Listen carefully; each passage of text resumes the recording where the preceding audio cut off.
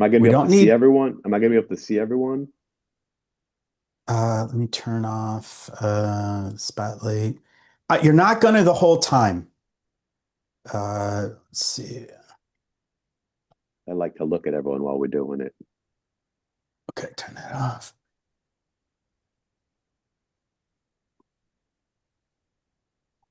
Did it fucking go off? Okay, we are now live streaming. I'm just going to YouTube. I just want to see. Yep, I see it there. Oh, So, okay. So I, we're probably going to get some people in here first. So let me start into bringing people in I got to and go to the let's dial. go. Fat bastard. Here we go. All right, you can still hear me, right? I hear you. Okay. I don't. All right. If you hear me breathing loud, let me know. Are you having an anxiety attack? No, it's my sleep apnea. Hey everybody. Hey everybody, how are you? All right. So welcome in everybody. We're just going to get ourselves situated and Oh, started here. Thanks for stopping in everybody and joining us. We're super excited. Of course we're having technical problems. We're a bunch of idiot old We're not guys having trying to figure out technical problems. We're not technology. having good. Are we gonna We're be able to So see? fine. We gonna be able to see we're everybody because I can't see everybody. Anybody. Well, John, that's you're gonna have to set it up on your side is go to gallery mode and then you can do it. People do not have their cameras on. So if you can, I can see a bunch of familiar faces. Joe, how are you? I see Dan, Cesar, I see Firefox, how are you? I've never seen you before. I can't see. You're wearing a hat that has American flag on the underside of the bill. Is I don't know who you are. I see Dave over there. Hi, Dave, Atlanta. Is turn your cameras on. Is on the top right of your video it's is David you'll Lopez. see three little. Oh, David. Hi, David. Is you can change your name. I see John Lawrence coming in. How are you? I see Noah is popping in. So we'll just take a few minutes to let everybody get situated. You're going to see two cameras from myself, Spreker. One is we're on the watches right now, and the other is on me. And then Dr. Alec has got a different one. Noah, how are you? Frick, how do So I set it Noah, up so I can see? I don't see anybody. I'm not sure, John. John. You're going Oh, to have oh, to there, figure it okay. out. There's Burke. So I see Burke turned on his camera, but I don't even see Psycho. I see you, I see me, and I see Burke, but I don't see anyone else's camera.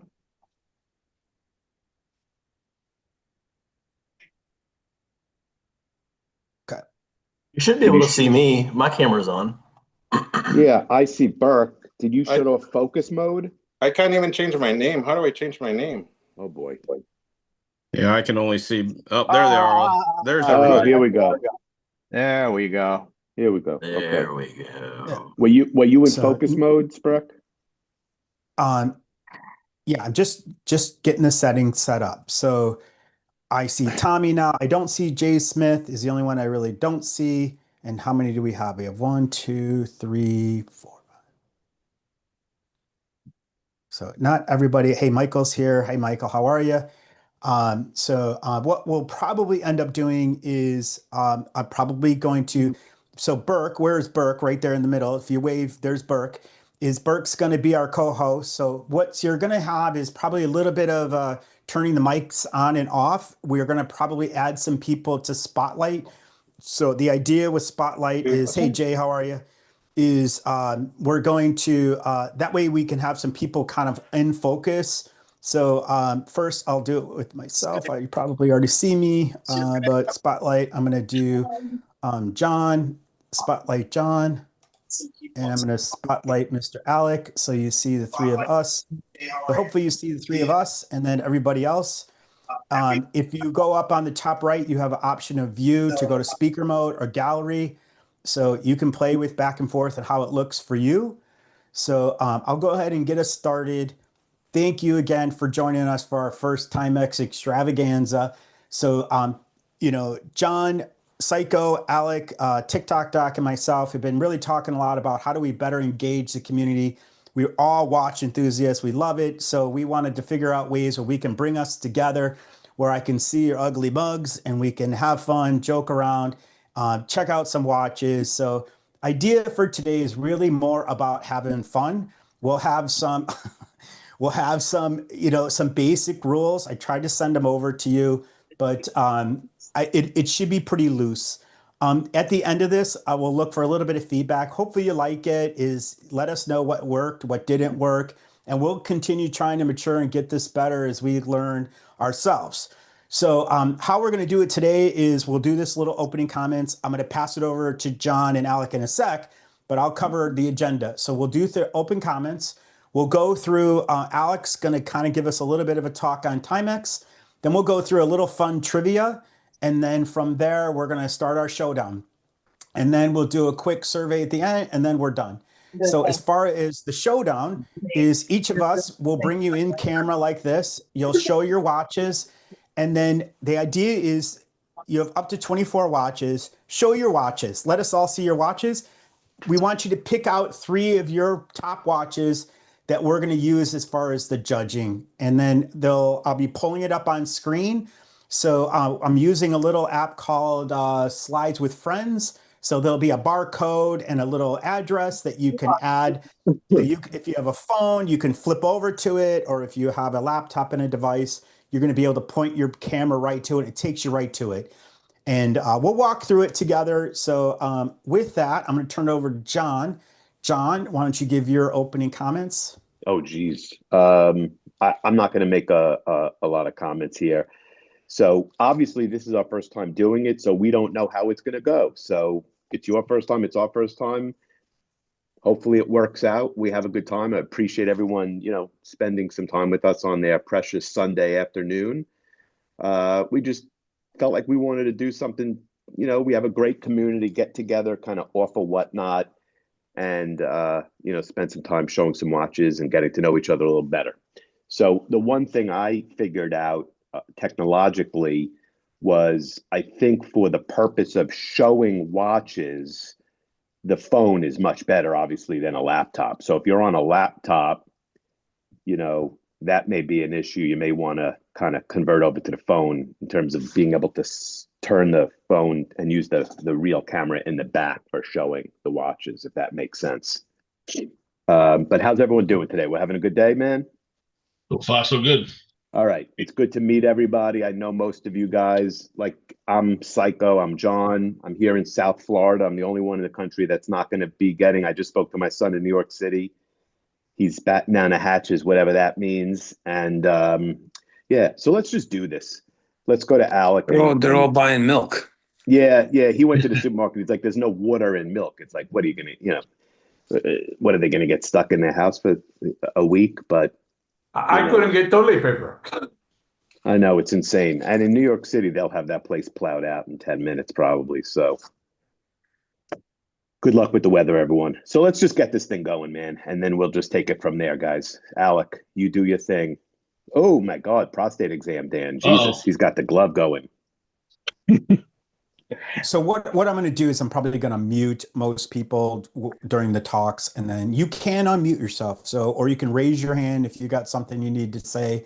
Yeah, well, that way hopefully there'll be a little less confusion. Well, a couple of things. So just so everybody knows who's here, this is also being live streamed at the same time on YouTube. So everyone in here, and thanks a million for coming and supporting the show and doing this. And a real thank you, has to go out to to Spreker. I mean, the amount of time that he's put in to developing this whole process and being really the backbone, the organizer of this. I mean, John and I are here, and certainly we helped where we could, but Spreker has put countless hours and thought, and John never gives Spreker his props, so I have to do that, for him. So I'm going to do it. And and for an Irish guy from Wisconsin, you have to give him tremendous props for being able to do this. So it's amazing. So anyway, I'm a Jewish guy from Long Island, so I just show up. Right. Like if you need a bagel and a matzo ball soup to come to your house, you call John. But if you need to set up a web show,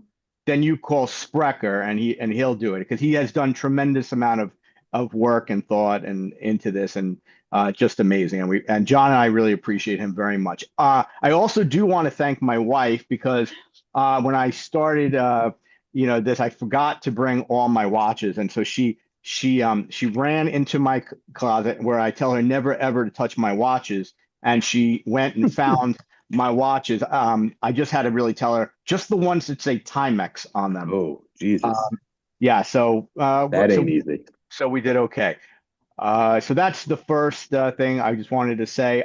I want to say to everybody here also, like, you guys are now officially the OGs, right? This is a literal first time show. I don't think anybody on Whatnot has tried to take the show from the closed app of Whatnot and take it, and make it more open so we can literally bring more and more people. Like, you guys might have friends who are into watches who are not on Whatnot, but they want to hang in the lounge with us, and you can literally share these things, with them, the website, the QR code, and the and YouTube. Anyway, so just a big thank you. I just wanted to get that out of the way. And yeah, we could start.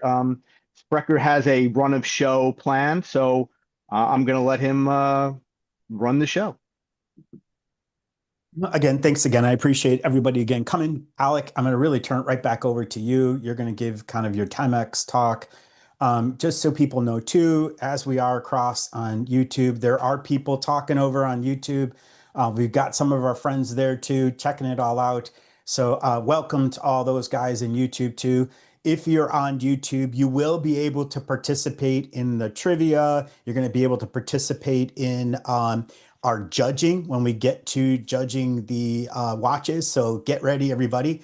Hopefully people are being, I guess the only rule I really have is to be respectful to each other. And it's not about, it's about winning, but it's more about having fun and just putting a little bit of competition to it. So with that, I'm going to give it back to you, Alec. And then if anybody's got questions, just fire up your hand. I'm kind of watching, I think Berkshire, who is one of our winning. I know, is what I say publicly and what I think say separately is different. But Burke is kind of co-hosting with us. He's helping monitor over on the YouTube side. I've got the screen up too. So just wanted to make sure we welcome them, and we'll go from there. All right. The only thing I want to say, just another technical thing, is the chat on? Because on my side, it looks like the chat is disabled on Zoom. Okay, let me see. We'll fix that right now. Keep going. Yeah, thanks, Burke. Jesus, Burke. I mean, you have one job. This Get is true. Get the chat right.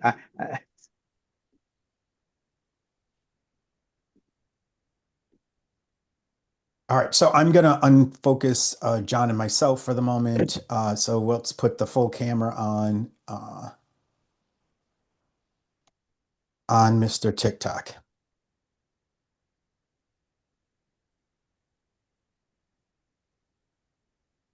Oh, can I say the YouTube channel? Yeah, the YouTube channel should be, if you go to YouTube and it's at the Sprecher and Psycho Show, and just written out, and you should be able to find that as well.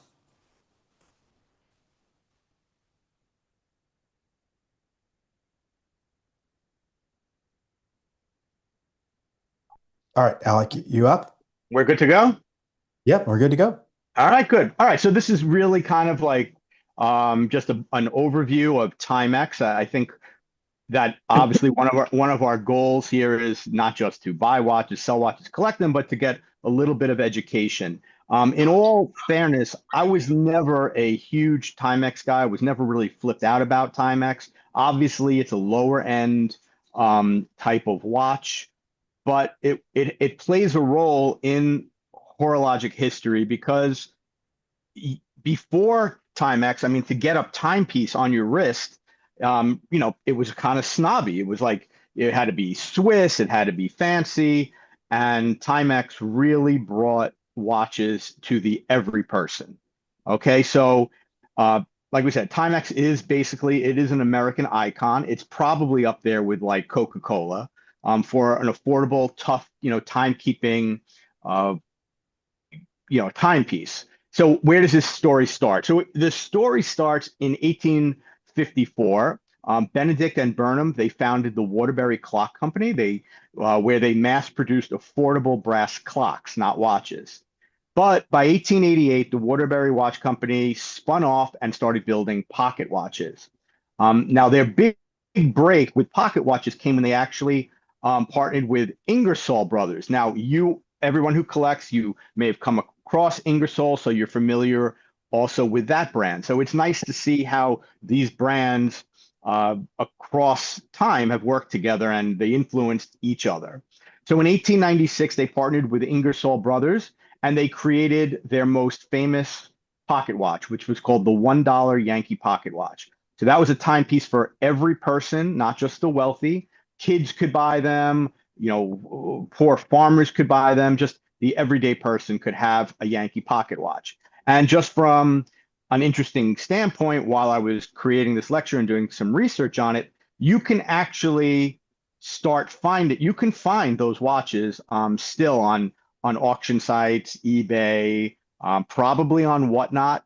So if you're a Timex person and you want a piece of horological history, go out and look for the $1 Yankee pocket watch. And then I didn't do the math to see what $1 was back in 1896 and what it would be kind of worth today. But that was their big hit with Ingersoll. Anyway, fast forward to World War II, we had a change in ownership. Thomas Olsen was a Norwegian shipping magnate. He fled Nazi-occupied Norway in 1940 with his partner Joachim Lemkuhl, and they bought the Waterbury Clock Company in 1941, and they paid a whopping $500,000 for the whole company. Olsen became the chairman, and Lemkuhl became the president. Okay. Now, in 1944, they renamed it to the United States Time Corporation. Okay, and then in 1950, they did a full rebrand to what we know now as Timex. So it's kind of legend how they came up with the Timex name.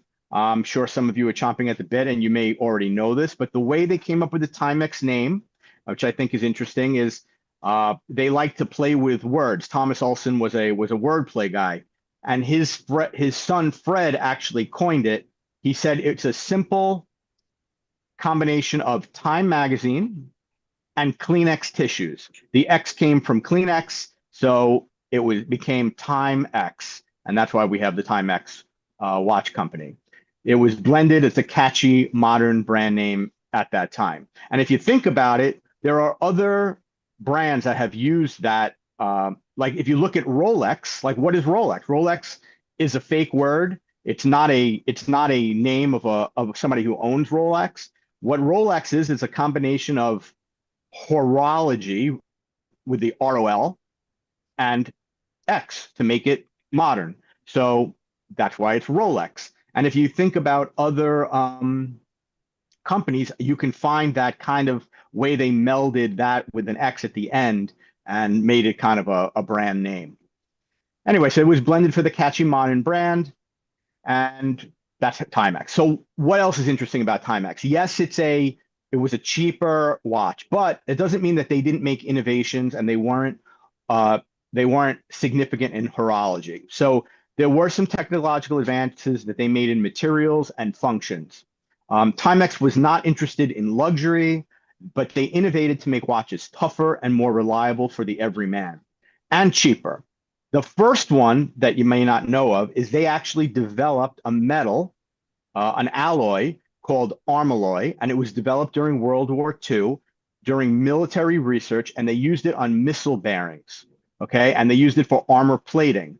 So armalloy, which nobody actually knows what's in it, is a proprietary ultra hard steel alloy. It likely had chromium in it for extreme hardness and low friction. And what they did with that is by developing this armalloy, they used it to replace the synthetic rubies that all other watchmakers and Swiss watchmakers were making at that time. So by taking out the synthetic ruby that they had, and they could make tons of this metal, it dropped costs dramatically. It increased their shock resistance, and that's why they made super durable watches that you can find now, and that they still run. And that's where they came up with their slogan, which I think everybody remembers, which is "It takes a licking and keeps on ticking." And that was the Timex.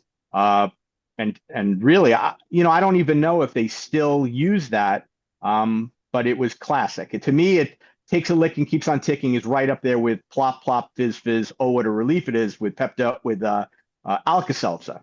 But anyway, the Armalloy ran in their watches from about 1950 until the early 1980s. Until what happened in the 1980s? There was a big quartz shift.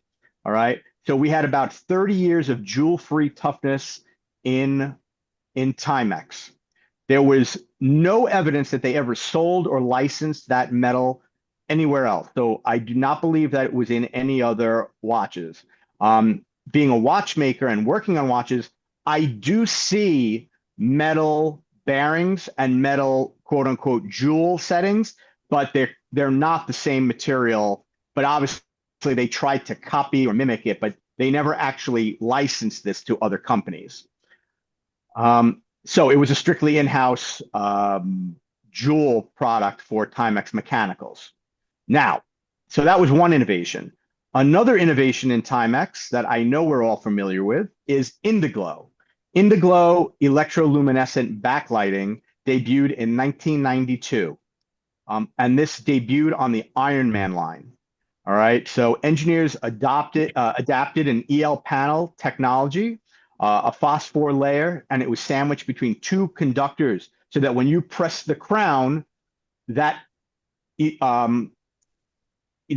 luminesces and it lights up the entire watch. So I'm sure everyone has seen it. They're on almost every expedition. I'm in a light room, but it's on all these expeditions and other watches now. And that was a major also advancement, because before that, in the situation with Indiglo, where we get the whole dial glowing green or blue, there was no hazards anymore with old vintage watches like Radium Lume, where it would really, it was dangerous if you got that dust or you breathed in the dust. And then once they moved away from radium, they went to tritium, which we're also familiar with. And so the Indiglo revolutionized night reading. So if you were an Ironman triathlete or you were training at night and you wanted to check your time while you're running somewhere in the mountains, you could just hit your button and the entire dial would illuminate. And so that is really still iconic today, and that's why they still make it. Other things that they did that really influenced other watch companies were they were the first ones to create lightweight, durable resins. So we're all familiar with the F91W, which is kind of the classic watch that we all had as kids. It was a simple watch, an inexpensive watch. Like every kid who drove I'm a 70s baby and I grew up in the 70s and 80s. And so if you had a Huffy bike and you had a Timex F91W, like you were really styling at that point. So the first one was the F100 in 1977.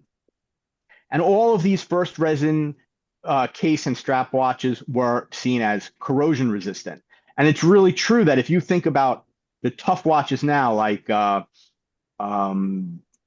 G-Shock, right? The Casio G-Shock. These are all like they're resin-made watches, other than their metal ones, but they hold up to everything. That's why Navy Steels wear them. These are very, very tough. They're anti-magnetic, waterproof. So that was also a very big innovation that Timex brought to horology.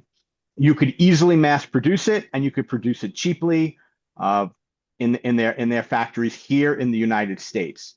And so that resin and the way they created it paved the way for all types of tough sports and dive style watches. They brought water resistance to budget watches. Before that, they didn't have it. And that was with the gaskets that they created also. So they had everyday toughness, and they made it accessible to everybody. And that's all in Timex's like real DNA. Cutting edge materials from military to durability and these resins. And they really avoided many problems by seeing the quartz crisis come in and pivoting to that. So you're never going to see a Timex with a tourbillon or a true moon phase. That was not their business. Okay, they left that to the Pateks and all the highfalutin fancy watches because not everybody could buy that. So in the 1950s, they came out with the V-conic movement, which was a conical balance staff, and that gave these watches even more superior shock resistance. So that again added to that. Takes a lick and keeps on ticking. They did commercials back then where they would freeze Timexes in blocks of ice. They would drop them out of airplanes. They did one where they had Rocky Marciano beat the hell out of a Timex watch and it kept on running. So they were also very innovative in the way they advertised their watches, okay? Because we still talk about that, so that stuck into Americana. In 1986, they came out with the Ironman. This was the first combo stopwatch, alarm, and chrono sports watch. And this is that watch, all right? The Timex Ironman classic watch. You got blur on, so you have to hold it right over your face. You got blur on. You know what? I'm sorry. Hold on. Let me see if I can fix that. Can I fix that? Yeah, you just got to go into your video set, or just hold it in front of your face or right next to your face is fine. All right. That okay? Can see it. Yep. Yep. All right. So yeah. So there you go. So iconic watch. Little interesting history about this watch. I believe Bill Clinton wore this watch to his inauguration. He wore an Ironman Timex. So that was so that was another thing that they developed and was just amazing for the brand. I have a few extra points here that I just wanted to highlight. Of course, mass production of dollar watches simplified, from years ago when they were just making brass gears and the Waterbury days. And, Waterbury is Waterbury, Connecticut, where the brand was established.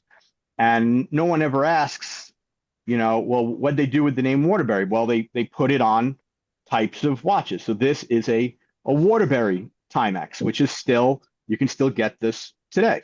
All right. This happens to be a quartz Waterbury, but there you go. It's right on the thing, Waterbury. So it just carries their history forward. Okay, so ownership. So what happened with ownership? Well, again, we talked about the fact that it started in 1854, and then it was sold to Olson and Lemkuhl in 1941. And they held it for the longest period of time, the Olson family. And they had it for 67 years until 2008, and they sold it to the Timex Group. And today, unfortunately, even though this is an iconic American brand, they closed their last plant in 2008. The last plant they had was in Little Rock, Arkansas, which is kind of interesting considering that Bill Clinton was the governor of Arkansas and was the first president to wear a digital watch at his inauguration. Nowadays, most of these watches are made in the Philippines, some in China, some in India, and some in Switzerland. Connecticut is still the headquarters, and they have very limited assembly, maybe some document series stuff, but they're not really making watches here anymore. If anyone's interested, the highest quality caliber that they ever made was a M75 caliber, was a 21 jewel in the late 60s, and that was in all of the Timex Marlin models. They came out with an M104 and 106, and that added a day-date complication to it, but the movement was basically the same. So the Marlin was named for a tough underwater fish. It was dressy and affordable, and it's your classic Timex watch. And George Bush rocked an Indiglo also, and JFK Jr. loved the Intrepid, another Timex brand. Celebrities like Matt Damon, Paul Newman, they bonded over Ironman. They used to wear those. And that is the Timex story kind of in a nutshell. Hope I didn't go too long for you guys, but from affordability, innovation to development of technology and some of the things they're doing so amazing now, even though it's not an American company, is still great. But anyway, that's that, and I hope that was somewhat educational to lead into the main event today. I think that was awesome. Thanks a lot. Great Fantastic, Alec. There were a couple I appreciate. questions. Yep, go ahead. Sorry, Spreck. Nope, go ahead. And I think you may have answered this with the selling, but was Timex ever on the verge of being sold or go under? Which I think you mentioned they were sold. And then Cesar was also wondering if you knew their annual sales or kind of how they compete with, Seiko or Citizen or those types of brands. I don't have those direct. I'm sure somebody who's going to be faster than me could hit the internet and put it in the chat. I do know that they were saved, I believe, from bankruptcy at least one time, but there was a time in America where 1 in every 3 watches sold was a Timex. So they were a pretty big deal company. It is sad, that a company like that's so iconic is no longer is really not really an American company anymore. Or they don't manufacture in America.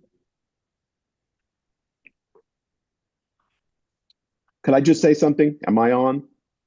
You're on. I didn't know if my voice was muted. No, I think just how you laid that out was amazing. And I think if we ended the show right now, if all of us just took a couple of tidbits out of that and remembered them in our brain, we're just going to do better job selling our Timex and understanding it and telling stories. So I think I've just learned from our first show that if we do series like a Seiko show, a Timex show, a Bulova show, and you get some factoids like that, look, when I'm selling my Timex and everyone sells Timex, I'm going to have a little more education, a little more knowledge, and it's going to be impressive to the chat. So I think that's awesome. So thank you for that. And I want to say, I don't think the average person walking around thinks about the importance that horology and watches had in our country, in the history of our country. I mean, if you think about, I know I had turned Sprecher onto it, but if you think about it, and if you haven't watched it, watch the Bulova show, the documentary 150 Years, you will see how integrated Bulova as a manufacturer from the United States became entwined within, marketing and business and politics and sports, and just really important. And I think Timex is just as historical. I mean, there should be a show like Timex. So I think it's interesting to look at it in that perspective to understand, how many things took place and all these Timexes we're looking at what was going on during those years. So that's awesome. Thank you. All right, Sprek, I'm going to try to just shut up, but I just wanted to mention those few things. No, it's awesome. I think, I as well learned quite a bit. And, the thing I remember most about Timex was really the model for Timex was really bring a watch to the common man. It wasn't like trying to compete with some of the high-end brands, but it was this brand that you could be a reliable watch that anybody could afford. And that was really the motto that was built on Timex. They've come a long way since then, and they've come up, and I love what they're doing today around bringing watches back, bringing back old school styles and different watches or re-releases. So it's super awesome. So real quick, we're gonna switch this over to fun. So what I'm gonna do is I'm gonna share my screen, and hopefully this works. This works. So hopefully you see on the screen, and I know I have to. I'm not fun. No, you're not fun. That was it was very fun. It was educational. Hey, quick question for Doc. Can you hear me? Yeah, David has a question.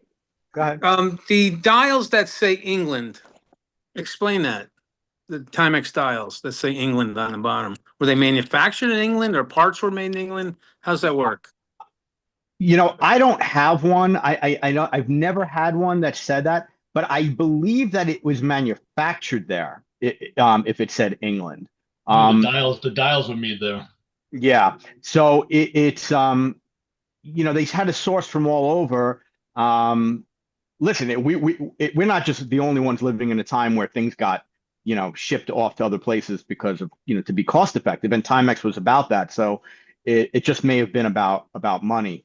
To do it. But, I don't have a Timex England. See, all these little interesting tidbits about these watches, it makes it more collectible. It's like, I don't just want now a Timex, I want a Timex that says England on it.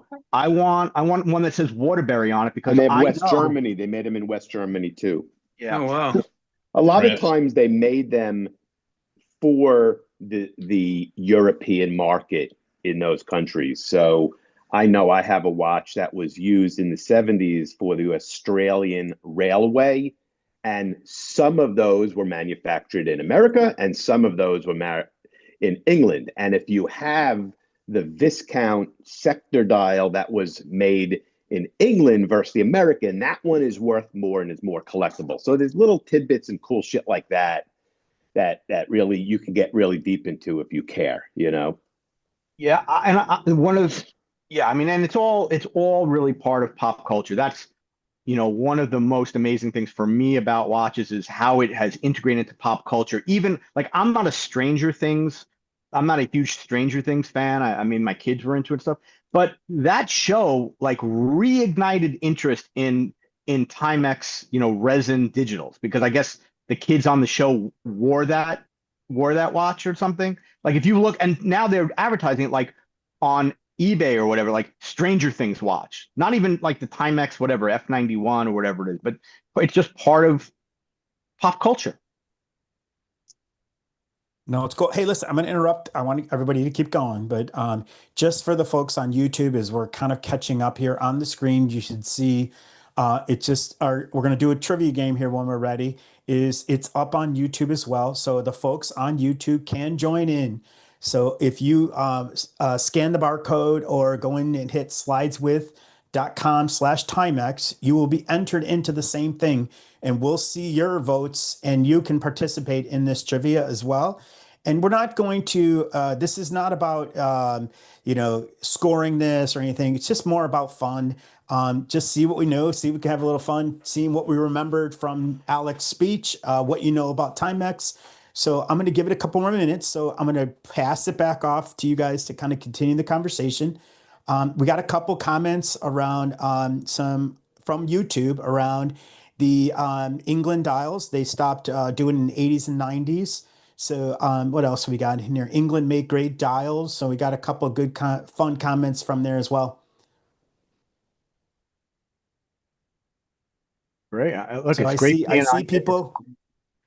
And everybody, please, everyone who's in the show here, even on Zoom, and the people who are watching on YouTube, please hit the subscribe button because that's how the show will grow. We're never going to be able to bring, I don't have a number in my head, but it's hard to corral like 20, 30 people just on Zoom. We'll never be able to get bigger than that probably on Zoom, but on YouTube, you could open it up to all your friends who are into watches also. So we would appreciate the subscribe. If we start selling a lot of Invictas, we may get 100 people. Exactly. I'm not giving a lecture on Invicta. That's right. I drove. So, and how this is going to work. So I see a couple people coming now from YouTube as they're catching up, which is totally awesome, and love that you guys are participating in it. And I wish we could have had everybody in here, but I appreciate everybody following along. Even Wheels is coming for a couple seconds. So we'll see how long he lasts in our show. How this is going to work is you hit your barcode, you enter just what we're doing now. I'm about to start and walk you through this thing. It'll end. And as we go into the judging, we're going to be doing the same thing. We have to start each time. I can't figure out a better way to do it. But as I learn more about this and figure it out, we'll continue trying to get better on that. So if you guys are ready, let's get started and see what we remember from that and to see if we know see if I can get this going. So here we go. So, Alec, do you want to read the questions? Or you want me to? No, go ahead, Spreck. You put a lot of In time. 1933, the company, then Waterbury Clock, was newly bankrupt. They saved themselves by selling 2 million of a specific character watch in just 2 years. Who was on the dial? Mickey Mouse. Whoa, mute that thing. Hold on. Who's that talking over there, Mr. DM? Sorry. Hey, listen, else? Burke, can you mute just everybody? But and again, we're not trying to have it so you don't talk. Just try to keep it a little bit cleaner. So, Burke, if you can do that, that would be awesome. I think I So we remember got- Alex saying it was Bill Clinton. Yeah, Yes, Bill Clinton. I remember Bill Clinton. I heard Carter too. So, okay, looks like we got 2 more people coming in. Oh, it's me. I'm one of them. And there's one more. Oh, it's on my phone. Oops.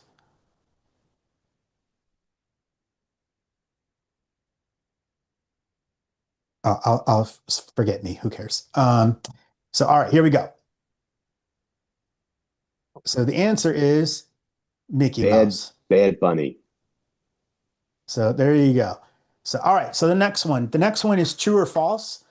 In 1950, a TV torture test, Timex once strapped a watch to a live turtle in a tank of water to prove it's waterproof. So I'll read it one more time. It just says people catch up on YouTube.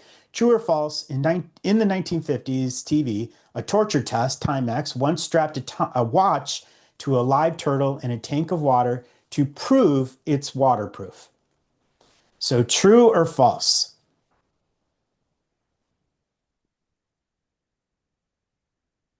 Okay, we're just waiting for some of the YouTube people to catch up. All right, just need one more and we'll get going. All right, here we go. So 11 people picked true and 3 picked false. The correct answer is true. All right, so next. All right, so the legend has it the name Timex was created by the founder by combining the names of which 2 favorite brands? So legend has it the name Timex was created by the founder by combining the names of which 2 favorite brands?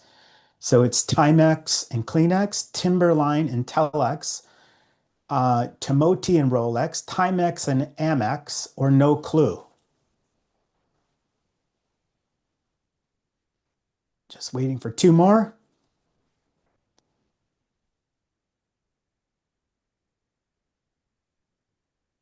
Just waiting for 1 more. Okay, there we go. There's the picks. And the answer is the Time Magazine and Kleenex. So good job. People are listening. All right, the next question. True or false? Timex once released a spy watch that included a tiny working camera that could take up to 5 grainy photos. So sorry for the folks on YouTube a little bit behind. I'll repeat it. True or false? Timex once released a spy watch that included a tiny working camera that can take up to 5 grainy pictures. True or false?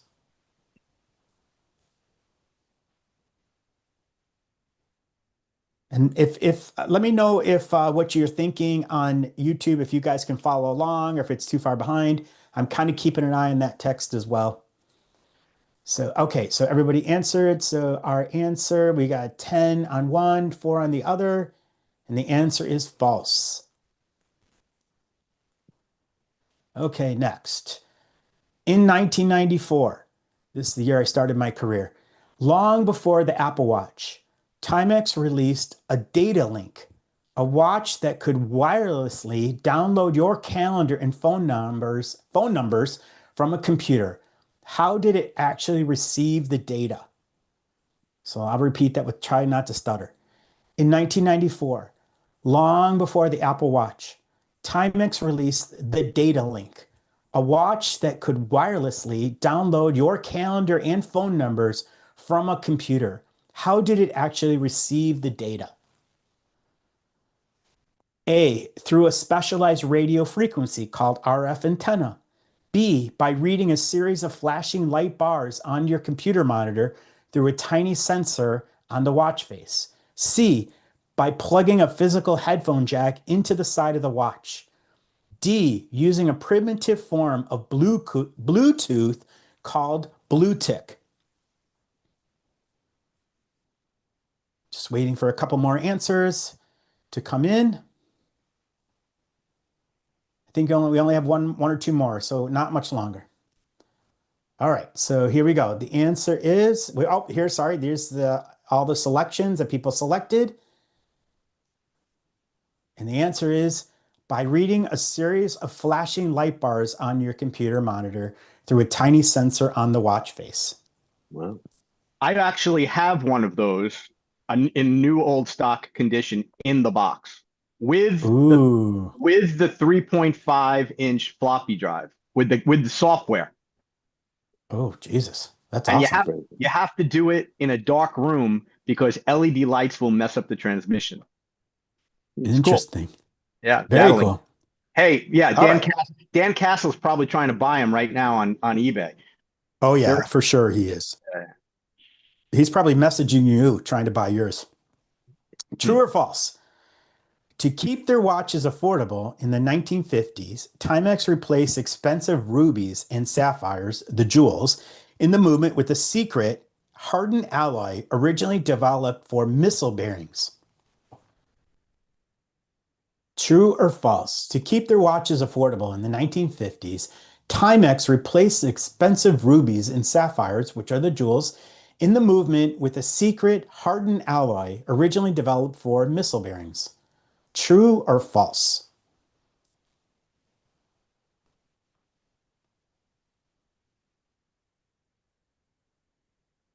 Curious if anybody's learning anything along the way here.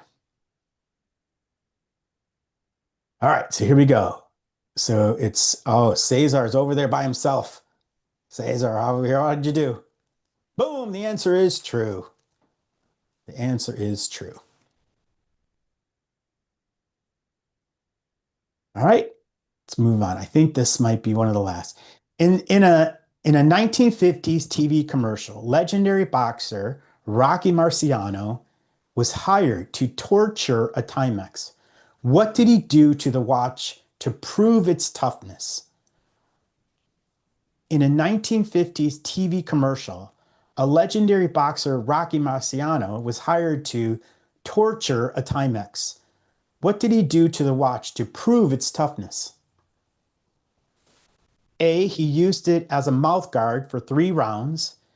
B, he taped it to his hand and spent an entire afternoon hitting a heavy bag. C, he threw it at a sleeping bag, he threw it at a speed bag until the bag popped. Or D, he dipped the watch in his protein shake and then ran it over with his car. Just going to give a few more seconds. I got a couple people catching up.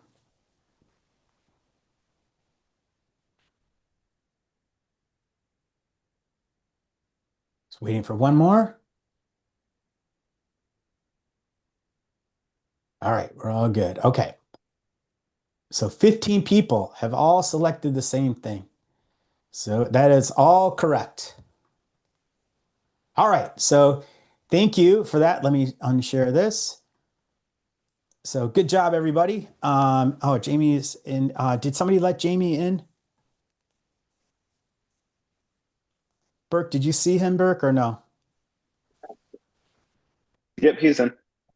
Okay, sorry.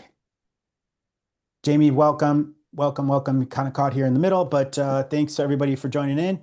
All right, so what that does is that leads us to what is next is, are you ready?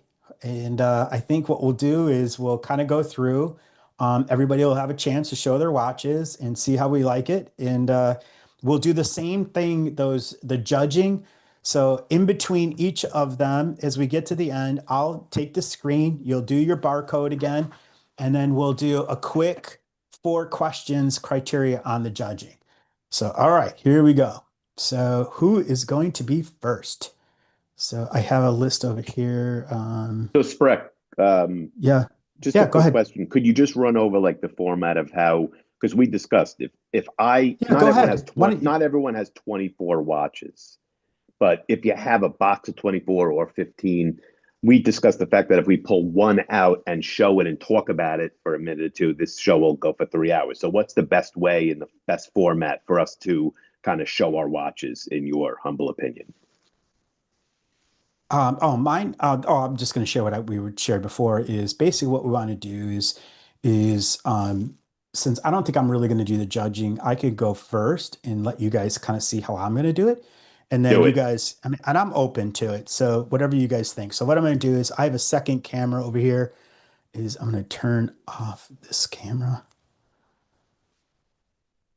Yeah, and while he's doing that, that would be a great thing for people to realize, like for future shows, is I think, and Sprecher thinks, and John, the best way to view this show is going to be to have your laptop camera, like we have here, and then you can have an external camera, maybe that you can put to show your watches as a separate camera, and you'll just toggle between the cameras, for the future. Yeah, so hopefully you guys can see my camera. So I'm just going to quickly go through my watches. So I'm not really going to talk a lot about them, but you guys can talk about yours. So I'll go through. Here's my collection. So this Australian Railroad. This I got from my good buddy John Faber, who is Psycho. I got a second one. I got a new Timex. I'm getting echo. Turn off that mic.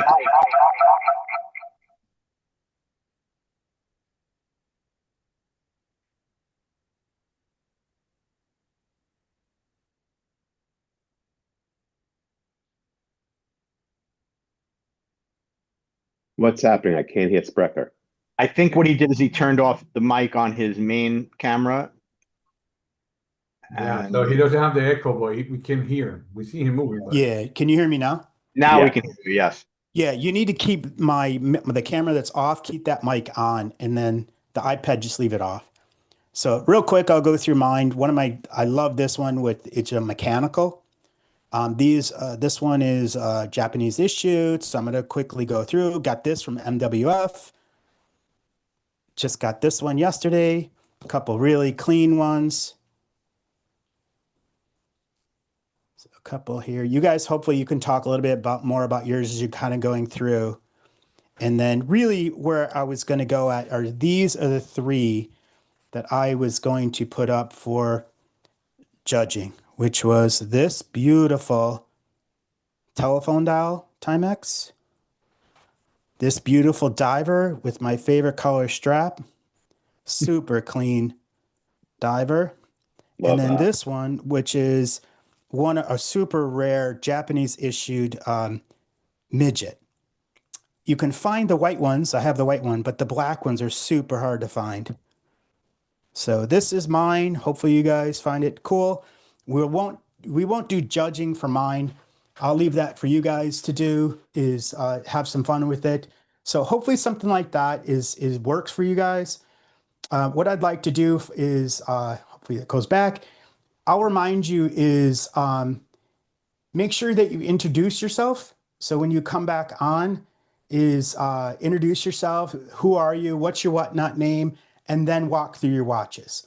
You can even share a little bit about why you love watches, why you collect. Let's get to know a little bit about each other as we're kind of going through. We just don't want to make sure we don't, try to keep it with under 10 minutes. So hopefully you guys enjoy it. So first up, we're going to go. I do not think Sandman's here. Is Sandman here? If he's here, raise his hand. I don't think he's here. So I'm going to skip over him. So I think I'm going to go to Cesar. So where are you, Cesar, on the screen? Where are you, Mr. Cesar? I am here. There you are. So I'm going to spotlight you. So you are now spotlighted. So why don't we go ahead we're going to have you on the screen, and then Burke, if you can just make sure that everybody's kind of muted except maybe John, Alec, and myself. If you guys want to add commentary, John or Alec, we can certainly comment on your watches. hopefully on YouTube too, as you see stuff, fire up if you like something, if you hate it. And then what we'll do when Cesar is done, what we're going to do is I'm going to take the screen. We're going to do the judging on Cesar's. I'll compile all the scores, and then we'll go from there. So Cesar, the stage is yours. All right, thank you guys.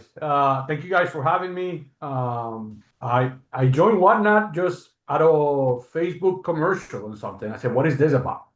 And he dragged me into buying a bunch of watches. I've always been into watches, but more in the mechanical side and vintage. I just got into Timex through you guys. So recently, I don't have as many as you, Sprek. I was able to procure 8 or 9. But I have 3 of them, 2 of which I'm not going to show as my favorite because you already showed them. So competition is fierce. All right. So hopefully you guys can see that. I'm going to change my camera real quick. But show them anyway. Show the ones you have that. Yeah, of course, so sure, we can man. compare. I don't have that many, so I'm going to be showing everything. All right. So, all right, you guys can see that. You like that, right? So this is a Timex Indiglo. It's somewhat, can you like an expedition type, right? Is that upside down or good? Now it's good. There you go. That's right setup. All right. So Timex Indiglo quartz. I wear this mostly as everyday type of thing. I like the band. Right now it's gonna become my daughter's. She told me this morning she likes it a lot, so she's gonna be wearing this one more often, right? Does that have a red 24-hour dial too? Yes, it does. I like that. Yeah. I think I got this from you. Oh, Johnny. really? It's possible. Yeah, it's possible. All right, the next one is one I actually enjoyed it. When I picked it up, is Timex, what do you call it? Timex Marlin from 1977. It's automatic. It's a good daily driver type of thing. Has a nice belt on it. I like it because of the gold champagne dial. So this is one of my top 3. So I'll be showing that to the right. This one I found very cool. If you're a jean person, this is called the Timex Jean Sprite watch. It was released in 1978. And as you can tell, the dial has the jeans type of dial material. And they usually come with a jean strap. Now, the one that I came with, it was all messed up, but it turns out I had one. So I put one on. It looks really good, especially if you're wearing a denim jacket type of thing. So this is my Is that a denim strap? Yeah, it is. Oh, cool. Yeah. I was going to say we could have Tommy make a denim strap. That's pretty good. Yes. The next one is again a Timex Indiglo Expedition. Again, the red dial aspect, and I put a red belt on it. Again, this is all because of the light up aspect. This is big for me. When I was in high school, I remember the Indiglo just came out. It was the hot thing to have. I couldn't afford one then. So now that I have one, I'm like, man, that's pretty cool. I never had the chance to have one as a young kid, right? But it's interesting to see that, and it's cool to see them during the night. It's not so. It still astonishes me that you're able to see that, and it's really, really a nice blue, like a baby blue type of thing, right? So I like this one a lot, but it's not my top 3. And another expedition with the baby blue, again, Indiglo. This is more like an everyday aspect to it. Wear it. It's more a beater. I don't really pay attention to this one, as you can tell by the, so the plastic on it and all that. I think I got this one from John also when he was selling all his Timex stuff.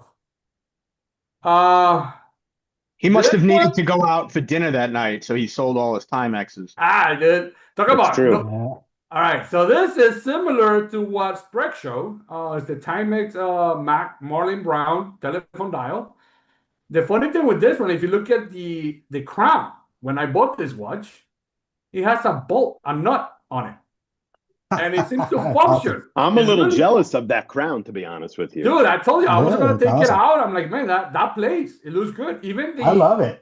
Even the crystal is not a regular crystal. It's like a weird-ass crystal. It's not like the regular crystal that comes with the watch. So it's like a more of a Frankenstein type of watch. But I enjoy it a lot. Now, it has some work to be done. The numbers do not change for some reason or other. But I do love the stem. So this is my number 2 on the one. What do you mean the numbers don't change? Doesn't this number supposed to change? No. They do not change. No. Oh, okay. So I hear a click. Every time I'm whining, I hear a click. Maybe is that the date? Does the date change? No. Maybe changes when you go to the 12 one, but Maybe this is an Alex special.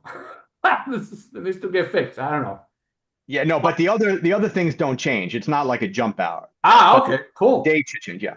But it does look like it should. It does Yeah. look like they do, but all right. But this one here is the nut, man. I couldn't believe it. From I love it. me being an engineer, I'm like, I found that astonishing. And they put the nut inside the crown and they glued it. Whoever did that, that's interesting. All right, and my last watch, Brilliant. similar to the diver that Spreck showed, this one is wearing a TTS belt, a timing time shot belt, ostrich. I had that made specifically for this watch. And it's funny because I travel a lot, as you can see on my Instagram, and I put all of you guys stickers on and all that stuff.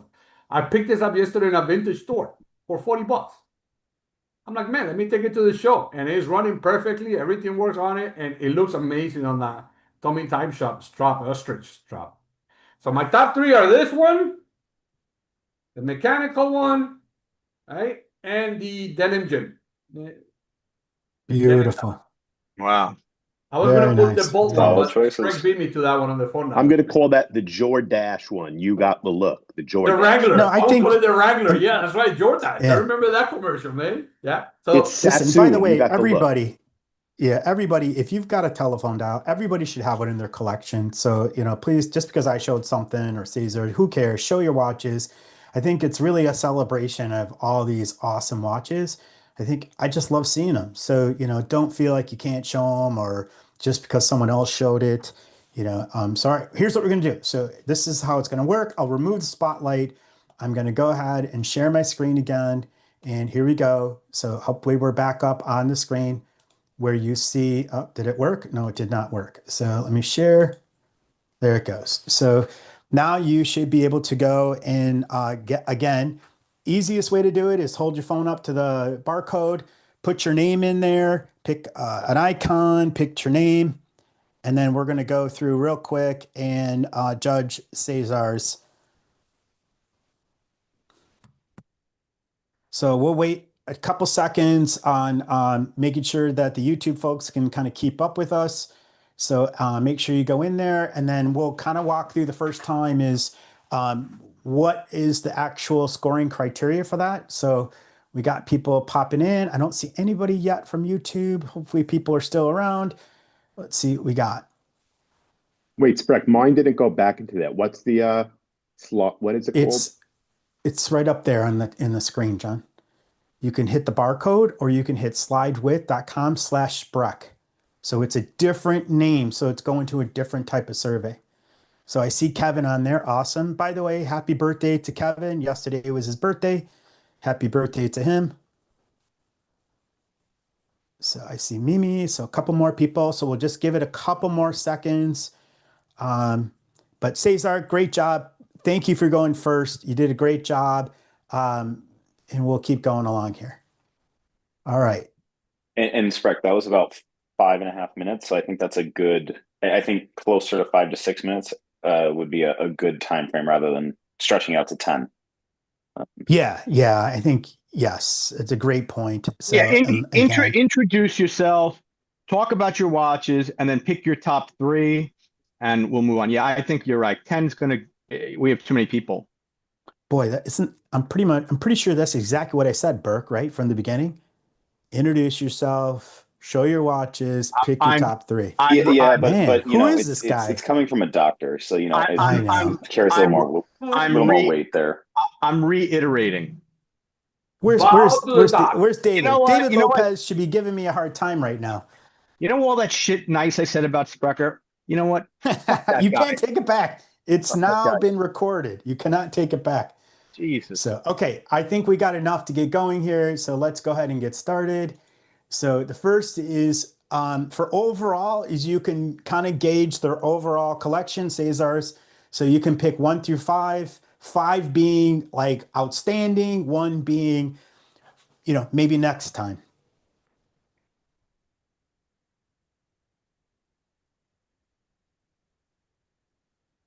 And then what I'm going to be doing on the side is I will be doing capturing all of the scores, the average of the scores.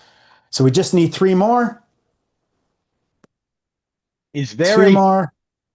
what's the prize, Sprek? Or are we not disclosing the prize?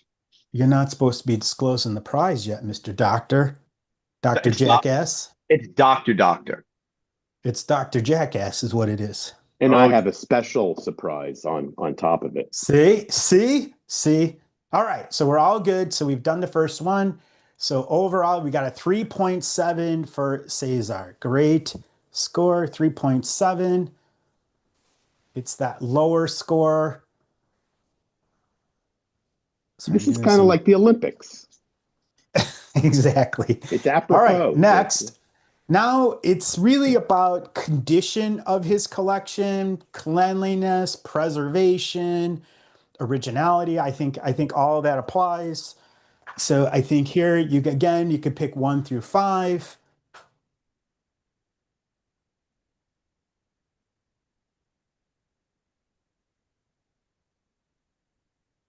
Okay, and we'll have a couple people on YouTube catching up here too.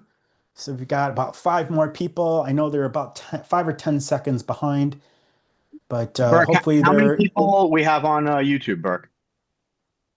I just have the chat open, but let me check. Let me go back to the actual live stream here. 14 so far. 14 so far. Awesome. It's incredible. Has everybody subscribed on who's watching? Please subscribe. Stay up to date with what we're doing. Yeah, you tell them. You tell them.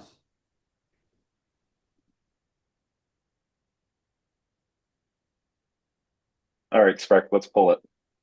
All right, we got 2 more to go that haven't voted yet. Just trying to give everybody a chance, make sure if they're behind on 1 more left. Oh, it's actually me. All right, so average of 4.1. Beautiful, 4.1. Fire. Cesar. All right, next question is aesthetics, uniqueness, and quirkiness. So anything that is kind of cool or quirky, unique, how unique his collection was. So there you go for his. We got a bunch of people putting scores in. Guys, he had a Timex with a nut on it. I mean, He did. So we're gonna find pretty out quirky. are people a little tougher early on? Are they saving the great scores? What are we doing here? So we only got a couple more to go. John, do you have a nut on your watch? I have a John's huge got a- crown. No, we all know John has a baby crown. The baby crown. All right, we got 1 more to go. 1 more. Is it Looks like you? 1 Is more. it you, Spreck? Nope, I voted early this time. 1 more. Let's see. 1 more. Thank you, though, Burke. All right, I think we're going to go ahead. We'll give it 5 seconds. You like my shirt, my new shirt? No, we can't see you right now. Hey, Spreck, 3.5. Yes. for future shows, I'm curious, and again, I can give you the feedback now because I don't have a notepad, but is there a way to set it up where those 3 questions are all together so we could just do the quick vote? And Yeah, that's a good point. I couldn't seem to figure it out the tool that we have today. no The problem. last one is a little bit about the story, how the watches were presented, how Cesar did. So real fast, you can provide a score there. But John, I appreciate the instant feedback. I'm sure you do. I'm getting yelled at later. You cold you are. over there, John? Puffer vest inside? I'm in South Florida. It's Hey. like 70. I'm freezing. Do you like my my jacket, John? Look at that. I love it. Awesome. All right. So we got a couple more to go here, 2 or 3 to go, and then we will be finished with Cesar's.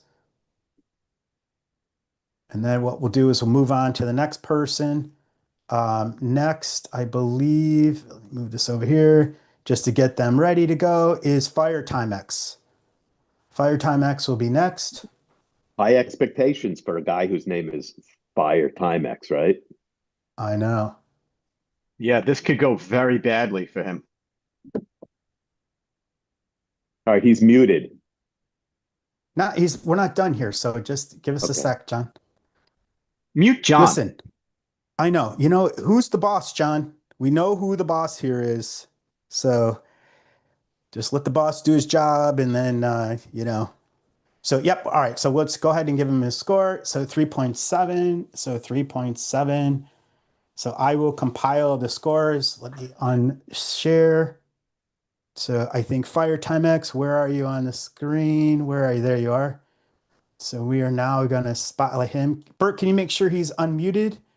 Firefox, it's great to see you. It's our first time seeing you with us. So welcome. We appreciate you coming and doing it with us. We thank you for your service, your firefighter. Look at the helmet behind. Very cool. So I appreciate I appreciate the invite to the show. I really I've watched a lot of you guys' shows for a long time. I'm kind of a newbie to the selling. Not for about a year now, so I'm still learning a lot. And how I got a little story of how I got into Timex watches. It was just my grandfather. He was a very hardworking blue collar. Used to build telescopes for like Bosch and Lomb and stuff like that, and he always wore a Timex. He said it tells the time just as well as a Rolex does, and and you can beat the crap out of them, and they run forever. So that's how I got into Timexes. And obviously the fire pox. I'm a firefighter up in Massachusetts. Getting prepared to probably sleep at work tonight because it's gonna get 2 feet of snow here in Plymouth, Massachusetts. So it's gonna be a freaking disaster. Hey, look, we're all really sorry about the Patriots for you. Like, I hope you're all right. No, we're at least, not. At least they made it there. That's all I can say. At least they made it there. Yep. That's it. So I'll get started on my showing my watches here. I got a webcam because I just didn't know what the hell to do on the Zoom call. So I'll try to hold this as steady as possible. I'm going to start right there. That is, I don't know if it's too bright. That's a 1959 bayonet. Manual wind. We have a nice purple dial Q. That's kind of, try to hold it away a little bit. That's the electronic, the Q. Then we have the solar system. I believe that's a 75. Is this upside down? Nope, it looks good. Oh, Nope. There's a 75 Timex solar system right there, manual wind. Then we have, like you said, you got to have the telephone dials. So we have the 1976 purple dial, telephone dial, manual wind, day date. Then I went with the gray electronic telephone dial. This light is way too bright. Another electronic, it's got the black dial, gold accents. And I know you were talking about a Britain dial. That's a 1980 Britain dial right there, manual wind with that blue, orange indices on it. This one I believe is a 72. This has got a rose gold face to it. It's kind of hard to see on the camera. That's another manual wind. It's beautiful. Actually, that's the first one I've ever had of that. I like the rose gold color on them. Then I have like one like Spreker had, the bespoke. They actually made a reissue of these coming out. I think they came out already. There's another manual wind. It's got the crosshair dial, military time in the middle. Love it. Love it. This is a time zone. This is the first gold time zone. I've had a few of the blue ones that have the that orange, the whatever you call it, to set the day. The time to another time zone. But this is the first gold one I've ever had. So An early GMT. An early GMT. Yeah, a little GMT. Yeah, that's what I was looking for. That was that big fancy word I was looking for. Yep. Then I got this one. This, I believe, is a 73 or 74. I forget offhand, but that's a nice manual wind. Put the red, white, and blue on there. And I picked up this one, and I just came home from vacation yesterday, so I'm kind of ill prepared for this whole thing. But this one I haven't seen either. So this has got that maroon center with the gray outer edge on it. This is, I believe, is a 71 manual wind with a beautiful case on it. Yeah. This is a 78 automatic.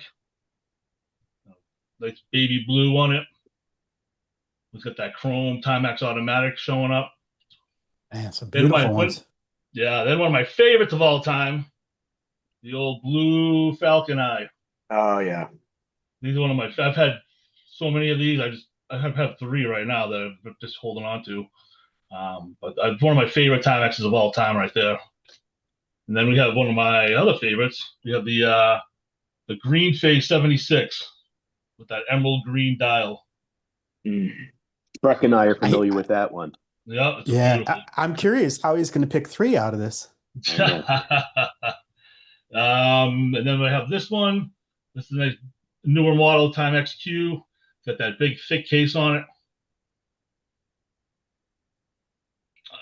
How long have you been collecting? Probably about 2 years now. Wow. Yep. This is, a lot of these I will sell off. It's kind of, what I've learned is the ones I love, I always find another one. So it's like people hold on to watches, and I've held on to a few. Then you always find another one that you love. This is a newer model, kind of like a Panda, the old Timex, the chronograph. This is a newer model. Just got this in like a couple weeks ago. Then we have a UFO case. This is a 71, I believe.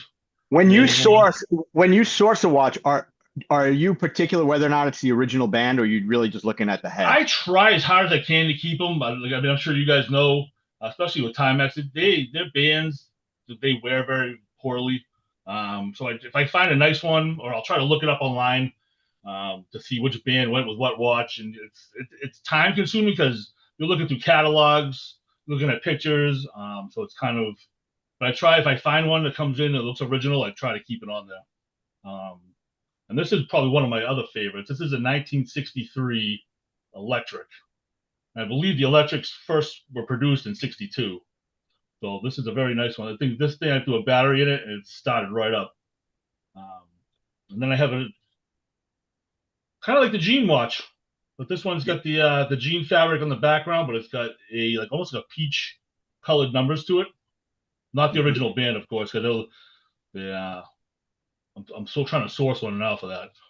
And then this one, for all you Trekkie nerds out there, there's a nice Star Trek Timex. No Trekkie nerd here. I know somebody in here is a big Trekkie nerd. I've already called dibs on that one. So for my 3 that I'm going to put in for the competition. Oh, look, he's got him upside down already. Oh, yeah. He gets extra points. Extra points. This one is another Falcon. This is a reissued Falcon Eye. That's the green Falcon Eye. Hold on. Let me write that down. I got to write down Falcon Eye. Yep, that's the green reissue. Well, this is actually this just takes your average like 626 battery in the back instead of the big LR44s like the old school ones do. But this one is that green Falcon Eye, and I'll save that one for last. And I like you guys had. I have a diver. That one's upside down. This one's got the loom on the around the inside of the dial. I'm going backwards there. That's my second one, day date. Obviously the dial, and then I don't know if I want to show you guys this one. The Ultimate Timex. This is a 1971 Blue Nebula. Oh, that's my birth year, dude. There you go. And this thing is, I got this so cheap. And I feel price just went up. Whoa. Price just went up. Price just went up. Price just went up. Yep. Price went up. I do have, I do have a red one, but I'm looking for parts for it. But they came out with a blue and a red one. This is the blue. This one's fully functional. Yeah, so those are the 3 I'm putting in for the competition. Give you another little preview. There's the Falcon Eye again. That Falcon Eye is a manual? Nope, it's a quartz. It's a quartz. So is it a Q or? It is a Q. It is a Q because it just takes a smaller battery than the original ones. These take those big button LR44 batteries. Yeah, that's what I want. You could put Spreck's name on the blue one. Yeah, all right. And then this one, they take this little 626 batteries. Awesome job. All right, so here we go. I'm gonna go across real fast. So we're unhighlighted. I'm gonna go ahead and share. So we're back up. So this time the name is Fire for Firefox. So I'll go ahead and wait for everybody to pop in. Make sure you scan, get yourself in there, and we'll go ahead and do a little bit of Rating for Firefox.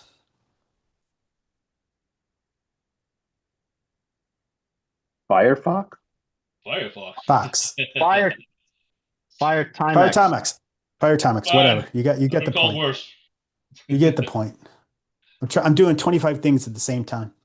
So, all right, we got people popping in. It's somebody still, who's still me?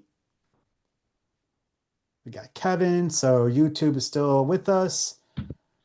We got TikTok is in there. Jay Smith, who's angry.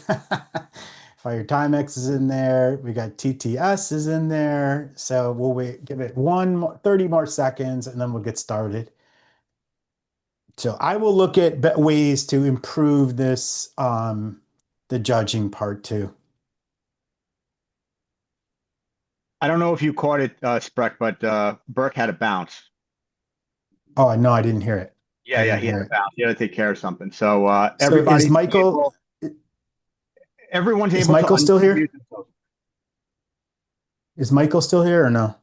I'll try to keep an eye on it too. I think I'm getting a little more the gist of what's going on. So all right, so let's go ahead and get started.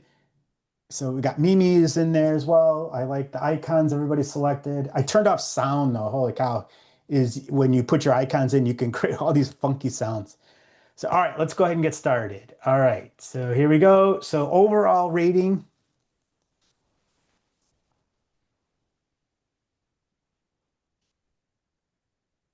Again, 1 through 5, 5 being the best, 1 being nice try.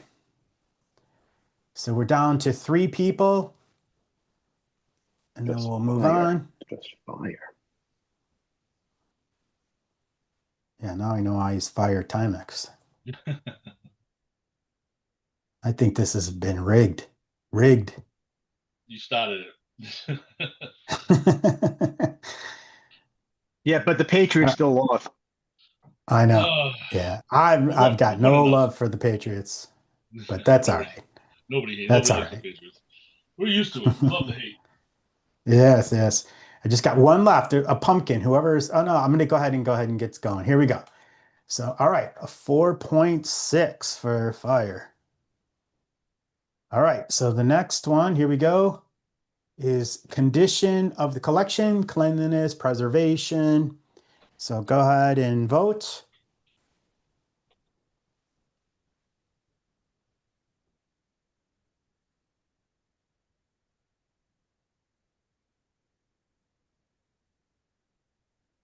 Okay, just one more. It looks like, who is that? Jason hasn't voted yet. Looks like I remember his icon. Oh no, maybe he did. So we already did a pumpkin, waiting for a pumpkin. Let's go ahead and get started. I think there might be a double in there. So let's go ahead and go 4.8. Great score. All right, next one. Aesthetics, uniqueness, and quirkiness of its collection, your uniqueness.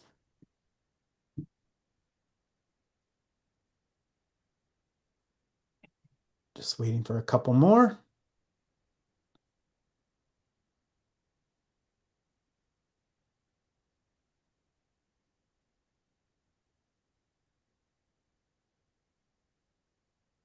By the way, on deck is Southern. Southern, you are next. Just waiting for 2 more people. I think TikTok, you're out. You haven't voted yet. I didn't. Doesn't look like it. You got a firecracker thing, right? Yep, there you go. Yeah, there. Now you did. Now you did. Okay. All right. So next, go back. It was a 4.4. Shoot, it was a 4.4. There it is, 4.4. All right, 4.4. Last is the story behind the steal. Oh, Jesus Christ, sorry. Like losing control over here. Trying to set up my scores here. I see it. Yeah, sorry about that. So you got a 4.6, 4.8, 4.4, and then whatever we got here. And we're just waiting for 2 more. Sorry about the quick trigger.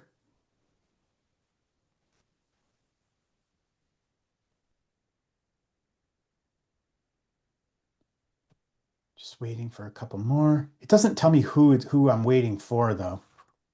I don't know. I don't think you see it on the bottom. Like I can see like how many Yeah. people are in. No, no, we can see the icons grayed out who haven't voted. Oh, okay. So there's the heart. We're just waiting for, it looks like cake, looks like. Because I think the pumpkin is a duplicate. So we'll just give it 5 more seconds and we'll go ahead and vote without.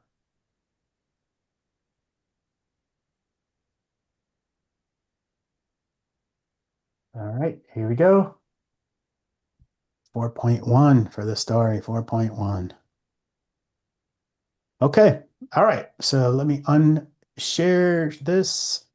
Let's find Southern on there. Where is he? There he is. I see him. Let's ask him to unmute.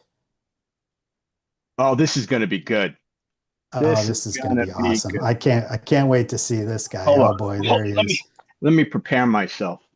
I know. Oh. Hold on. Wait, can we take a quick break so I can get another drink? Joe, is Sure. that all right, Joe? Yeah, I that's gotta go fine. get a plug for my phone. That means he wants to pee. Can I get a drink? No, I'm just grabbing a drink real fast. Mhm. Joe, it's a pleasure to have you. Thanks for joining us. We really appreciate it. Love your shows. I see you got a show tonight. So I had to not buy anything today so I can come to your show later. So I'll be That's there great. later today. Yeah. Yeah. So, yeah, no, thanks. This is a great idea. I say this all the time, and I really do mean it. I have made some of the best relationships in like the watch community here on Whatnot. I'm I'm a member of Red Bar Atlanta, which is great. Red Bar is like a worldwide watch club, and the Atlanta chapter is really cool. I mean, like there's all different types of watch collectors there, but the friendships I've made here have been just amazing. So thank you so much for putting all this together, John and Michael, and Doc, for just putting all this stuff together. It's a very great idea. I can only imagine what this is going to look like in a couple more tries. So We fully feel the same way about you, Joe. yeah, well, thanks. As far as Timex goes, I think that I'm probably not I'm not alone in saying that Timex was probably all of maybe our first like watch. I know when I was in, I know that when I was in, I think 4th grade, I got a Timex Iron Man for Christmas, and that's what I wore. I have pictures of me wearing it, and I remember just loving how I don't know, it was just like super tough. It looked cool. I think all my friends probably had them too. But Timex to me is just the ultimate, just everyday, good old fashioned American working man's watch. And a lot of times when people, want to get involved with watch collecting, I think a lot of people think that when you get involved with watch collecting, you have to spend a bunch of money. Now you can spend a lot of money, but you can also, go out and look for things like Timex. Timex, I mean, really very similar to like Seiko. There are so many different variations to so many different watches. They made so many of them that you can just, you can keep on looking, and you'll find something else that you've never seen before. In fact, one of the watches I'm going to show you today is one that I've never seen in this combination before. But yeah, so I don't know. Timex Iron Man was my first watch. I've always loved Timex. Timex is just a lot of fun to collect, and I think that watch collecting should be fun. I don't really take it too seriously. You guys have kind of seen the different things that I have. It's just fun. It's just fun to me. So I have a couple different watches today. I only brought the 3 that I was going to show. I didn't bring like a whole big, pile of stuff. And I hate that the only way I'm going to be able to show this is on my webcam on my laptop, which probably isn't the best. But this is my first one. And hopefully, hey, Pam, I'm going to turn the lights on like over this. I'm going to get some more lights here. Hold on, guys. Oh my God, I can see it though. He's got a production staff. Unbelievable. That's me. Yep, Yeah, that's that's unfair. That's Pam. Oh, I see it though. Yeah, so oh man, it's so blurry. It looks so blurry on my end. But this is the Timex kaleidoscope. I mean, you really, gosh, you can't see the detail on the dial. Do you have a magnifying glass? I have a loop. That Wait. bracelet is sick also though. Oh my god. Yeah, It so I've seen this watch before. This isn't like the first time I've seen this watch, but I had to get this one because not only is the case in amazing shape, that's probably good. It's not really better either way. I'm gonna have to make sure on the next time I do this, I'll probably be on my phone. Anyway, that's good. Yeah, thank you. Hey, Joe, I have yeah. the same watch. Do you want me to show it on my camera so they can see what the kaleidoscope looks like? Yeah, that'd be great. That'd be cool. All right, because I am now going to take it out of my top 3. Am I able to turn my phone around? Yes. Yeah. So how do I do that? Boy. Okay. All right. 1 second. I got it. Oh boy. Okay, I got it. So I think let me see if by me using my phone. No, I don't Yeah, think it's gonna kind of work. tough. Like Zoom doesn't have like a lot of features for detail. That's okay. Well, you can I don't know if John can do this, but you can pinch your screen and like take 2 fingers and spread to zoom. You can zoom with your phone. Yeah, but it's not letting me expand my screen. That's okay. All right. It's really, I mean, listen, so far Fire Timex says it's in the bag, so it doesn't really matter. I had to pick this one up because it not only has the original case, original dial, but it also has the original Timex mesh stainless steel bracelet. Yeah, that's a Wow, sick bracelet. clean. Which, I mean, I have never ever. I've seen these bracelets like in lots that I've purchased, but they've been broken. They've been just in terrible shape. I mean, this thing looks brand new. Where'd you find that thing? I found this on the Whatnot. No way. I did. Dan Castle says, run it, run it, run it, Joe. So this one's from 1977. It's an automatic. It works really, really well. And the stainless steel mesh bracelets are my favorite. The vintage stainless steel mesh bracelets that all the companies made are some of my favorites. So anyway, that's a great one. 1977. The next one I'm going to show is probably my favorite of. Well, you know what? No, I was going to go in chronological order, but now I'm not. I'll save my favorite for last. This watch right here is a watch that I wore all through college. This is a 1998 Timex Aqua. Cool. So, Aqua is like a sub-brand of Timex. It's like, how can we get less fancy than Timex? We'll name it Aqua. And anyway, this one's on the original Jubilee bracelet as well. It's a little skin diver. It's 30 meters water resistant. It's super comfortable. And I've just done all sorts of dumb things with this watch on. So that one's fun just for that very reason. So what's the dumbest thing you ever did wearing it? Ooh. And don't lie. It's funny. You're on live. You're on YouTube live, being broadcasted live, Joe. Just be careful. Well, that's okay. I won't say where this occurred, but we had to get rid of a couch one time when I was in college, and none of us had a truck to get rid of it. But we did have a coal train that ran by our house twice a day, and we did have a bridge. So we ended up dumping the couch off of the bridge into the coal train. And I can only imagine the people at the power plant when that got there and how mad they were that they had to get that thing out of there. I kind of feel bad about it now, but that's a great story. You're a horrible human being. I am a horrible human being. So anyway, here's my favorite one. This is a 1991 Timex 100 meter I guess, triple calendar and moon and sun. I'm not going to say moon phase because it's not a moon phase, but it does have the moon and the sun. It tells you the AM, PM at the bottom. But this one is on the original rubber strap. Has the original keepers. I actually sold one of these in my last show. I had two of them. The bezels. Sweet. And, it's got the original case back. It's in great shape. Beautiful.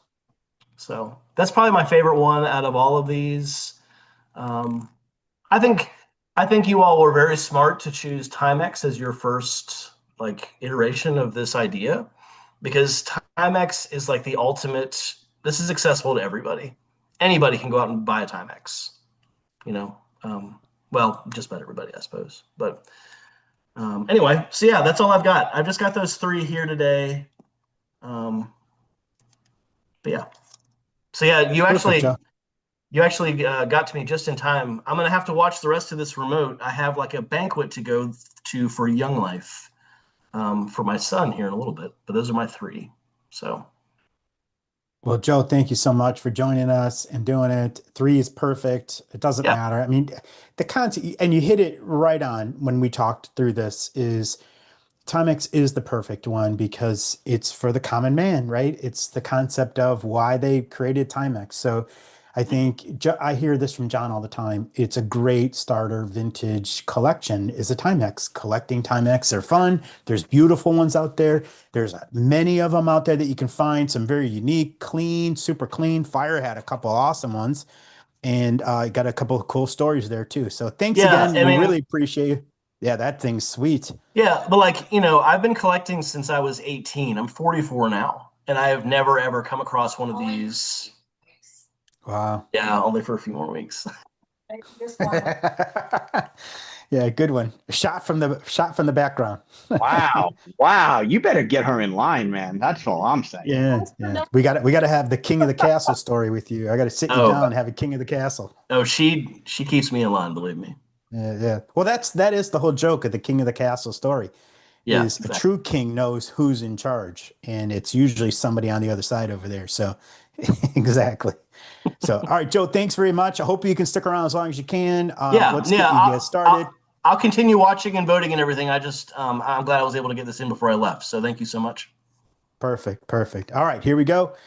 So pull them out of there. I'm going to go ahead and share the screen, try to keep things moving along. So hopefully you got the screen up, and this time it's /south for southern. So go ahead and get yourself in there, and we'll get moving along.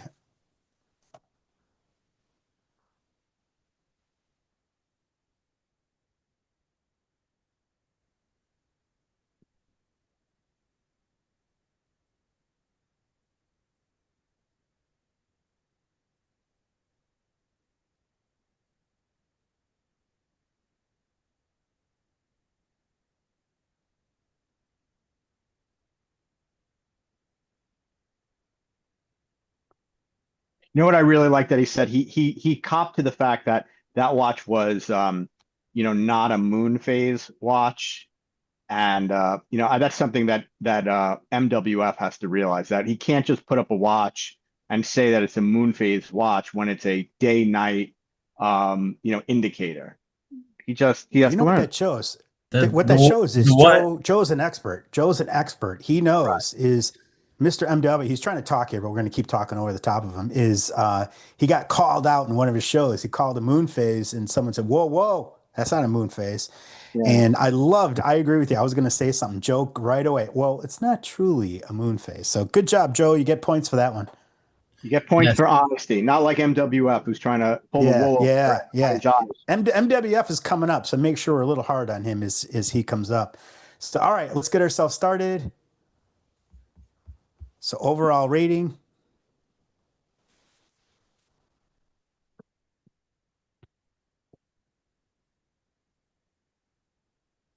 Yeah, I was glad somebody made that point, because I was a little worried about it, that it wasn't going to get brought up. Whoa, you can't save yourself. You're supposed to be out on mute out there. You can talk when your turn comes up here, Mr. MWF. Wow. I know. I'm just joking. I do just I do joking. have my Timex moon phase ready to go though. It's one of my top 3. Oh, nice. Look forward to it.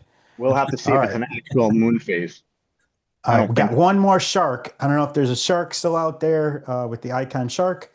We'll just give it 5 more seconds and then we'll move forward with the start of Joe's. So here we go. 5, 4, 3, 2, and here we go.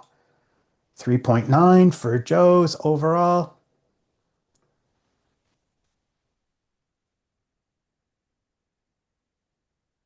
Next is condition of collection, cleanliness, and preservation.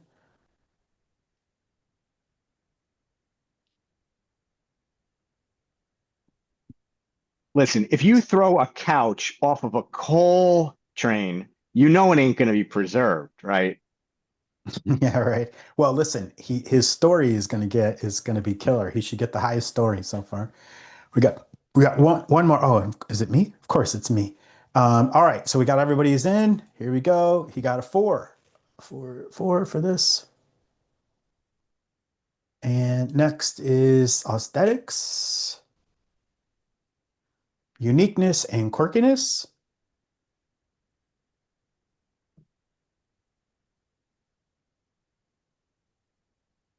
Got 3 more.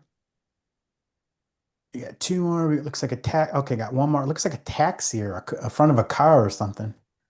So you got 1 left. We'll give a couple more seconds. It's up, it's in. So let's go ahead and move forward. We got a 4.2. 4.2. So last is story, the story behind the steal.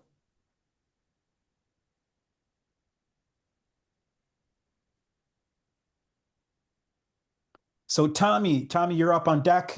So you're next, Tommy. So get yourself ready. Got 3 more for our final. Tommy has to do the Cast. voice.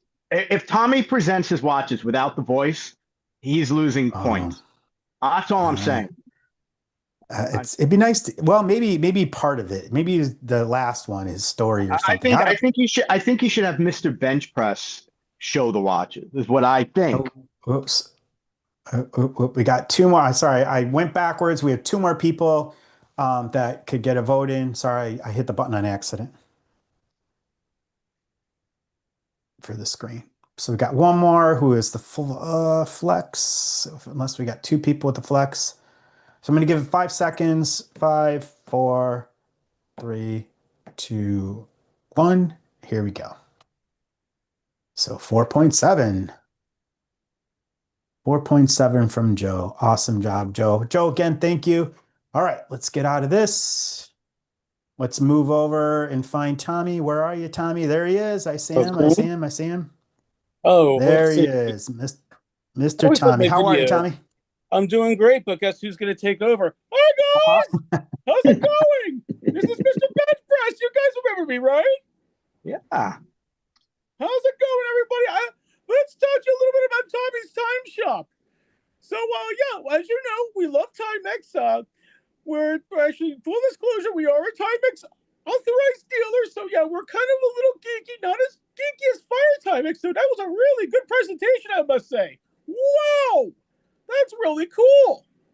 So, yeah, Tom actually got into watches because, he got tired of being in web development and being a software engineer. So he decided to start getting the watches as another career, and it eventually blossomed into something of its own, Tommy's Time Shop.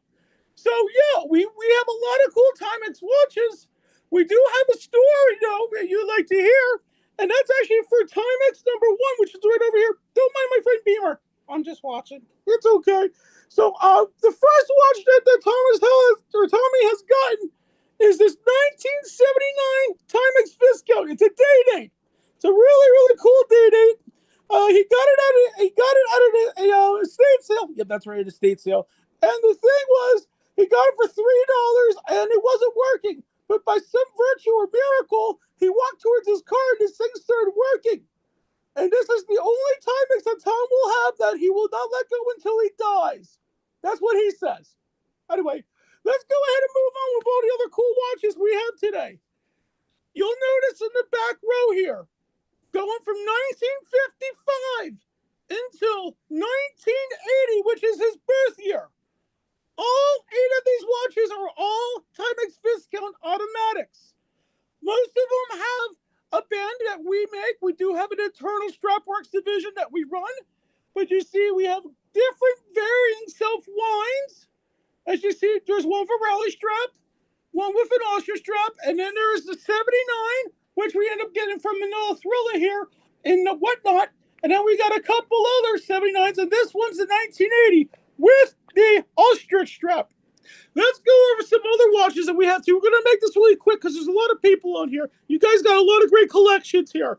Okay, so the next one we got a bunch of these, actually. So I'm sure you've seen them, the slant dial Mercuries. Here's the notable right here. This one is a 1977 Timex Q Quartz of the Falcon Eye. It's really, really nice, but it's temperamental at times. Next one, so we got a couple of different day-date ones right here, like this one right here with the blocking the seas. And then we got this one here as well, too. And, of course, as you'll see, we have a pair of the the Tiger wood grain dials, too. So we got a couple, not a lot of grails, but we got a few cool ones. Another notable that Tom has, too, is this really cool one here. Tom, can you hold it up? Sure. That one is called the Monster. Tom had a whole bunch of Indiglos with bad bands, and he eventually took a nano band and actually put 3 of them on. So it was very unique on its own, more or less, right? Yeah, it is. And then down here, we'll move over here real quick, guys. We have a couple that are from the 50s. We have this one, which has a bad crystal. This one's a really cool field military one. However, this one's a non-runner, but it looks really cool. And then we have this one as well. So as you notice, we have a bunch of even dial Timexes from the 50s, which is really neat. Okay, so a couple ones of special mention that we want to make is, for one, yes, we're in the Telco Club again, as you see right here, with the wonderful one with the, what strap is that? That's the ostrich, right? That's the ostrich strap, yep, absolutely. Is that one that you made, Tommy? Did you make that strap? Yes, if you'll notice that these watches, I'm just going to go over them real quick. These all have custom watch straps from my strap brand, TTS Atelier. Of course, we have different ranges. Again, I'm not trying to toot my own horn. I'm not trying to plug the crap out of my brand. No, we're not trying to. We're trying to keep these as neutral as possible. We appreciate it. This watch right here was given to me by Spreker and Psycho a couple of raid trains ago for having them on the raid train. Thank you very much. This one was given to me by Paul Ray Watches, good old Paul Wilson. I made a Catalina band on that as well.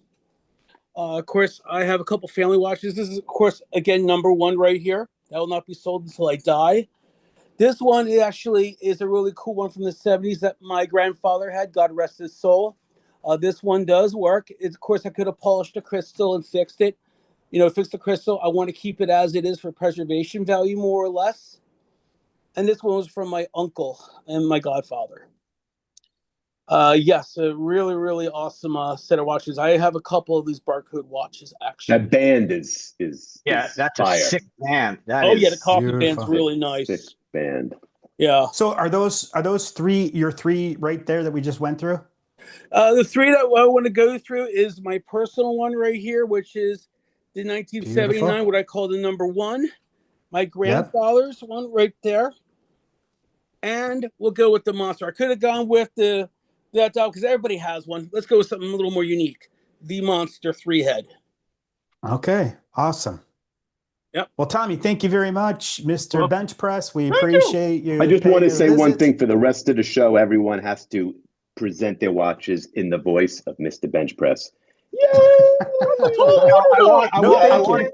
Can we give Tommy just 5 minutes to talk about his bands and his process? Because honestly, the talent that is on Whatnot in the watch community is crazy. The talent that people have is insane. I would like to hear about how he got into that, how he sources leather, and how he does that. Absolutely. Just, 5 minutes. I don't want to put you on the spot, but no problem. I mean, I wanted to make this more for everybody who's doing Timex, but if you want me to talk about it, I have no problem at all. I'd love to hear it. how I got started with doing the watch brands was I actually got a bad review from somebody who was a chronic bad reviewer. A lot of us had complained about him. Not going to get into further detail on that, but I had a bad customer experience off of somebody who went on one of my auctions, bought a Timex. It was an old Marlin that I put a plastic band on, which went for $1 start, and it gave me a bad review. And that kind of prompted me. It's like, oh, I could have I could probably go try to get a partnership with Hallie Roma or something like I did with Timex. And I decided, you know what, I'm going to do something a little bit differently. By the way, that's my mother. Hi, Mom. Hey. Hi. How you doing? Pretty good. So so instead of going to Hallie Roma, I decided to go to Tandy Leather, spend a few $100, get some tools, get some leather, and I started. So you know what? Let me see if I can go ahead and make a band. Make a leather band. Screwed up a few times. You know, your first one's never going to be the best. But I started learning different materials and everything, and I went ahead and just started making them, trying different things, different ideas, and then I started just putting watches on or watch straps on auction items. And then for one of my recent auctions, as a thank you for all the buyers, I gave them all one of my demo watch straps. So then everything just started going, snowballing, and now I'm getting custom commissions. Cesar Gomez actually bought 8 watch straps from me for some of his Seikos, including the one Timex that you saw in his collection today, which is really cool. Thank you. Great. Awesome, Tommy. Thank you so much, Tommy. I'm going to pull you off real quick. I see that Mr. Fire Timex has to run off to work. So thank you, I keep saying Firefox, but Fire Timex. Thank you I for appreciate calling. I'm sorry I gotta run. I just got a call for we got to go in for storm details. So I gotta bounce. So thank you. Appreciate you. Hopefully you'll come and join us again. Just real quick plug is we're probably going to be doing some roundtable discussions where hopefully we'll have a little bit more dialogue with everybody. This one's a little bit more around, the contest and all the kind of fun stuff. It's our first run through this. So thanks again, Fire Timex. Tommy, excellent job. Mr. Bench Press, we appreciate you. So let me go ahead and get started with Tommy's. Here we go with Tommy's. So let's get started. You can go ahead and his is Tommy/Tommy if you're entering the address. But go ahead and go.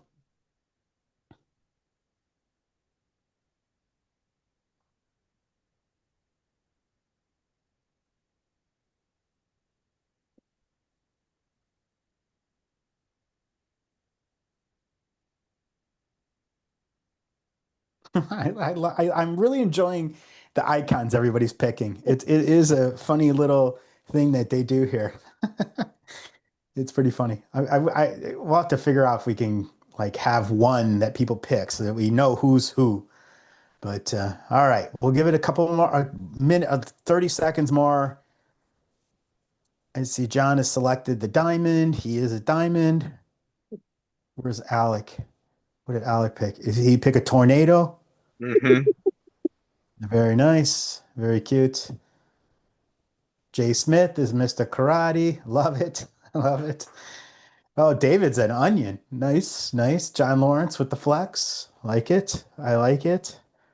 All right. So, we got Kev. So hopefully we got a couple people. Kevin, thank you for hanging out on YouTube. And hopefully your the experience on YouTube is all right. So all right, let's go ahead. Oh, we got Kevin's wife's in. Awesome. Hello, Kevin's wife. We're happy to have you. I saw the picture of his family yesterday. He's got a beautiful family. So, all right, let's get going here. All right, here we go. It's been a 5. All right, just have 5, man. Yeah.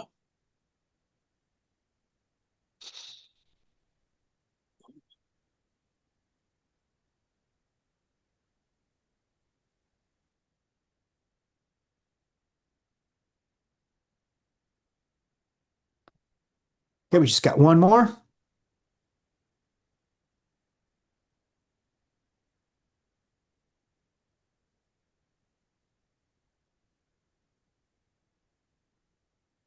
Got to find out who that skull and crossbones is. It's not me, just so we're clear. All right, we're gonna give it 5 seconds. 5, 4, 3, 2, 1, and there we go. 4.2 for Tommy. 4.2 for Mr. Timex himself. Next one, condition of collection, cleanliness and preservation.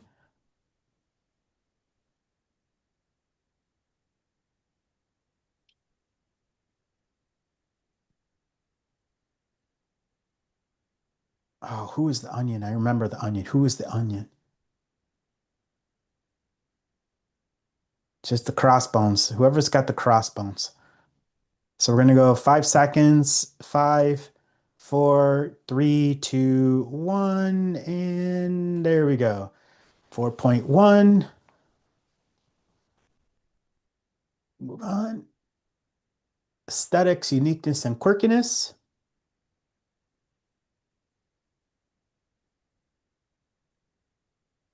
Quirkiness? Come on. The guy had a bench press talk to us. I know.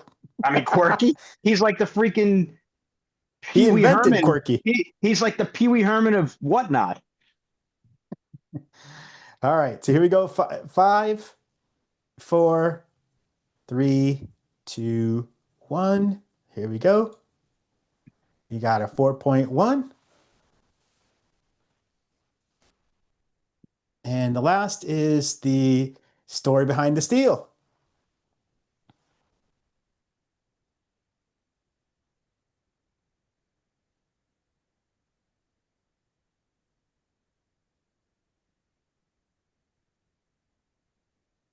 Okay, there we go. So just give it 5, 4, 3, 2, 1. And you got the 4.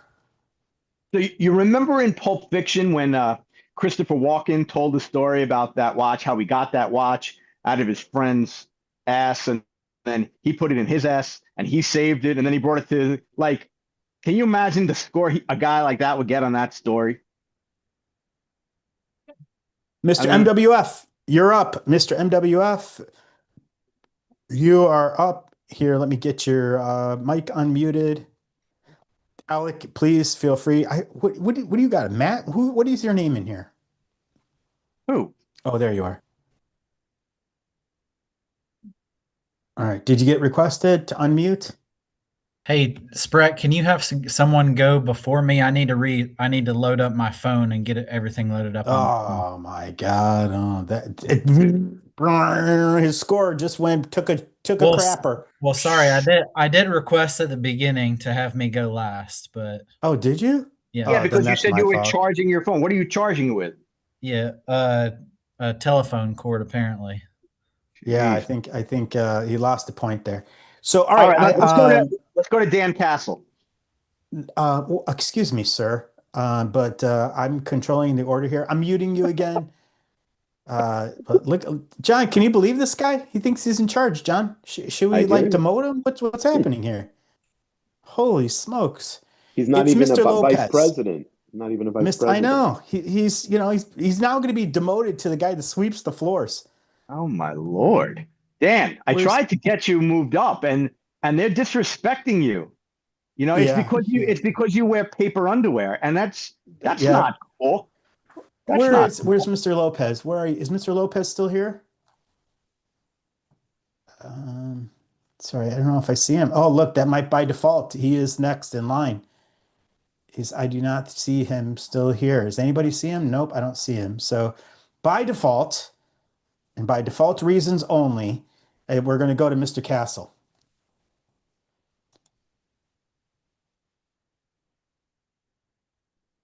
Oh, your iPad. Oh, you boop back to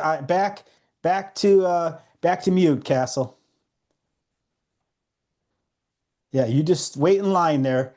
Wait in line. Where's iPad? Where is he? I'm right here.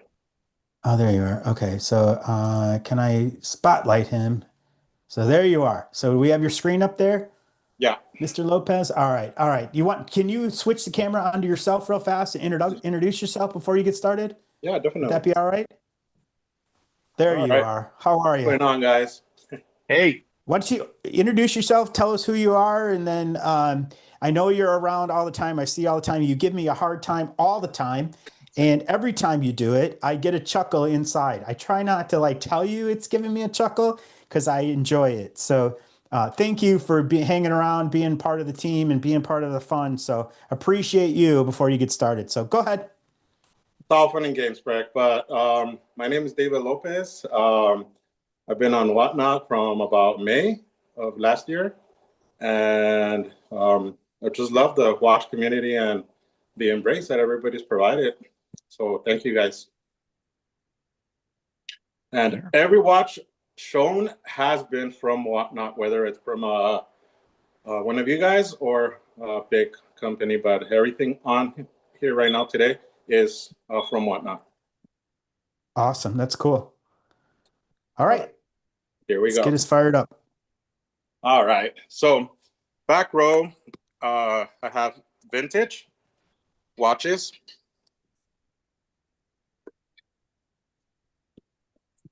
Dynabeat, just vintage. All of them are automatics. And then I got that one from John. He had it on a Spidell bracelet. I put it on a brown leather. And the 3 chronos. That one I got from Lack. And that one is very unique because it's actually a flashlight. Oh, cool. Oh, cool.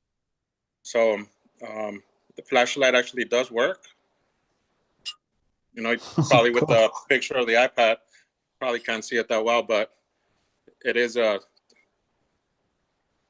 does attach to it.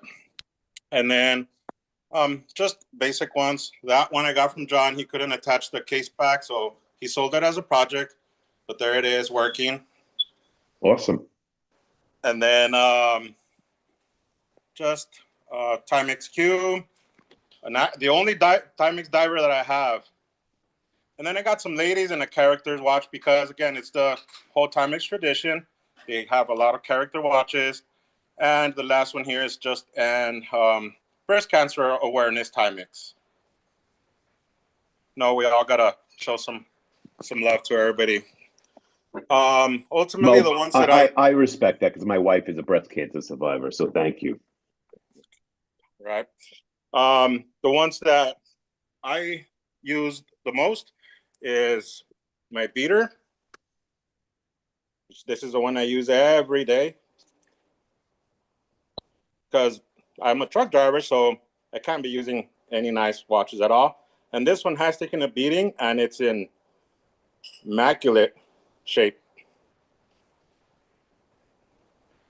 Dress watch that I have is this Timex. It's all That's cool blacked out. Very clean, very sleek.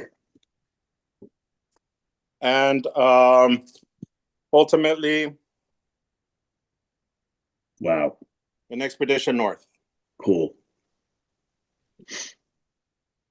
Yeah, it's amazing. And then the one that I want to present, I guess, as my watch is a 72 Marlin automatic, running great. And the bracelet is in great shape. So I got a question for you. So I see you got a watch on both wrists. Do you wear watch on both wrists all the time, or is that just for today? It was just for right now, just for the automatic to run. It wasn't, awesome. I don't wear two at all. I was just for the automatic to continue running because I was wearing the Expedition North as my watch for today. I was wondering if DM had some competition. No. And then I have my Mario, he has a kid's Timex. Again, it's my 9-year-old's. And he, again, we all wear a Timex because I guess it's a family thing for us. And so I have a kid's Timex just for variety. Wow. And there's a pocket watch right here. Fully working. Indiglo does work. Love it. What's behind there? Is that a map or something behind there? I see some. Very cool. Very cool map. All right, sir. Well, thank you so much. I really appreciate you doing this with us and excellent stuff. I recognize several of John's watches and projects in there, John. Mm-hmm. Very nice. I miss them. All right. I know, isn't that terrible? All right, let me undo this spotlight. David, thank you. All right, so let me share. Share. Here we go. So here we go. He is now /Lopez for Mr. Lopez.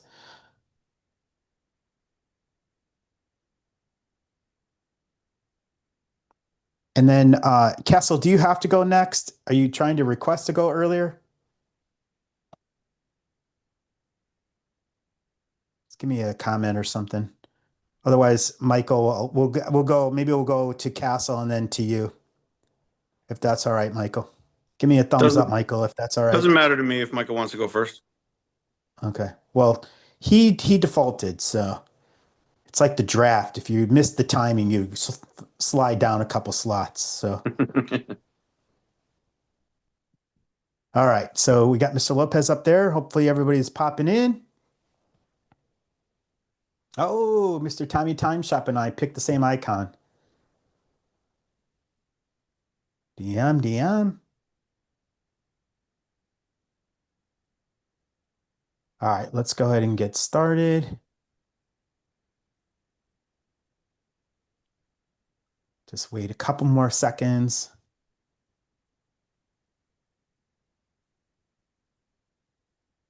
All right, here we go.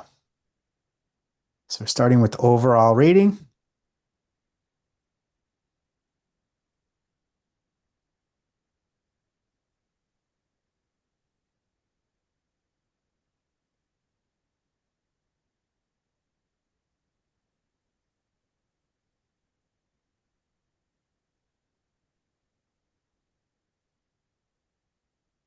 So I see, looks like Victor is asking, how do you vote? So on the previous screen, there'll be a barcode up that you can scan with your phone or an address, slides, friends slides, whatever it is, / the name, and that'll take you into the voting while it's going on.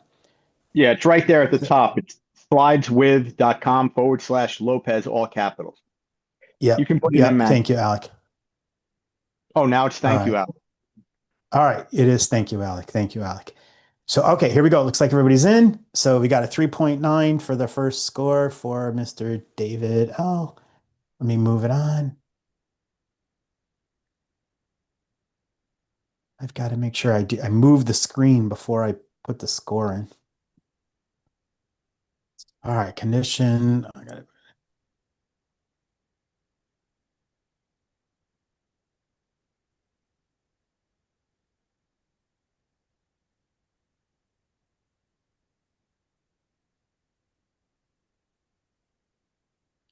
Got 4 more to go, 3 more to go.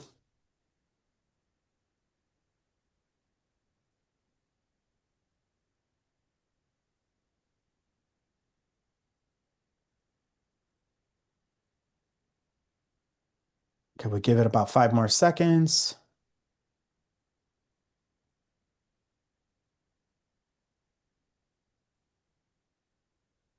One more to go. We go 5, 4, 3, 2, 1, and here we go. So we got a 4.1. Next one is aesthetic uniqueness and quirkiness. Oh, we got it faster this time. So we're getting quicker, everybody. We're getting quicker. So we got down to 2. We'll give a couple seconds. I can see where YouTube's at, so we'll give them a couple more seconds. So put your vote in. Here we go. 5, 4, 3, 2, 1, and there we go. 3.6. The last one is the story behind the steal.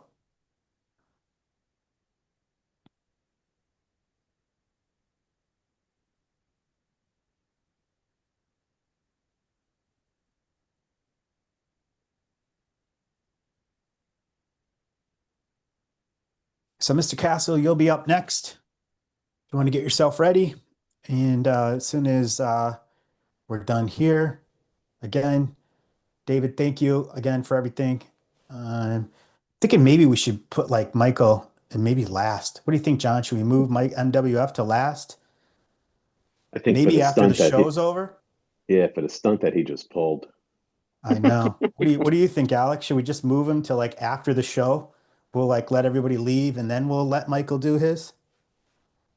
You know, be nice to Michael. The poor guy lives in Alabama. I mean, come on. All right, 3.7 for there, 3.7. Great job. All right, here we go. Let me unshare.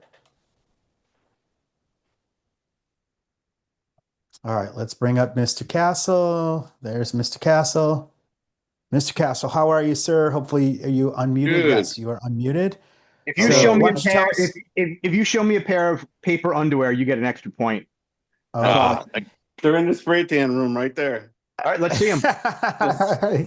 Let's see Okay. 'em. We don't got time. We don't If you got put it time. on, So if you put it on, I'll give you 2 points. They're not paper Yep. though. They're like, I don't know what they are. There's some kind of weird thing there. But yeah, so my name is Dan Castle, also aka Youthful Trends, and been on here for a little while. This behind me is Youthful Trends. So we have it's a spa, salon, and skincare, but I actually have a watch counter here. That's where I'm operating from today. We got a couple of different lights and stuff here. And thank you, Spreker, for all your work, and John and Alec as well. And so yeah, I'll flip the camera, and I just have a, you know, some things I put together here. I think it's a pretty nice collection, but not as nice as Tommy's. Fuck you. oh, you got some points. Man, that thing is so annoying. Mr. Bench Press always gets in the way over here. So yeah, so let me flip this for you here. Bonus score. Okay. And we're live down below. Oh, sorry, shit. Wrong show. Damn it. Oh, damn you it. just lost some points. Sorry about that. Sorry, it was the wrong show. I'm sorry. Damn it. Okay. Does this gain points? Oh, yes, it does. It does. Okay, guys. So I'll just give you a quick little run through here as to what we got. Let me remove my phone actually. So this one here, I don't know the dates on these, unfortunately. I'm not very good at that. I'll admit that. So these are just some Timex stuff that I've had. So there's an old kind of digital, single digital, which is really strange. It's just a, you know, almost like the Hamilton kind of two button type deal. This one was I think this was a Taiwan dial. So it's a Taiwan dial. It's probably like a 50s version. This one is really cool. This is the watch. If you don't recognize it, this is the watch from Ace Ventura: Pet Detective. Not the watch, but it's the watch he wore in the movie. It is an automatic, and this is the band bracelet type thing he had on it as well. So I like the movie stuff. I think it's pretty cool. This one here is the Timex MK1, which is also known as the MacGyver. That's what MacGyver wore on the show MacGyver. So that's a pretty cool little, you know, period piece. So these are all original old ones as well. So we're kind of going down the line here. Really cool. Just all glass dial. I thought that one was cool.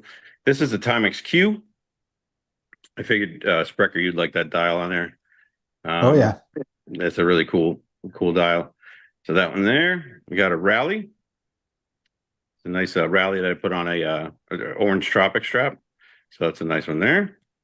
This is like a gray linen dial. That's a really cool dial as well. So really, Timex made some really nice dials. They really did a good job. This one I just got recently. I actually bought this new, but I custom made a strap to put on it.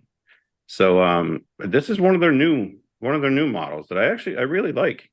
Really comfortable. Definitely a comfortable piece. That's one of their new ones. Then I get into some of the more detailed ones. I don't know if you guys have seen these things, but this is a Timex TX with the retrograde dials and stuff like that. It's a very, very, very nice watch. They go for decent money too. I picked this one up, fortunately, fairly inexpensively. But this was it's a really cool piece, big piece too. The next one here is a newer. This is a Timex World Time. Very cool. Same with the retrograde. This has the retrograde. What's that on there? It's a 24-hour retrograde. So when it goes to 24, then it goes back to 0 again and snaps back. But that's a really cool, really, really nice piece. Timex made some really nice stuff that a lot of people just don't really know about. This one in particular, John, you'll like this one. This is a Timex Expedition, but look at the case on that thing. Sick. Yeah. All steel, knurled, black. Sick. Mm-hmm. Man, it's really cool for an expedition. It's very, very cool. And then this is actually, believe it or not, I love these bands. This is a Samsung smartwatch band, and it works awesome on these watches because it wraps around and everything. But yeah, it's just a smartwatch band that you can get off Amazon. So really cool. This one is the oddball. So Alec, you like this one because it plays into what you taught us today. So this is a Timex. Well, I estimate it to be about a 1944 Timex. It's a Timex tank, but on the back it says U.S. Time Company. Mm-hmm. So this one actually is the U.S. Time Company with a Timex logo. So I estimate this. I haven't seen a Timex tank really like this before of that age. It did have a pretty beat up bracelet, so I took it off that bracelet. But I'm going to put that one to the side. And then this one here is again, this is one that I thought was actually a Formex. But really cool little military style watch. But with that logo, I thought it was actually a Formex. But again, it's really on this pillow goods. Oh yeah, I can get it. But again, on the back, it says U.S. Time. So this is another Timex, U.S. Time Company. So this is some switches from when they went from Ingersoll to the Waterbury company, between the Waterbury Company and Ingersoll, I believe it was, and then went into the U.S. Time, and then eventually became the Timex Corporation. So it's pretty crazy. This one I got from our buddy Spreker. That is actually a Nautica. A lot of people don't realize Nautica is made by Timex. So it's still technically, I guess, a Timex watch. Sorry, my camera's all over the place. But zoom out if I can. Won't let me. Come on. Trying to zoom out, but it's not letting me for some reason. Well, anyway, so that's a Nautica, but I got that one from Mr. Spreker. Really cool piece. But these are actually nice watches. They are made by Timex. This was a cool piece. I think I might have turned you on to them initially. You did, and John, I actually have a whole collection now from between you and Spreker. That's funny. I bought a bunch of them now, so I have probably 6 or 7. So I got quite a few. This I thought was always cool. This is just a old school Timex, almost like the FW100, but I put it on a leather strap, so it's almost like a little dress watch, but just something a little different. Little 19 millimeter, alligator strap. And it actually looks decent on there. I don't mind it. I don't hate it. So this one here is a Timex Waterbury. We were talking about that before. This is a quartz as well. This came on the actual, it's a weekender. It came on the actual NATO strap, which was kind of cool. So that one there. We all have the telephone dial. We got that one there. John, does your wife wear watches at all? Yeah. She does? Yeah, sure. Well, I'm going to be sending you this one. This is the Timex, but as you can see, it has the pink ceramic. I'd like to gift this to your wife for a breast cancer survivor, and I hope she wears it. I hope she would like it, man. That's awesome. Even if she doesn't wear it, she can just throw it on the shelf. But I thought that was really nice, and it has that ceramic. I thought the ceramic was really cool, but I'd like to gift this to your wife for being a breast cancer survivor. That's crazy. So for my 3, I'm going to take this one here, which is the Timex TX. And let me put my phone back on the thing so it's not all over the place. Still don't know why I'm zoomed. Do you have a watch for John? He's an erectile dysfunction survivor. Do you have anything maybe with kind of like a limp band or? I was going to say it might have a limp band. Maybe a tiny crown. A tiny crown.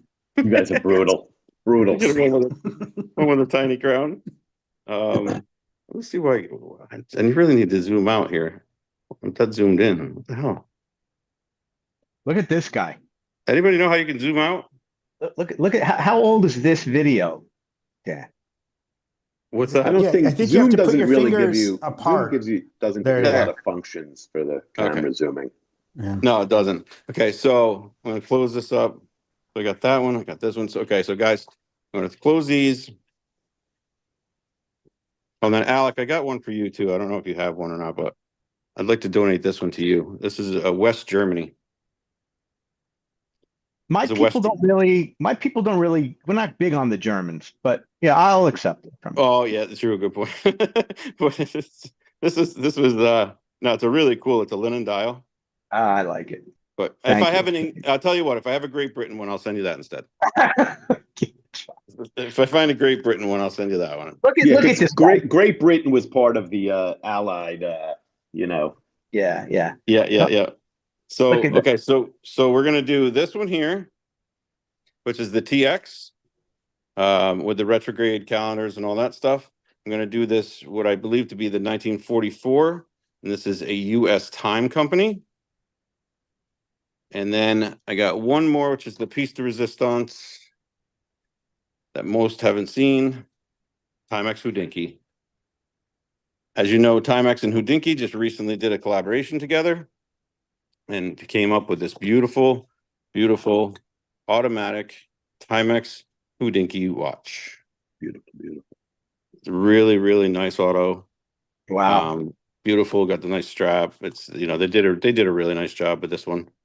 It looks like an old Sheffield. You know, it has that kind of vibe. It kind of does. Yeah, it kind of does. It's really and it's you know, Hodinkee, for those of you or you know online a lot and stuff, you can you know what they're all about. But yeah, it's a really nice as it comes with a nice leather strap.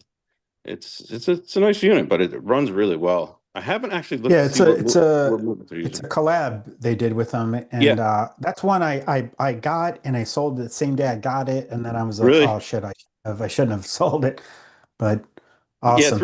it's real simple, but it kind of has that explorer kind of look to it with the red hand, and so it's it's it's a nice comfortable. one. It's a nice size. It's probably I think it's about a 40, but yeah. So that one's one of the brand new ones. So Awesome. So the three so are the TX, I the would submit Hodinkee. I'll submit the TX, the Hodinkee, and the 1944 Timex / US time tank. All right, awesome. That is my three. And as always, Dan, awesome job. You got the strong bracelet action going on today. Good job. Yeah, I got this in my time. I forgot this one too. This is my oh, I zipped off there. I pulled you off already. Sorry. No, that's okay. Yeah, but this Timex looks like a I saw a Tudor that liked this on the bunt strap, and I liked it, and I saw this Timex and I was like, oh, I'll grab one of those. So I thought it was pretty cool. But thank you guys. All right, Dan, that was Very great. awesome. Awesome. All right, Dan, can you mute yourself? Oh no, I got it. You muted. Dan, Okay. you're in Clifton Park, right? Oh, I muted him. Sorry, I muted him. Dan, if you want to unmute yourself. So, all right, well, let's get going on the judging. If you can, this time it's /Castle for Mr. Dan Castle.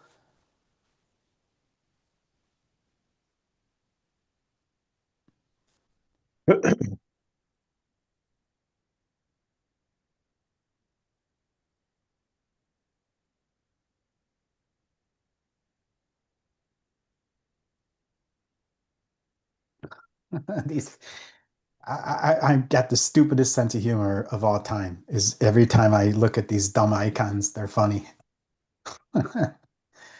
They're good. All right, we'll just give it about 10 more seconds or so as people on YouTube catch up. I'm not really watching. I know there's conversation going on over there. Kevin and a couple, Chef Vic is there. I see Chris is there. So I see a couple people on YouTube watching. We really appreciate you hanging out with us. All right, let's get ourselves started. If you are on YouTube, just hit the barcode or type in where it says slideswith.com/castle. You could do it on your phone. You could do it on your laptop. And if you do, you can actually participate in the judging. I see Kevin has been doing that. Kevin's changing his icon every time. So I see Jay. It's awesome. All right, here we go. So let's get started. So our first question is overall rating for Mr. Dan Castle.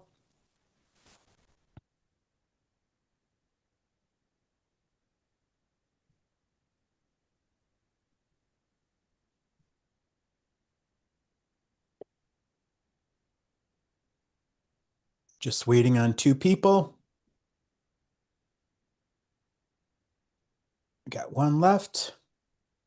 And then we'll get going.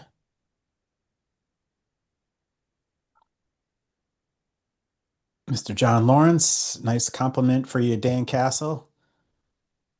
Okay, there we go. All right, so our first score is a 4.1. All right, so next is condition of the collection, cleanliness, preservation. Everybody's got some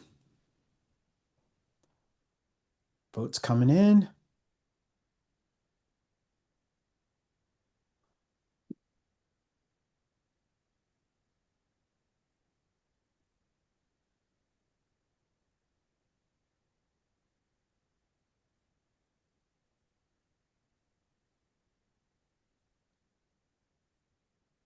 I wonder if we should have gave him like some pretty extensive extra points for the strong goatee. All that gray in there. All right, well, we're just waiting on the one. Give it 5 seconds. Here we go. 5, 4, 3, 2, 1, and let's move on. All right. All right, next is aesthetics, uniqueness, and quirkiness. Hey, Alec, can you see me? Yes. I can see you. Oh, okay. Do you want this? Do you want the paper thong? I can send it to you. I want you to put it on. For sure. Definitely send him. Definitely send it to him. Definitely. Oh my God. I told you we had them. That's awesome. All right, we're just waiting for a couple more. Just 1 left. I don't know who the upside down. I think I can't tell what that icon is, but we'll give it 5 more and then we'll get going. I got booted out. I don't know why I got booted out of this thing. Hold on. Booted out of what? I got booted out of the survey. Hold on. Oh, you might have accidentally closed it or something.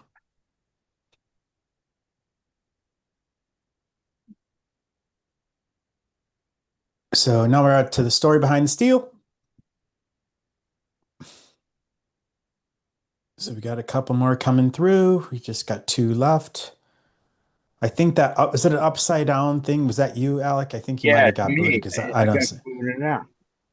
Yeah. All right. So we're gonna skip your vote. So there we go. So we're finished with his. So all right, John, are you okay over there? I haven't heard you talk for a little while. I'm just Are you enjoying yourself, John? I'm just letting everyone do their thing. I'm just trying to be a good boy and keep my mouth shut. Oh my God, did you hear it? Is somebody recording this? It's unbelievable. Unbelievable. All right, so I'm going to give a quick order here where we're at is we're going to go with Michael. We'll go with Jason is after that. And then John Yep. Lawrence. We got Jorge, then David Sales, DM, Jamie's on there, and then we'll do Burke if he comes back, and then Psycho and TickTockDoc on the last end. So let's bring in Michael. So where are you, Michael? There you are. Spotlighted. There he is. All right, Michael, take it away. First, introduce yourself. Tell us a little bit about how you got to where you're at right now. Let's go. I'm Michael Wayne Fry, so that's what MWF stands for, in case anybody's ever wondered about the name. But yeah, I am located in South Alabama. As far as my watch story, I had a single watch that I wore for probably 15 years. Never wore anything else, and maybe about 7 or 8 months ago, I got onto Whatnot, and that's just kind of created this story that's spiraled out of control, I guess you could say. But as I typed in the chat earlier, Timex is my favorite brand to buy and sell. If you've been on any of my streams, which I know a lot of you have, and a lot of you have purchased a lot of Timex from me, number one, I appreciate the support. And number two, please keep coming in, as I will keep trying to find as many of those really nice, especially the vintage Timex, to present to you. So as far as the ones that I've chosen for my selection today, I've tried to hit every type of watch and every genre of watch that Timex has produced. So you'll see quartz options, you'll see mechanical options, and you'll see digital options, as well as all of the different age ranges from vintage to modern. So let me swap my camera around here and I'll get started on showing some. So this will be the very first one that I'll show. This is a reissue Timex Q on an old stock metal bracelet, two-tone on a two-tone watch. And that one is actually no longer belongs to me. That one I sold on my show today, as well as the very last one that I'll show. My collection is ever changing, and I always say that every watch is always for sale. So that one will be headed in a whatnot order after this stream. As Dan Castle mentioned earlier, this is a Nautica, which is a sub-brand that is licensed through Timex. Timex produces the movements for all the Nautica watches. And Mr. John Psycho turned us all onto the Nauticas as a kind of an alternative to some of the other similar money brands like Invicta. He turned us onto these as an alternative. And I, like Dan, I have quite a collection of them now as well, as I just think they're super, super nice and high quality. This very next one is a Timex Ironman. This is an older Timex Ironman, I believe from the early 90s. And that one is on the original bracelet. And that one would be a good digital option. Alongside that one is an older mechanical. So that's a mechanical wine speckle dial Timex. Really, really nice one. Patina? And that one is that patina on there? I don't know if it's patina or if it's by design. I can't tell, to be honest, because it's multicolored, and I've never seen it's multicolored. It has green and blue speckles. So yeah, I figured it probably was patina, but I'm not 100% sure. Another sub-brand of Timex that hasn't been shown today is Carriage. So this one is a Carriage. And this one has fully functional Indiglo, and that's by Timex. So there's the Indiglo. Another sub-brand that I thought was a pretty unique one. Another mechanical I've got is a TV dial. That one I think is from the late 70s. And then the only chronograph that I've ever been aware of that Timex, or that I've seen on a Timex watch, is one of these Nauticas. This is a Nautica chronograph. So another pretty unique one. Another one that I've got as a digital one is this Timex Atlantis. This is a newer Atlantis, I believe, from the 1990s. And also on the original bracelet. So pretty nice Atlantis. Then we've got a 1980s Timex Automatic. Pretty clean dial on that one. And that one was purchased. That was my very first whatnot watch purchase. And so that one will stick with me.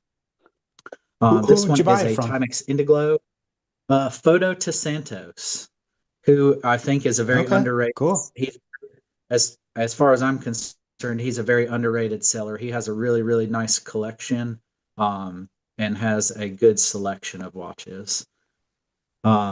This one is an older Timex Indiglo. This one is a 1990s Timex Indiglo, kind of a diver style, which you don't see a lot on the Indiglos. Almost looks kind of like a newer edition skin diver. And that one has fully functional Indiglo as well. Then we've got an older, this is a 1980s Timex Atlantis. I was hoping that Southern is still here. I know he would be pretty proud of that one. Really nice Timex Atlantis. And then the very last one that I'll show is one of my non-3 judging watches. Is this? This is a 1950s made in USA Timex bumper. And that one is also headed out in a whatnot order. I sold that one on one of my shows this weekend. So I will go now to the 3 that I'll present for judging. And I did the same thing with my judging watches as I did with all of the others. I chose a digital option, a quartz option, and a mechanical option. So this will be my first one that I picked for judging. This is a Timex Expedition, a digital Expedition from the 1990s, I believe. And it is on the original bracelet. Very, very clean one. Then I have this one. This is a 1980s Timex Quartz Diver. And I have not seen another one of these. I got this one from Southern on one of his shows, I think over Thanksgiving. And that one will stay in my personal collection as well. And then my last one, the mechanical that I've chosen for judging is going to be this Timex MacGyver on a black NATO strap. That one's one of my favorite watches, and that one has been professionally serviced. And so hopefully it'll run for many, many years to come. So yeah, that's the options that I chose for judging. And like I said, I appreciate all of you all's support in my watch journey, and I appreciate being chosen to be a part of this show today. Well, thanks for coming and bringing your toys. Yeah, love it. Love it. All right. So good job, Michael. Good job. He's very well organized, isn't he? He's more organized than me.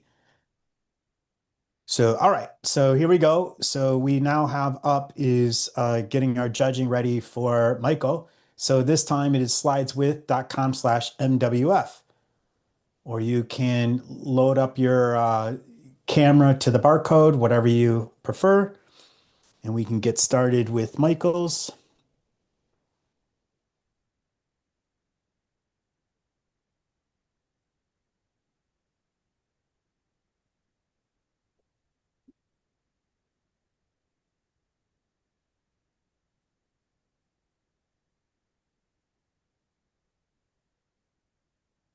And then Jason or Jay, I think you're next. Just get yourself ready.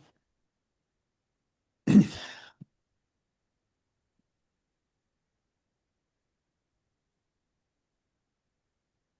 we got Kev.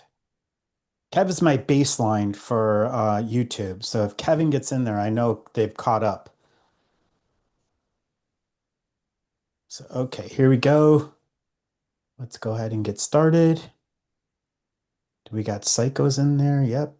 Are you back in there now, TikTok? Oh, yeah, there you are. Okay. All right, let's go ahead and get started. So overall,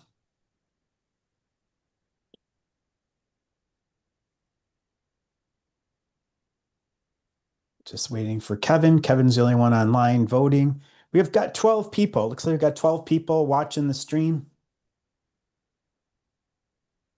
So if you're watching, you can follow on the top left there is if you do the address slideswith.com/MWF, you can participate in the judging of Mr. MWF's. Just waiting for Kevin.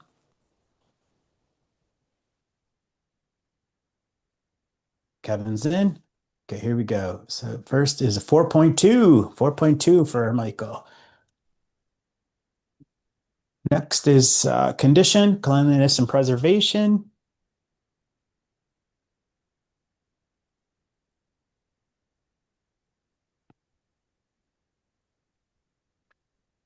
and I'm gonna try to figure out. I agree with. I got to say it softly. I agree with Psycho. Did you hear that, John? No. I think you're right as far as the try to judge all at the same time. I'll try to figure that out. Just waiting for one last one. It's the bacon. Who's the bacon? The bacon is me. And why do I keep? I Oh, don't see, know. something happened. All right, I'm good. All right, here we go. Got a 4.4. 4.4. Strong voting. All right, aesthetics, uniqueness, and quirkiness.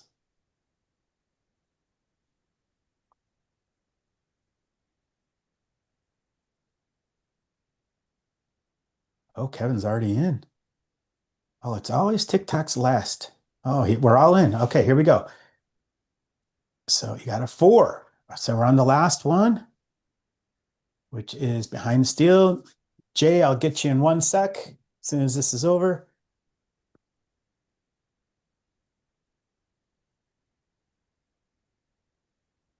Oh, just waiting for Kev. We got one more, the diamond. Not sure who the diamond is. Diamond's in. All right, there we go. 4.2. Awesome. All right. Let me unshare. All right. So where are you, Jay? There you are.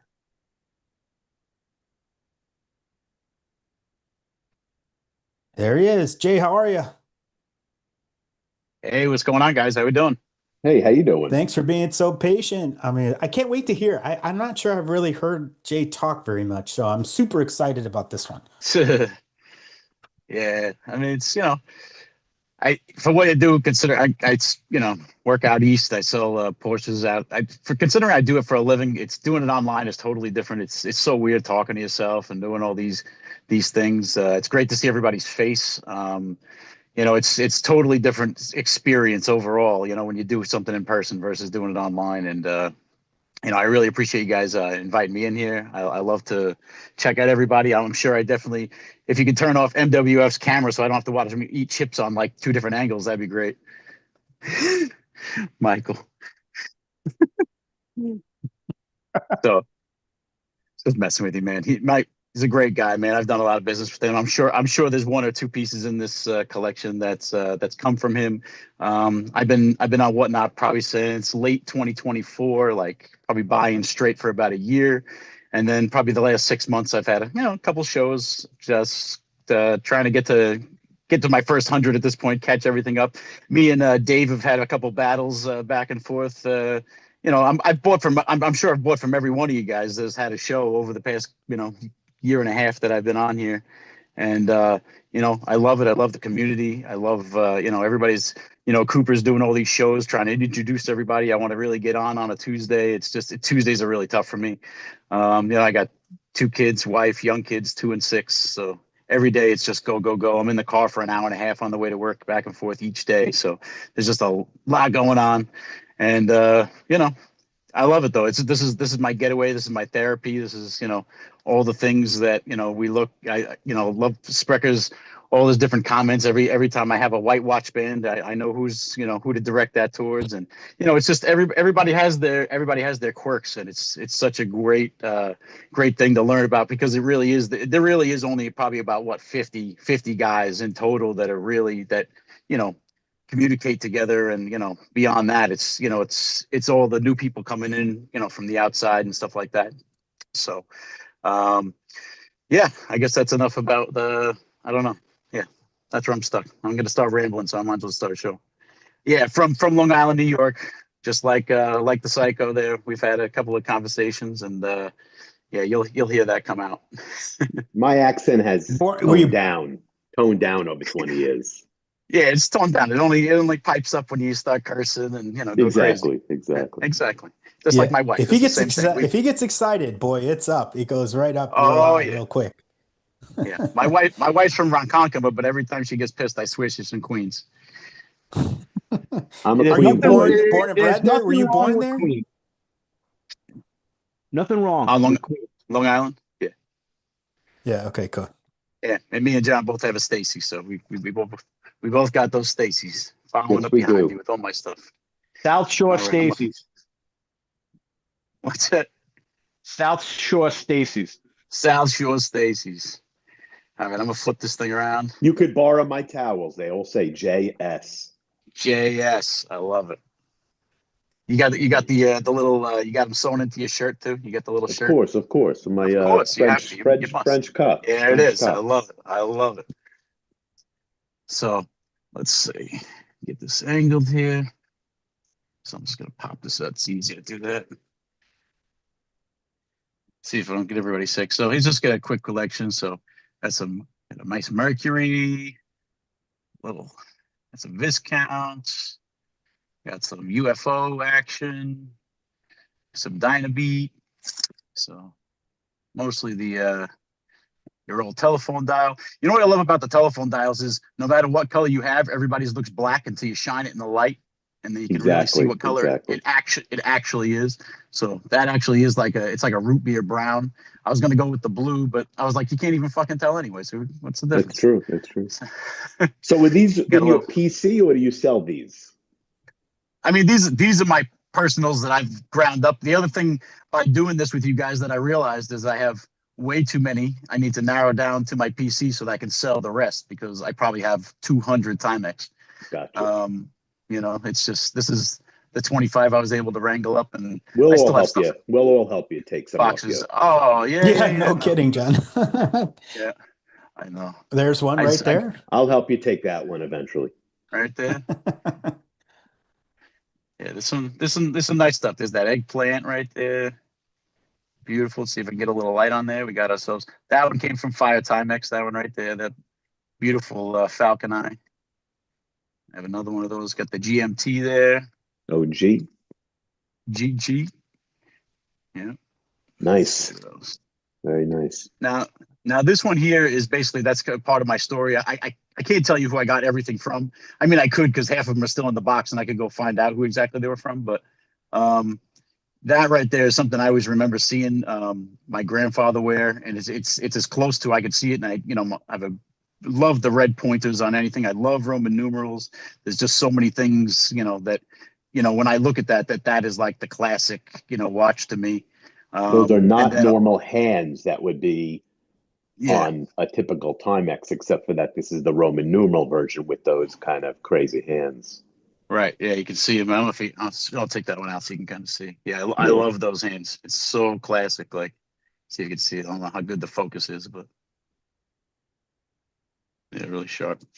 Yeah, what else? And then I mixed some other stuff in there. I got another UFO that I put on this crazy multi-buckle thick leather strap, but I thought it looks pretty cool. Definitely something to be wearing in the 70s as you get into your van. Oh yeah. Into your van. Yeah. It's smoking like with the wall-to-wall shag rug inside. Oh, and yeah, the little fully. bed in the back of the van.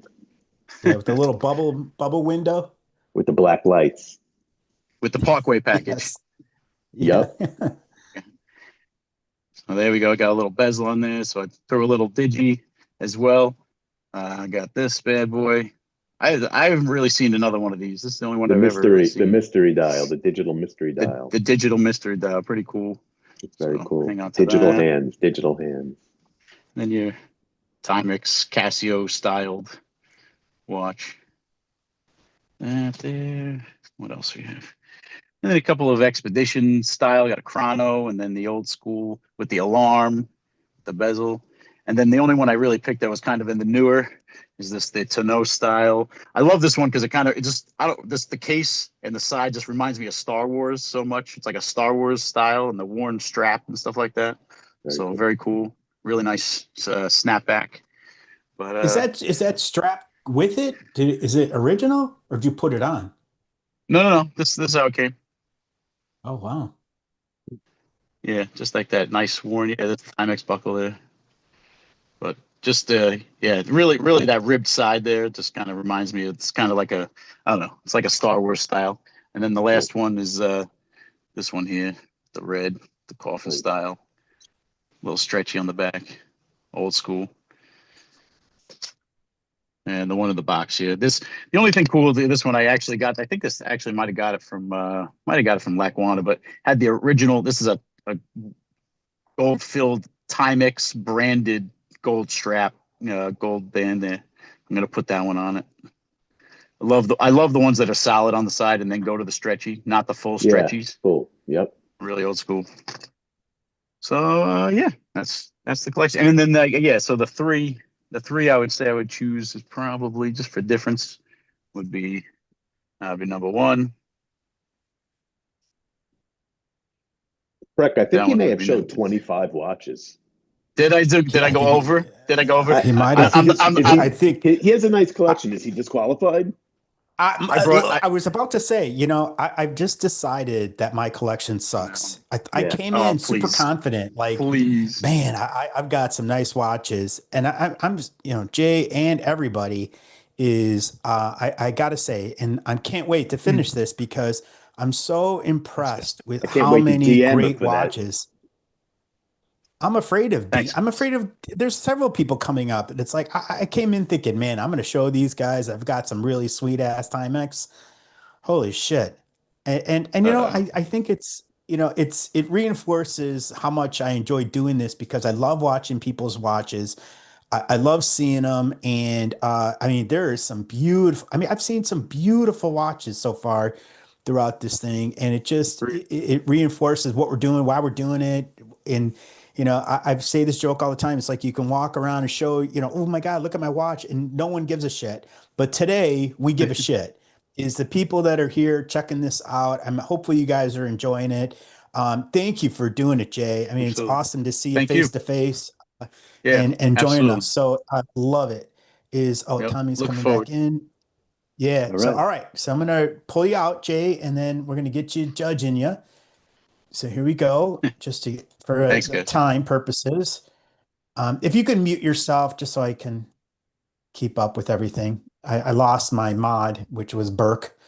So, okay. So this time, hopefully if you're on YouTube still, hopefully you'll see the screen pop up here. Point your screen to wait, Siri join us. Okay. So I'm just going to make sure everything's working here. So, and then who's next on the agenda as we're going here? I gotta move this. I got like 3 screens going at the same time. So John Lawrence, you'll be next. So just so you can queue yourself up. So all right, so here we go. We'll get a couple more people in. We'll wait I gotta see Kevin. So hopefully Kevin's still here. He's my gauge to see if our whatnot or our YouTube folks are still judging. There he is. Kevin is there. So we'll give it about 10 more seconds.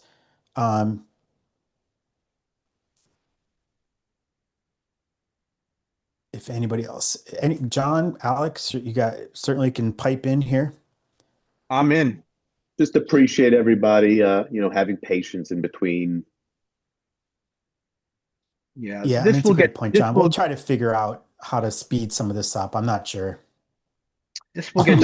I think we're not having it. The good news is, I think Spreck, you were very concerned about technical difficulties. The show is actually going off, knock on wood, without a hitch in terms of technical aspect of it. It's going really well in the rating. We just have to refine, I think maybe how many watches we're going to show and the rating system. But technically, I think it's amazing. Yeah, no, I agree with you, John. I know, we've talked a lot about this for a couple of weeks, months. So hopefully people can start rating as we're going. I'm paying attention as you go. But yeah, we can definitely get better, John and Alec. So, and at the end, I don't know if I'm going to do the survey. Maybe if they just want to write, any one of us, Alec, John, or myself, just write us a message. What kind of things you'd like to see maybe change, adjust? So, I'm hoping this, and with conjunction with our workshop and some of these roundtable discussions we're going to be doing, So I know all of you in here. So I think you guys all are great contributors to the community. So we'll be doing some fun stuff in addition to these type of events. So more to come. So we're just Hey, waiting for one more person. Can somebody Yeah. tell me what model of Timex this is? Is this a Mercury? Let me see. You have to open up your other camera. One of your cameras. You see me, I the one don't with know. me in it. I I put it don't in. see you. Your voice is hold on. Does it say Let's do anything? it after. Let's Does do it it say? after. Let's do it after because let's get through the Jays voting and then we'll go through it. Mhm. I can't see everybody's screen while I'm sharing a screen right now. Oh, you can't see it. Okay. Right. So I only see like two. So all right. So hopefully everybody voted here. We're missing one. So the first one is a 4.5, which is a extremely strong score. Okay, so next is condition, cleanliness.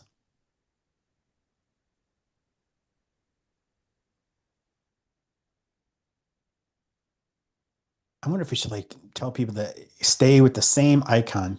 Although I'm having fun switching icons, but No, then it's like I know who's who. when you don't pick an icon, it just picks one for you every time you go into it because it's each slide's width is Oh, different. okay. I don't even pick an icon; it just assigns me one, and it's a different one each slide. Oh, and each slide or each time we vote? No, each time you come into a new slide's width Okay. with a new name. Okay. Okay. All right. Just gonna give it 10 seconds. Somebody with bacon, whoever is bacon. Oh, bacon's in. All right. There we go.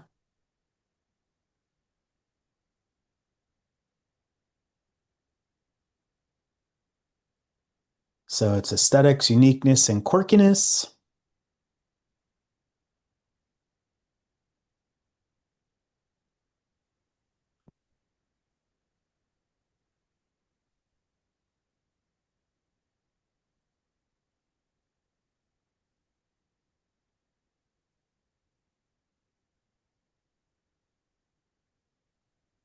Just waiting for the black cat.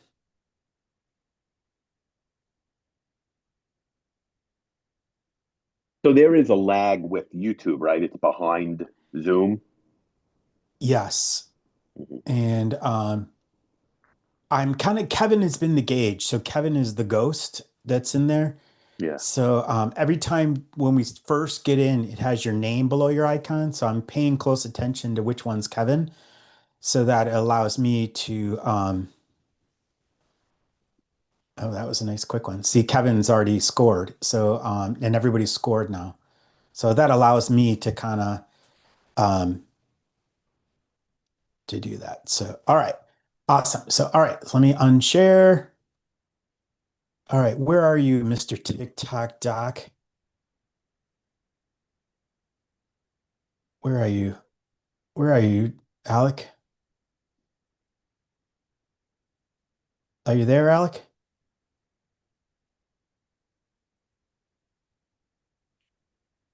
Oh, you gotta hold on a second. You gotta talk on your phone. I see you, but I don't does there anybody see him? I don't even see him anymore. His phone probably died. Oh my God, let me just do this. Just do this. That was crazy. My iPad just all of a sudden turned on for some dumb reason. I don't need it. So okay, well I'm gonna skip him. We don't hear you, Alec. I don't know whatever you did. Can you hear me now? Yes, now we hear you. So all right. So what did you want to real fast before we get John Lawrence? What do you want to somebody see? tell me what. Just somebody. Does it say water resistant on the bottom, or is it blank over the 6?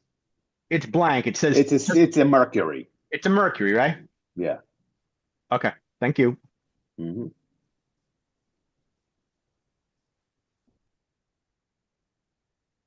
Mr. John Lawrence, hopefully we can hear you. Let's see. Hello, guys. Yes, you're unmuted. What's Can you going hear on, me? John Lawrence? Yep, I hear you. Thanks for Good. being John patient. Lawrence. John, thank we're you guys for twins, having man. me. We're like twins, me and you, man. That's exactly right. I'm surprised anybody could tell us apart. Are you bald under that head like I am? Oh, beautiful. We're Oh, twins. holy Jesus. We're twins, bro. We may have the same mother. I think we do. We're Well, both this is handsome as fuck, though. I tell you what, it's something that I've lived with for a long period of time, being this handsome. And It's hard. It's not it's a easy. trial. It It's a is. trial. I'm sure you have a nicer crown. I give you credit. Maybe. He probably has a bigger crown for sure. I'm not saying anything. Oh, He's like a tripod. Well, thank you guys for putting this on. This is great. There's the issue with going towards the end is that people have shown all these great watches this whole time, and it is, man, I tell you what, I'm like sitting here looking at my little collection going, man, what am I not going to show now or put in my top three? I shouldn't say that I'm not going to show it, but what's going to be in my top three? So I've kind of switched that like 15 times, but we'll still show what we've got. And again, thank you guys for having me. My name's John Lawrence, and I go by JM Lawrence online. And I have been actually collecting watches since I was a little kid. Love watches, have always loved watches. I still have my very first watch, which is a Snoopy watch, and also have a Mickey Mouse watch that eventually I will probably give to my son if he doesn't beat him up. But I still have those in my collection. Love them. And I've been on Whatnot just probably a year or so, maybe. And primarily, I am still collecting. I do sell a few watches, but very rarely on Whatnot. But I just love coming into people's shows. I've been to almost everybody's show that's on here, and just really love getting to know everybody. This is a great community, very supportive. And this is why I love watches. It's just it's so unique. You learn something new every time that you come into somebody's show. You talk to somebody, listening to the stuff that Doc says all the time. I've talked to him, offline a couple times, and you just learn a ton of stuff. So that's why I'm here. So I will jump right in and see if I can show you guys a couple things. And I'm going to start off by just showing you that there's a few things that have already been seen. So Dan showed that very nice Timex Hodinkee, and I've got one as well. And simply love this watch. I wear it every once in a while, but I also like to preserve this thing intact. Just a great collaboration. And hang on one second. In true fashion, we've been sitting here for how long? And my son just came in with the thing of applesauce and asked me to open it. He hasn't been in here this whole time. Give him a pork chop. Give him a pork chop with that applesauce. Well, he needs something. I tell you what, he needs something. So, all right. So I'm going to do my best here to kind of show. So this is a Marlin that I got, and I put this on this NATO, and I really think that it brings out that green. And I simply love this watch. This watch just runs and runs and runs. It's one of my favorite to wear. And so I simply love this watch. So this will probably stay in my personal collection for a while longer if it ever departs. But I just love that green. Move to the next one that I've got. So this is a Timex Dynabeat time zone, and you'll notice that I put this on a very comfortable Blue Shark strap. I'm not sure where I found this at or got this endorsement to go try to get one of these straps, but this thing is just really, really comfortable. If you haven't checked out Blue Shark straps, they have been sending me free straps for probably the last year to put on all of my watches free of charge. And so I've really enjoyed being an endorser of that brand. I'm just kidding, Spreck. They haven't sent me jack crap besides the straps that I ordered. Oh, you shouldn't have told them. You should have just kept that going. I was burning because I was like, wait, what? You should have what's this? you should not have let him off the hook with that. Oh my God. I That am was going to good. find a way to I get was some of gonna these like things, fire though. him an email right now while this is going on. Like, You're hey, like, what wait a the second. hell? That was the driest, most believable delivery on that. I was like, oh, Brecker's gonna die. It took me a second to figure out what was going on there. Well, this is a great little watch. If you guys don't have one of these, I strongly suggest going to get one. They're just great watches, and as a matter of fact, I wear this quite a bit whenever I do a lot of coaching, youth sports. I've got a 11-year-old and a 10-year-old and a 6-year-old, so I'm constantly on the court, and I just really like this one. I've got another couple brands that I wear, but this one actually is a really nice one, and again, this strap just kind of makes it. So anyway, that one's sitting there. Okay. This one right here is one of my favorite watches, and this is electric, a Timex electric. This watch, I really like it on this bracelet. It's not an original Timex bracelet, but I just think that it really goes well with this watch. And this is it's and I just love this case style. And so that's one of the reasons why I've got this in my collection as well. So again, very comfortable watch. And I just think it looks really pretty. All right, we'll move to the next one that I've got. This is just a Timex Expedition. I think I actually maybe bought this one. I can't remember if I bought this from Psycho or Sprek, but I think that's where I acquired it from. And this just brings back, we talk about the Timex watches and the brands and how, when we were all growing up or younger, that's just kind of one of those watches that every kid wanted to have because one, you could afford them. Two, they stood up to the test of time. I love that story that Southern was talking about, throwing the couch off of the bridge. That's the kind of stuff that I did quite a bit whenever I was a kid, and just really got myself into trouble. And but then you always needed to know. The old story, and I think a lot of you guys probably had, is like the street lights come on, you better be home. Well, in my house, you better be about 10 minutes before that. So that's why I always had a watch, so that I could make it home before I got my tail in trouble. And so watches like this were watches that were durable and ones that I always would have on. And so it just kind of brings back a lot of memories. So those are, and I only brought out a few, but I wanted to then kind of get into the top three that I've got that I wanted to bring up for judging. This one right here, this is a rally. Wow. And this thing I think Southern was the one that was talking about it. This one also is on an original Timex bracelet. And this thing is probably one of the cleanest watches that I've seen. It is just in really good shape. This is a 77. Yeah. And it's just beautiful. I love this thing. I wear this actually quite a bit too. That's fire. Yeah, it's just a really beautiful watch. That is fire. Shit. So this is one that I'm gonna put in the top three for judging. The next one, I actually talked with Spreck about this. I think we had a text message or maybe even just a chat going on.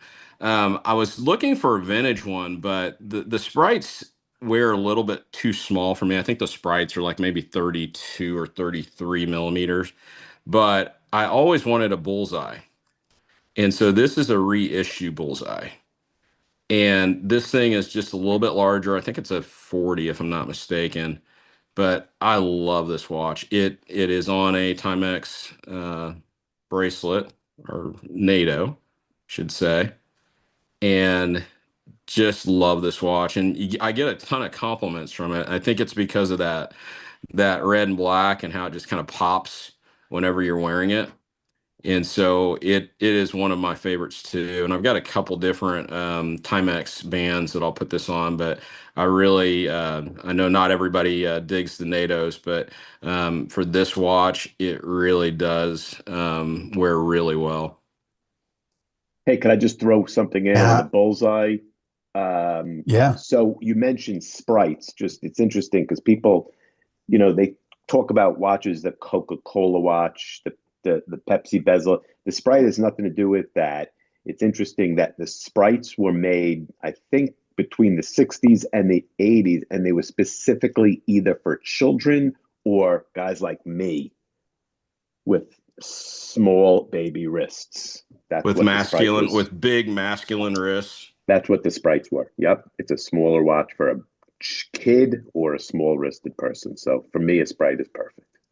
Well, it's this Yeah, no, one. This one on the reissue, it fits really well for me, and I think it look, and they did a really good job of getting really close to what those originals look like, and so that's another reason why I like this. So this is one that I'll put up in my top three. that's Very awesome. cool. Very cool. I was disappointed because I have an original one supposed to show up yesterday and it didn't show up. So I have an empty slot in my 24 for this. But There, I'm happy to see this reissue. I mean, this is right up my alley. yeah, Love it. and the original is probably one that I'll go get. It's just one of those things where I kind of struggle with whether or not I want to have something just sitting there and not really wearing it, but that's just something that that I'll eventually get to. Let's see if I can position this. You guys are going to wonder what I'm doing here with this, if I can get this on camera here. So when I was a kid, scouting was huge. And I had a uncle that lived in Buffalo, New York, and he was constantly encouraging my brother and I to stay in scouting. And if you were ever in the Boy Scouts, you'll probably remember that once you get to a certain age, you find girls and you're like, hey, I'm out of here. I've got other things to do besides go camping. But I was actually able to obtain my Eagle Scout award when I was 15 years old. And so I'm a little bit older, so that puts me right around 1992. But prior to that, I had a watch that I wore quite a bit, and I wore it to a lot of the activities that went out. This watch is still running, and so I'm going to show this watch. Now, it does have a new band that it's been put on, but this is a Scouting USA Timex. And you'll notice that the hour hand is a little off on it, but that's because this thing has been worn and it has seen a lot of cool events, a lot of hiking, a lot of camping. Just it's been through a lot with me whenever I was in scouting. I probably got this watch maybe when I was, I don't know, maybe 12, something like that, maybe a little bit earlier, and it still runs. It's a beautiful, beautiful mechanical watch. And so this That's is super also cool. in my top three. But it's I put And, this in there just really for more the sentimental. For me, a lot of times, you get a watch and you either get a watch because of price, you get a watch because of convenience and accessibility, but sometimes you get a watch that's passed down. I heard a lot of that today. Watches is their grandfather's watch or it reminds them of somebody, and this just reminds me of all the fun that I had, just being out, being a kid, and just being out in the outdoors, and that's why I kept this watch all these years, and I'll probably keep this in my box until the day I die. that's awesome. And by the way, congrats on Eagle Scout because that is a major accomplishment Well, thank you. I as appreciate a that. kid growing up. I needed I to. joined I'm a I ground. joined Cub Scouts. I joined Cub Scouts, and my ADHD ass got kicked out after a year because I was too much of a trouble. Well, I'm not going to say we didn't have trouble. I mean, I can tell you one thing that we did whenever I was, just quickly, a quick story. We had a leader, that he was just the most annoying kid in school and just always had to tell us stuff whenever we were out on the camping trips. And so we made some very, beautiful, delicious X-Lax s'mores for him, and we were about 10 miles away from civilization, and he had a rough go of it for about 3 days, and we laughed about that for a, for a long time, and that dude never did like us after that. But man, we sure we kind of put him back in his place a little bit. Oh, that's funny. Well, John, as always, awesome. It's such a pleasure to hear you kind of talk about your watches. I'm quite surprised of the level of Timex that you got. Great stories. Love having you here. So thank you. I'm going to remove you. Let's get to the judging. Awesome job. Let's go. Here we go. So I think I got him ready. So there we go. So he's J Law. So, all right, I got to get my phone. Oh, actually, I think I'm already up there.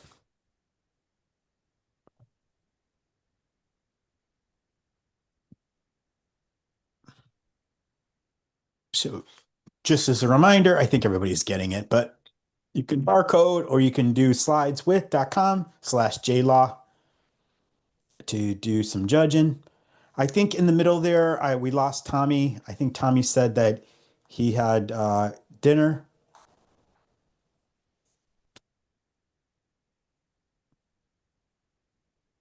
So there we go. We'll try to speed it up here. Let's see. We'll wait for, hopefully Kevin's still around.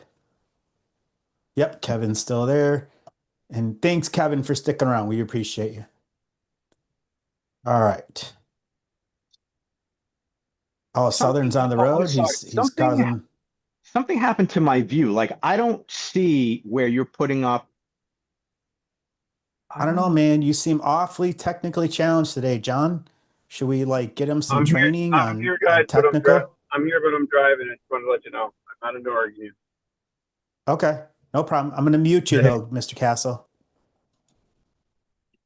I don't see your screen. I don't know what is happening. I don't know. I think we need to give you some technical training. Like I see you, but I don't see. Does everybody see my screen or my share screen? Yeah. Yeah. Affirmative. I think everybody else is. We have them in. So try to figure it out. I'm going to keep moving just for time. Yeah. Sake. Go. I might have to log out. I don't know. Oh, yeah, I'm not sure. So first for J Law is we're doing our overall rating for the collection.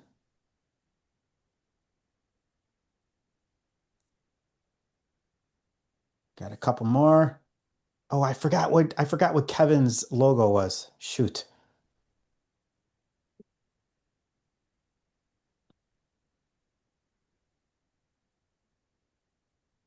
All right, there we go. So we got a 4.5.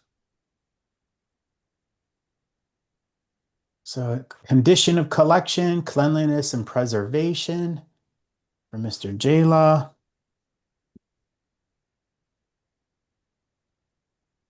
We got 2 left. Got 1 crown left.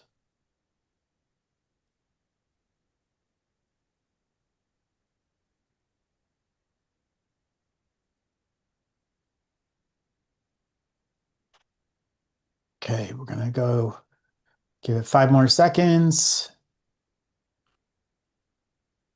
5, 4, 3, 2, 1. Okay, 4.4.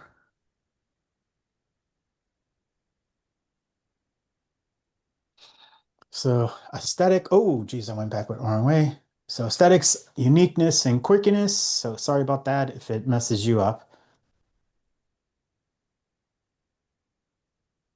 So we're just waiting for the 1. Can't remember which one Kevin is. Shit. I failed. Ah, there it is. Everybody's in. All right. So we'll move on. So it's a 4. So, all right. All right. So now we're up to the story.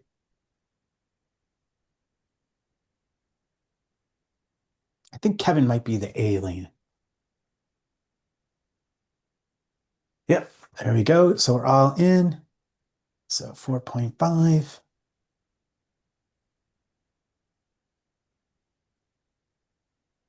All right. All right. Let me just see who we got is left in here. So we still have, to go, we still have Jamie's still here, Dave's still here, So, all right. So let's go to Dave. Sorry, Jamie. We'll go with Dave next. Oh, and DM. Oh, I almost forgot about DM. I got to change his name. Hold on. Rename. DM. Did he give me the finger, John? I think he just gave me the finger. He did. He just gave me the finger. You probably deserve it. Probably. Where did Dave go? Where's Dave? There he is. Dave. Spotlight. There it is. All right, Dave. Dave, you want to point your camera at yourself for one sec? Just so we can see who you are and maybe you could tell us who you are and what's going on, if that's all right with you. Absolutely. Hey, everybody. I'm Dave with Dave's Sales Emporium. You guys have seen me around buying a lot of stuff. Hell, I bought a couple of Timex just from Michael this morning, so I'm all over the place. Going to show you the collection I've got here. I'm going to give you a quick rundown. Well, actually, a real quick story. I got into Timex, pretty much the same kind of story as everyone's been talking about with their grandfather being an influence on them. My grandfather was a big stock trader guy, so he was big into collecting watches and had all kinds of bangers, Rolexes, Bulova, everything, but his Timex were my favorites and stuff. So when I was a teenager, he gave me one of them, and somewhere I've still got that. But ever since, I've loved Timex. Got into Whatnot about 2 years ago, buying a lot of Affirma and vintage books and stuff. And then someone showed me watches, and that was it for me. I've been buying tons of watches ever since.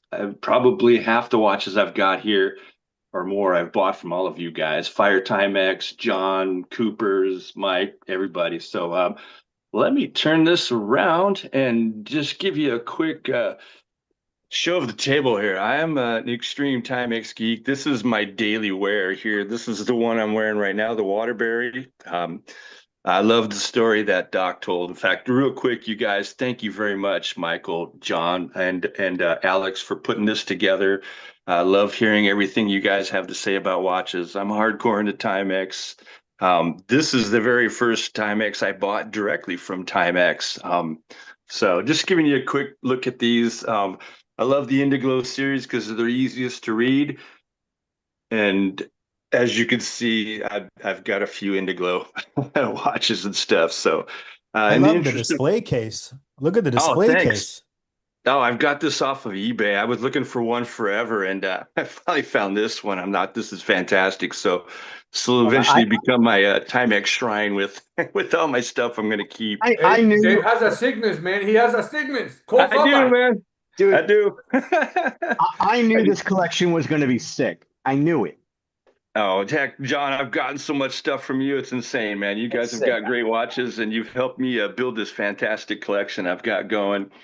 So, hey, real quick, here's my telephone dial one. I'm not really putting any of these in, and I just got them on display. I love Timex of all kinds, but here's the ones I've got going here. So a lot of my stuff is from the 70s. They're Marlins, Viscounts, Waterburys. And let's start off. Let me see if I can get a close look at this. This is a beautiful 1970s auto. This one's a fantastic space view. This is called it's a 1974 Marlin Space Age Manual. And we've got the 1976 Military Crosshair.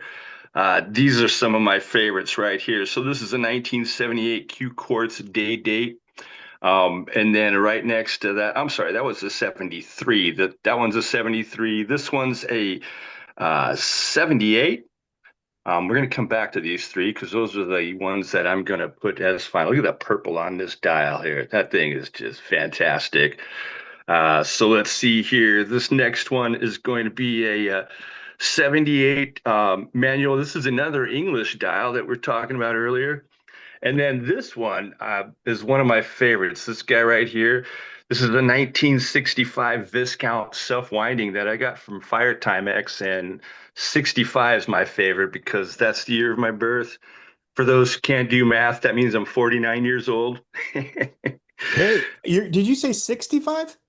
65, yeah. I'm 65 too. We're birth brothers. Oh, fantastic. Best year ever, right, man? Yeah, best year ever. Yeah, I love it. I've been collecting a bunch of 65s, and this one with the loom on the dial there, that thing is one of my favorites. In fact, I don't know if that'll show. There you go. That one's just beautiful. I mean, for a watch that's old, and not calling myself old, that one is still looking really good. So I love the 65s. I've got a mix of both vintage and new. So here's one of my latest new ones. This is the TX Linear Chronograph Titanium. This thing is freaking off the hook. This one has got some insane. Nope. Hang on a sec here. I don't know if that's showing up, but it's got a really good loom on it. But anyways, then the next one's a 77 Viscount. Then we've got a 78 England dial electric, which is a beautiful one. This is a 75 fantastic blue. That blue just blows my mind. It looks so good. And the numbers on this has a very unique font style on it, which I really dig. This next one is a 1970s automatic day date, and it kind of looks faceted, but that's actually on the face, not on the crystal itself. And then another one of my favorites here is the Waterbury Traditional GMT Quartz. And then we've got a 78 Viscount with a purple dial, which I don't know if the purple's going to show up, but that's just fantastic. And then this is another newer one here. This is a beautiful chronograph, and the green is really cool. I've got a few different pandas, but this green and white one is one of my favorites. The next one is, of course, the classic digital. This is the Timex with Indiglo. And then our next one is a 71 manual with the bullseye style. Then we've got the Sprite with the day date. And then we've got this one with, this is an Indiglo. Where is it? I'm sorry, this one right here. And this is a funky one. I've got to learn some more about this, but this is a Indiglo eye control alarm watch. So I just got that one a couple weeks ago. This one, John, I think I got from you here. This is a 71 Marlin day date. And then the next one we've got, yeah, these are fantastic. I love the Marlin line. One of my favorites. Marlin and Waterbury they're just beautiful watches. I mean, and that's what I like about Timex a lot is the different models cross the lines from, like a low end, medium end, what looks like, a higher end kind of watch as well. So beautiful watches. I absolutely love these. The next one is this 1977 blue and white with that unique font on it. And then my last one here is another Waterbury with the classic chronograph on it. So the three that I'm putting up are these top three here. So we've got this first one with the red indices. This one right here got a little good story about here. This is the 1978 Q Quartz Date 8 Pulp Fiction. This is the same style watch that John Travolta filmed in the movie Pulp Fiction. And when I was living in LA, I was fortunate to see Pulp Fiction being filmed, that whole cafe scene. I was dropping my kids off at a babysitter who was right down the street from that location. So I got to see, John Travolta and Samuel Jackson and stuff going in and putting the film together. And Pulp Fiction is one of those films that are just wait. Go back to that, because that's one of my all-time favorite movies. I'm a Tarantino freak. That watch right there is the watch he wore in the diner scene, not the diner scene, the in the Jackrabbit Slim scene. I think it's the Jackrabbit Slim scene that he danced in. Yeah. So what is that? It's called it's a 1978 Q Quartz day date, and it's actually called the Pulp Fiction. Really? Yeah. It's cool. I got this one from Cooper a couple weeks ago. It was a pretty penny. It cost a couple of bones, but that's one of a kind. Stop the voting, man. We got a champion now. What the fuck, man? What kind of collection is this? I knew it was going to be crazy. I knew it was going to be sick. Thanks, man. I had no clue. Holy Dave, you're never invited again. You've been banned for all future events. Jesus Christ! I'll tell you, Dave You got quite a collection. I know Dave buys quite a lot of watches from I do. from me. I'm more of a pro buyer than a seller. So I travel a lot for my job. I'm a systems engineer, so I get sent around the U.S. all over to work at data centers for AI, hospitals, cancer research, the whole shebang. So I'm gone too often, and I can't set a regular schedule just yet. But I try to do pop-ups now and then when I'm either on the road, and my plans are to try to do a regular Sunday show around noon or 1 p.m. So as soon as I get my act together and can figure out a solid time where I'll have, a steady time where I can do regular shows, that's what I'm shooting for. So that's my Awesome. collection. That's what I've got, Damn, guys. I'm gonna be. Let me hold on. Let me get over to Whatnot and make sure I like follow all your shows, your future shows. Shit, Yeah. Thanks, man. that Thanks. was Yeah, awesome, and man. I've Dave, got a thank you bunch so of stuff much. in the bins on Whatnot, and I also sell a ton on eBay too. So my IDs on every friggin' platform, sellable. Email as well is Dave Sales Emporium. So if you ever need to contact me, Dave Sales Emporium at Gmail. I'm on eBay, Whatnot, Poshmark, Where are you Mercari. located? Yeah, I I'm was in gonna ask the Georgia same thing. actually right now. So I'm south of Atlanta. I'm in near a town called Noonan. So I'm about 30 or 40 miles south of Atlanta, Georgia. Nice. You know, Just you're the close Braves. to Southern. Southern's down there. Oh, okay, Southern's not cool. far. Southern Horology is not far. He's from Georgia as well. So is Cooper. Cooper is also from Oh Atlanta. yeah, So yeah. I plan on going yeah. seeing Cooper one of these days. She's north of me, up probably about 20 miles. So she does a show, I think, once a month at some flea market place. Definitely got to go check her out. I buy tons and tons of watches from Cooper. She's got great stuff. As do all That's of you awesome. guys. Like I said, it's fun. So I appreciate you guys having me. Thank you very much, and hopefully you guys enjoyed And the watch. we appreciate you, man. Appreciate you supporting the show, and thank you for your patience today while we're going through all this stuff too and waiting around. And I mean, Oh yeah, love that. he's wearing an Atlanta Braves hat. You knew he was from, And a from watch. And by the way, 1965. I have less gray hair than Mr. Dave. Let's see. Let's make sure we get some pretty heavy duty gray you got wait, you're there. both 65. 1965? Yeah. Yeah. What All when right. what I'm cool, month? guys. 1968. All right. What Good So month, deal. you Dave? can be my father. I just like that 1978 Timex. I That's know. what I I'm like. trying to find out the month so I know who's the oldest here. Because it's me or Dave. Oh shit. It's got to be you, John. I'm pretty old, man. No, mine's December, man. So Oh, I'm the son very. of a bitch. I'm November. I'm November, so I'm officially the All right. oldest. Shit. All right. All right. Dodge that one. Days Yeah. are, you're a Well, you're baby. safe. You're safe. You're safe. All right. Well, I'm going to remove you. Let's get the judging going. We got a Thank you, couple more guys. to do. And all right, let's see. I think I got Dave's up. Let's get it going. So we should be up and going here. Slides with Dave Sales.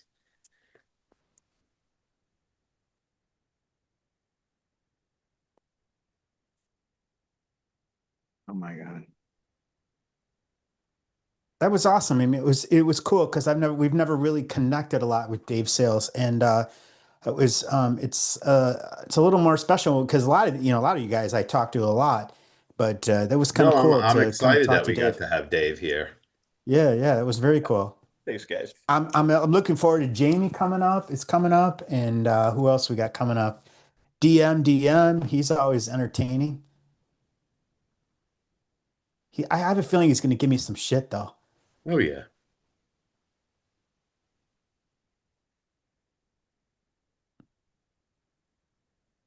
All right, so we got Kev. I see Kevin is here with his little cop car. We got Tommy. Tommy's here. Tommy lost some power midstream there, but he's back with us. Let's see. I think we'll just give it 10 more seconds and then we'll go. Go. Go. All right, here we go. All right, so the first one. Oh my God. Dave is definitely not invited to the Seiko show or the Bulova show. Right. Yeah, that guy has to be blacklisted, man. Screw Oh, you that. guys are safe there. I'm mostly a Timex guy, so I might have some good steakos, but the rest of you guys will smoke me. Well, I'm hoping he just blew his load here. I'm hoping this is it. All right, we're waiting for one left. Okay, here we go. All right, first 4-9, 4-9. Wow, 4-9. Oh my God. That's a score. 4-9. I think he's like a dark horse here. I don't know. This is some crazy shit. All right. Oh, I gotta go. It should be called Dave's Timex Emporium. Yeah, no kidding. I considered it. No kidding. All right, we're waiting for two more. Two more. Kev's in there. All right, one more left. One more. There it is. 4-8. Wow.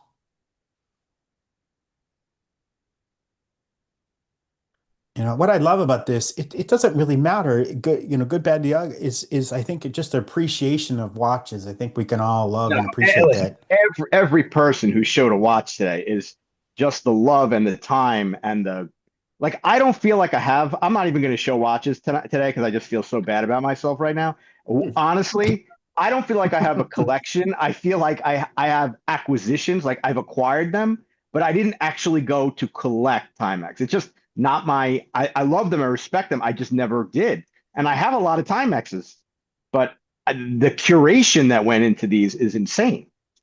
I know. I'm quite humbled by all of this. I've always appreciated Timex. I've always had a Timex, collection, waiting for one more. And then I think we're going to move to Jamie next. So Jamie, if you can get yourself ready. 4.6. 4.6. Jesus. This is like US figure skating.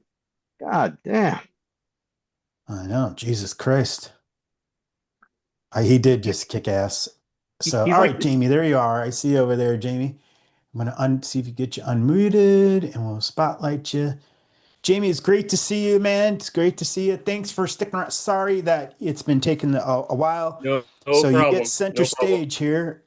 And of course, happy my to have family's you. going to show up right now, so you're going to hear noise from the dogs. But yeah, thanks for putting me behind Dave. I appreciate that. I mean, I know. Shit.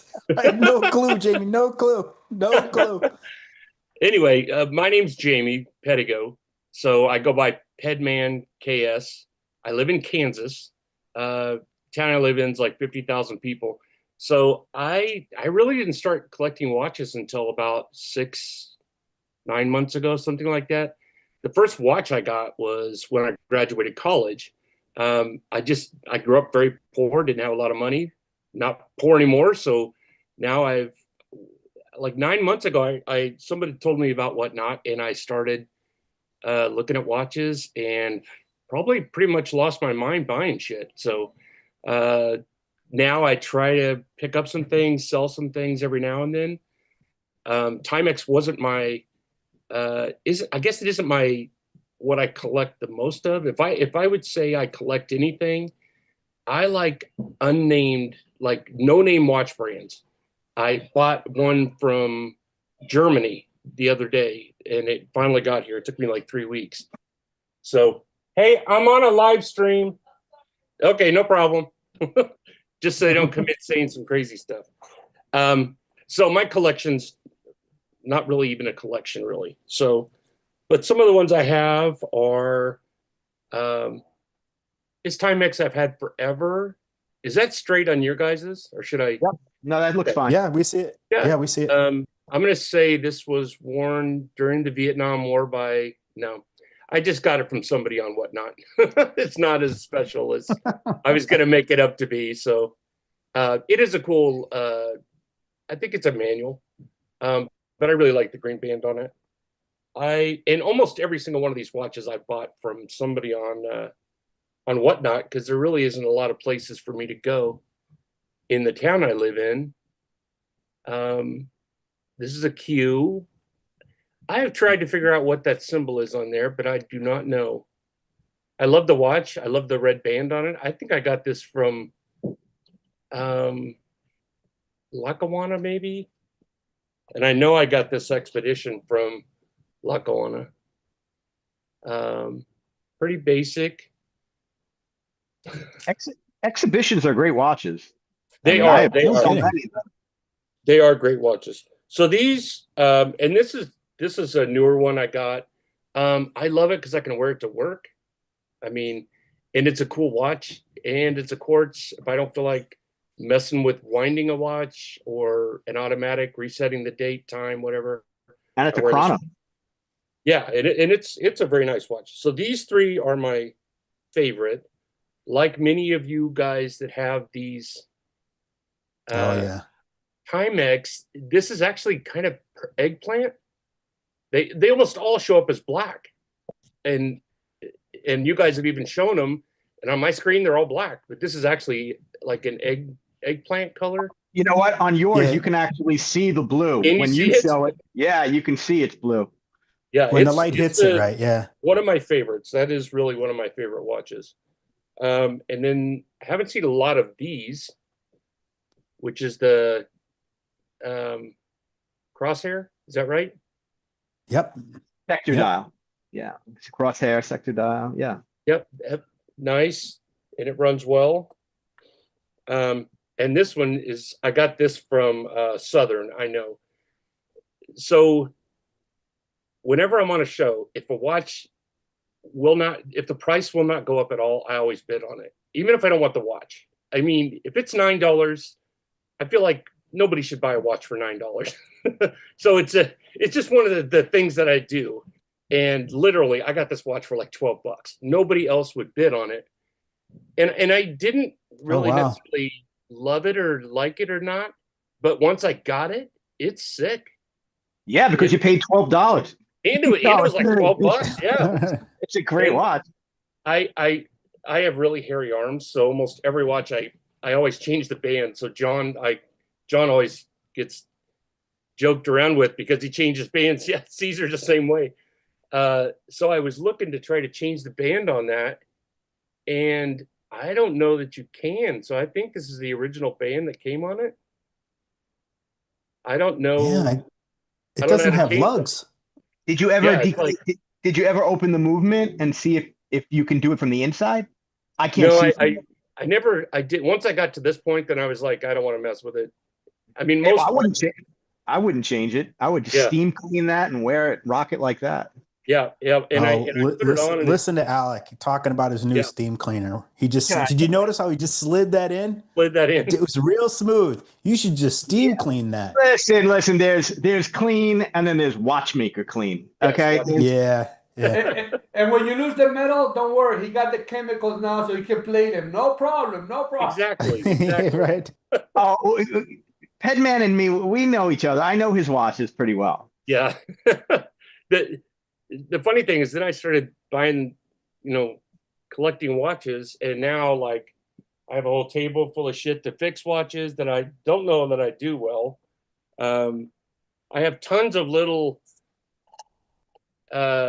trays here of watches that I've either torn apart and didn't put back together, or I'm missing a piece for it, but generally they're really small, cheaper watches. So, but it's been a kind of a good hobby because I've always worked in an area that I don't have a finished product.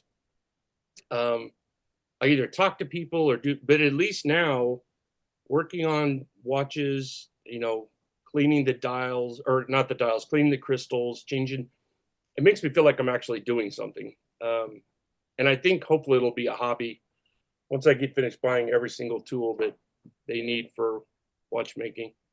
You will never buy every single tool that you need for watchmaking, ever. I know. Every now and then I'll run across something. I'm like, I don't even know what the hell to do with that, but I need it. So, No, it sounds like you're on a very familiar journey as a lot of us. And, I think, keep talking to us around, Alec with his expertise is we're going to do some of these workshops where I'm learning, like I'm a novice is continuing to learn.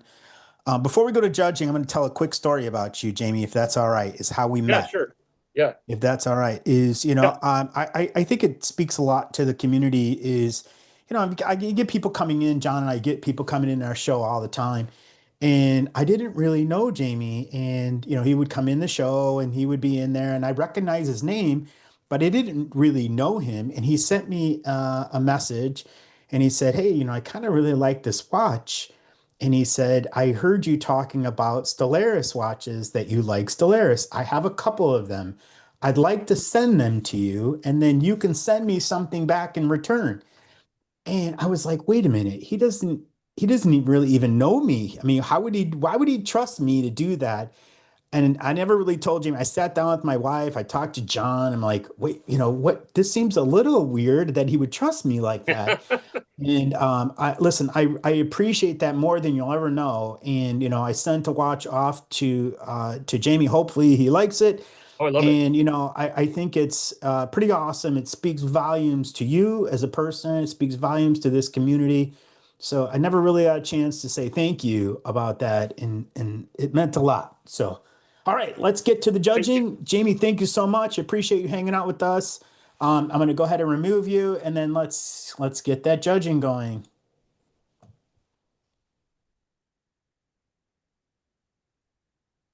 All right, it's now slash Pedman. Lies with Pedman. The Pedman.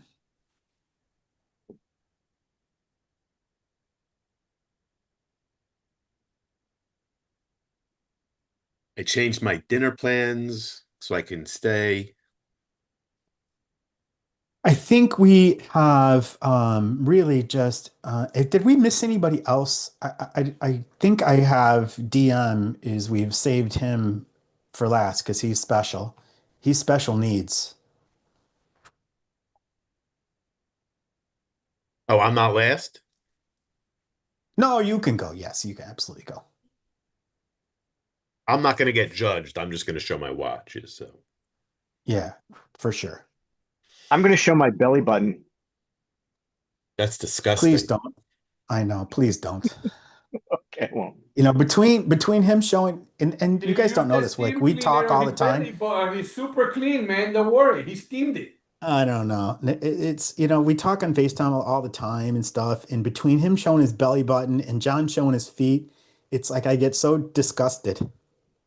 well, John and I are going to start an OnlyFans. I have beautiful feet. It's not that they're beautiful or not beautiful. It's just All right, here we go. So we're up. Here we go. Oh, I didn't catch what Kevin was again. Did anybody catch what his icon was?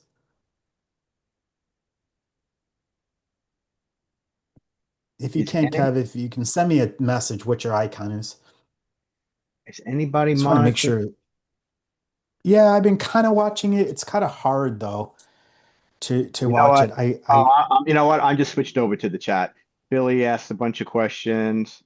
Uh, Billy, you can always call me and ask a service question. I mean, no problem at all. What else? Who'd you want to know whose icon it was? Kevin. Kevin, do me a favor. Put in the chat on YouTube what's your icon right now.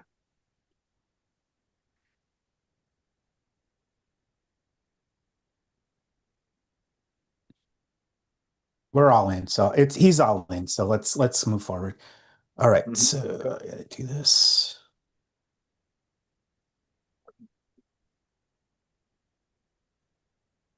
All right. Totally lost this. Yeah, there we go.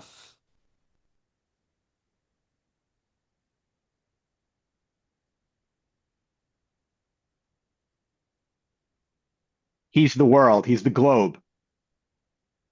Oh, okay, cool. Thank you, Kev. All right, we're good. Okay, here we go.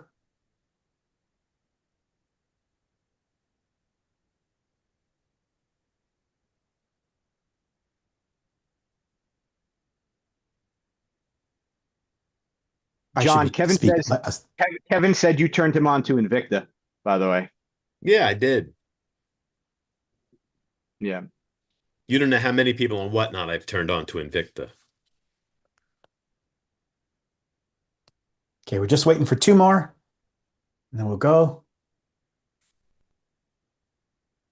And hopefully, Mr. David, you're getting yourself all geared up, as we will bring you on to stage next. By the way, who allowed Cesar to unmute himself and give comments? Holy crap. Was that you, Alec? Did you allow that to happen? I didn't do anything.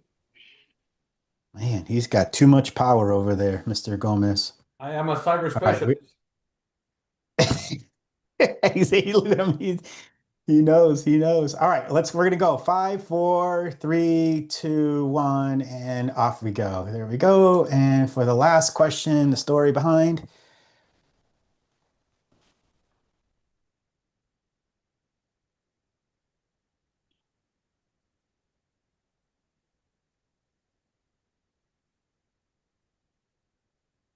I just watched Jamie running across the room.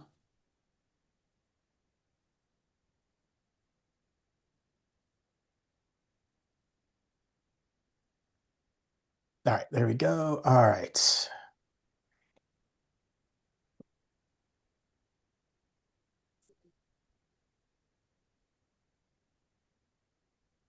All right, look at David. He's so sharp. Look at him. Let's unmute him. Let's get him going here. Ah, there he is, Mr. Dave. How are you? I'm doing well. And So what's your birth years? What year are you? 70, 72? What year? Well, you did this on purpose, Spreck, bringing me up last. Uh-huh. Few disclaimers. I'll never, ever put white bands on any watches. I got kicked out of Cub Scouts for beating up the den mother's son. And, yeah, I didn't want to say it, but I got kicked out for the same reason. and I'm the old man in the group born in 1960. But I have all black hair and you guys have all white hair. So what's up with that? Who said you had all black hair? Yeah. Look how nice and black there. Look at that. I got olive oil. I put olive oil in this morning for Did you know? guys. Did you know you were colorblind? This is extra virgin olive oil right here. Look at that. Yeah. Nice. But I just want to say one thing about Dan sending that watch to John's wife. That's pretty classy because my mom's a survivor. My mother-in-law is a survivor. I did lose 2 aunts, and I think that's classy. It's a good thing to support. My club out east on Eastern Long Island, we have a shoot every year called the Take a Shot at Cancer, where we all shoot sporting clays. I shoot sporting clays. So you're all invited. If you ever want to come, you got to let me know. I'll let you know when it is. So Can you guys can we shoot Invictus? Yeah, you can throw it, whatever. If I can get it out of the machine, you could shoot it. No problem. That's not a big deal. But coming up last, and especially after Dave, who the Braves come up here and kick our ass. This guy just kicked my ass in the Timex category. So I'll show you what I have, and we'll go from there. Well, why don't you introduce yourself a little bit? Tell us a little bit about your watch journey. Okay. I mean, you got some crazy stuff. So my name's Dave Manassi. I live on Long Island. My interest in watches, when my family came over from overseas, they had a jewelry business on Lexington Avenue in the city. So my uncle was the diamond guy. My other uncle was the colored stone guy. And my grandfather was the watch guy. So we always had timepieces since I was a kid, since, I was born in 1960. So, all these watches when I was a kid, we always had in the house. I still have some of the watches that were from the store. Unfortunately, things happened. We lost the business, or they lost the business, and they went on into the laundry business. Anyways, one reason I love time and timepieces is my dad was a nuclear engineer. We got together in 1969. We planned a trip cross country by railroad. So we had to get all the schedule of all the different railroad companies we were taking from New York City out to California and back. So everything was based on time. And he always had his watches ready to go. And that's why I wear 2 watches, because that's what he wore, 2 watches, depending on what zone he was in. He would switch from East Coast to Midwest, West Coast back to the Midwest, and he would time everything based on railroad schedules. It was pretty cool what he did. And it was a great trip. It was something I'll never forget. But I collect watches. I'm not a seller. I give some stuff away to friends and family that I do buy. But I enjoy it. I really do. I really enjoy collecting. I enjoy everybody on here. I've seen most of your shows, a lot of classy guys. I would just want to thank you guys for even inviting me. So it's been great. I mean, I've learned a lot from every one of you, and that's no lie. You know, John, Spreck, and Doc taught me a lot, you know, about the watch business. I've been at Doctor's house, and he showed me all his instruments and what he does, and he took a watch that I thought could never be repaired and brought it back to life. It's absolutely gorgeous. So I always want to thank him for that. So, but I will show you my timepieces. I'm going to start off with a, let me see, what are we starting? Let me switch this over because I got a nice studio set up. There's the white band I'll never wear right there, by the way. I love it. Oh God. I knew I was gonna get it. I was wondering if it was in the beginning or Oh, the I got to end. bust your balls a little bit. I mean, Of come on. I course, like of it. course. I'm all about it. So, I'm all about it. The first one is a reissue, and it's a racing theme from the 70s that they based this reissue on. And I love the color blue. My first 4 watches are all blue. And I like the new reissues that they have. It's nice, brand new. I wear it all the time. My Is that a second red? one, Is that a red crosshair with an orange second hand? yeah, it's orange and orange. Oh, okay, that's crazy. Yeah, Yeah, New orange and York orange. Mets, baby. Yeah, it's a nice reissue. I really like it. The second watch I'm going to show is a friend of mine, Fred, who has passed. He was a pilot for Pan Am. And so he always talked about Pan Am. And all the stories you hear about Pan Am are actually true about the pilots and the stewardesses and travel. But look at the band on this. I mean, it's just such a cool watch and it fits really well. It's got a Japanese movement in it. 21/6 vibrations. I mean, Doc could probably tell us what that actually means. It has hacking, sapphire, crystal. And it's just really a nice wearing watch. So I wanted everybody to see that. It's pretty cool. The next one I have is a 74 Viscount, which I really enjoy. It's a nice blue leather band, nice blue indices, and it's been running. I said all these watches this morning, they're all running. Every one of them are keeping good time so far. You know, nice clean watch. And the next one is another blue one that I love. It's a UFO. Shit. You know, really, really keeps good time. I've never even And seen this one before. I've never seen it either. so that one I really like a lot. And the next one is, I was told it's rare. Let me see here. I was told John, you it's rare. notice how he's got the Timex clock and the Pan Am in the background? It's all lined up back there. And this one here is a Zulu time. It's the original band. It's really nice. I wish it would focus better. Let me see if I can. It doesn't come in, but it's a really. I've got this from Timekeep, and it's a really cool watch. Let's see. Next one's a digital one as well, which everybody's just basic Timex watch. You know, I try and buy the Timexes I get. I try and buy the clean ones. With that one's Beautiful. a nice one. The sheer amount of different watches Timex made is insane. It's crazy, right? It's insane. Even Seiko, you know, there's a million Seikos, but the differences in these watches are crazy. And this is a flyback chrono, which is pretty. I like the watch. I mean, it's a big watch. I love it. It just fits. It really fits me well. I like the band. Really, really nice watch. Oh, and the last one for this row is another chrono, which I wear this one a lot as well.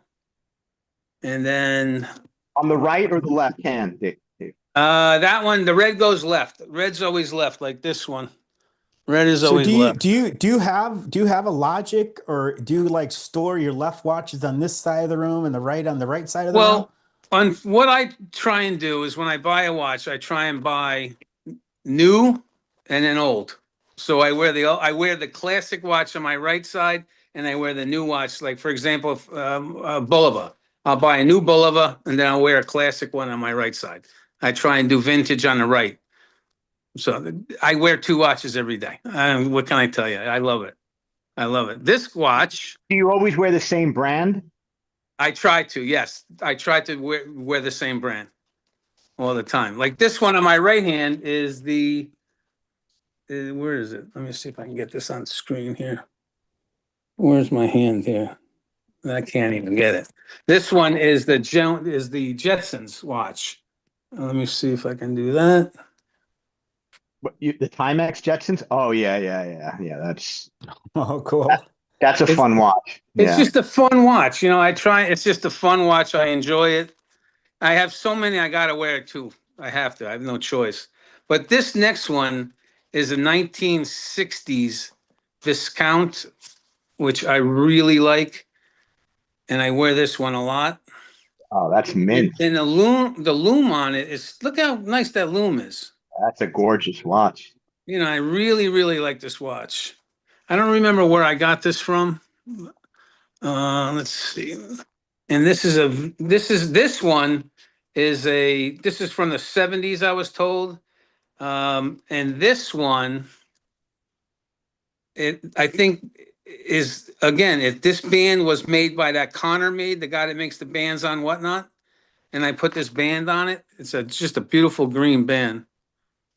I mean, it doesn't have the right buckle, but it just fits really, he makes really nice bands. And then I get into my expeditions. I have 3 expeditions. And these I buy because John talked about expeditions all the time. So I started collecting them. I got about 3 of them. Yep. I wear them all the time. And I mean, original band. And they fit really, really well. They're just a great wearing watch. Now, this next watch has a story to it. I belong to a lot of surf casting clubs on Long Island. And this watch tells the high tide. I still haven't figured out how to figure out the high tide yet. So it's easier for me to look up the high tide on the internet than it is to actually use the watch. Perpetual calendar. It's a really nice. It's a reissue. It's a beautiful watch, and it wears really well. Has a nice NATO band on it. Is another expedition I have. This is the perpetual calendar. Where is it? And that one I wear. I usually try and clean them up. You know, nice band on that one. This one is a Marlin UFO with crosshair, which I really like. Keeps time. I mean, they all really keep time. Original band on this one as well. You know, I'm Do you happy. wear stretchies? I do. I actually do. As long as they're not white, I wear them. You know, so. And this one Listen, I bought, do you guys and I notice, you know, for an old guy, did you notice how he slid in the loom gun real quick and showed the loom with the black light real fast? He was like smooth for an old guy. And this I bought because it's the Peanuts and it's a collector's piece, they told me. And I haven't even pulled the pin on it. I never wear it. I just threw it in the safe. So that someone will get. Grandson's son, who knows, will get that, end up with that one. So, but again, these are all new. And this next one it's a diver they call the Red Dot, which I really like. It's quartz diver, which I really enjoy. I wear this one a lot as well. And the Red Dot obviously is because of the second hand. And that has a tropic strap on it that is not original. Let me see. And then my next one is a 1970 mechanical day date, which I never set the day dates. I just set the time on these. I try not to, you know, and I wear these a lot. You know, again, I try and buy everything clean. And that one's a clean one. This next one is I think it's 77. And Doc could probably tell me, someone said this is an M24 movement in here. Yeah, I'd have to see that inside, but so clean. Yeah, they're nice, you know, and I go through, again, I wear 2 a day because the box is so full, And again, I got into Timex because of you guys. That's cool. Man, it's like pulling one museum piece after another. So, and then the next one is let's see, another diver. I heard this is 1960, I think 68, 69, I was told. This has the original band on it as well. It's a little worn, but someone had mentioned earlier about original bands. I'm a big stickler about original bands. I'll always try and look for an original band. If I buy a watch head, I'll always try and match up the band to it. And as everybody has this I got from Mr. Spreker. Um, runs great, tells great time, beautiful watch. And the last one I have, I think I got from Sprek as well, is this black Timex, which I love. Oh, Really yeah. nice. I love John's story on these. If you haven't heard it, sometime we'll have to during a roundtable. John, maybe you can give the history. I mean, the enthusiasm when he tells a story is like he gifted me one, and then I bought another one, and then I sold it to you, and then I bought another one. And one last one, which I bought for my wife. I buy my wife many watches. She doesn't wear any of them. This is an old Timex that I bought for her that just keeps great time. It's a woman's watch. It's really cool. I love this thing. I wish Beautiful. it fit me. I would wear it. It's pretty cool. Very cool. Yeah. It's a nice, and I can't remember where I got it, but it's just a nice, nice, clean watch. I would have loved to have been a designer at Timex. It's cool, right? Oh, and here's a white band if anybody's interested. Oh boy. Yeah. you're gonna give it away. And that's it, guys. All I right. just want to say thank you for inviting me, and I really appreciate all of you, especially all you sellers. For someone who's not a seller that collects, I really appreciate it. But there's a lot of stuff that like I said, I do give away to friends and family. Just as my way of saying thank you to everybody. So thank you guys for inviting me. It's our pleasure. And hopefully I could become better friends with you so I could be one of the recipients of those gifts at some I know. point. I was gonna say we're great friends, right, David? We're You great are. friends. You are. I may have to move back to Long Island, Like I said, what's mine is yours. I'm a 32nd degree Mason, so I can usually do whatever I can do, I do. Awesome. That's part of That's my awesome. pledge. Well, you're part of the staple, part of the show, the crew, the friends. So love having you. I appreciate I'm gonna that. pull you off. Let's get the voting going for Mr. DM. I've Oh, and I can always also enjoyed show you saying how to DM. make some. If I don't get good rating, I can show you how to make a lasagna real quick too, if you want. Yeah, maybe one of our roundtables we'll talk about it. All right. We'll talk about the lasagna. I've got to figure out a trip up east to see you and Doc, and then maybe I'll swing by and pick up John on the way up there. There's a big watch show this weekend coming up in the city. There's a bunch of people are going to be here.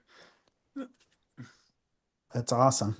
All right. I don't think I joined in. Did I join in yet? I did. Yeah, here I am. Okay.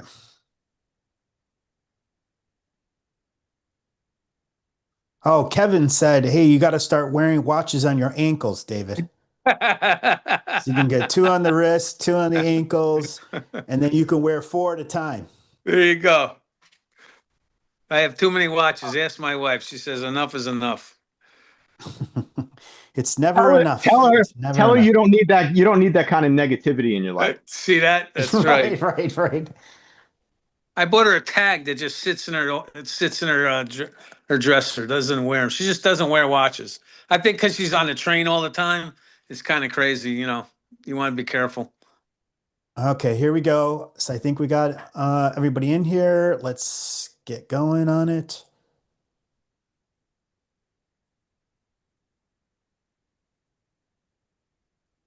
I think that's other. I mean, we're gonna do John next, and then we'll kind of wrap things up. But I don't think there's anybody else. If please raise your hand if I missed anybody. I'm pretty sure I got everybody, but What?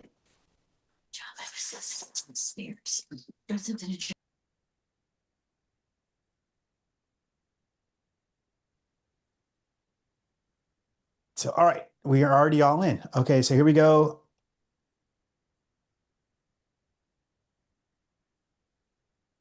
Condition of collection, cleanliness, and preservation.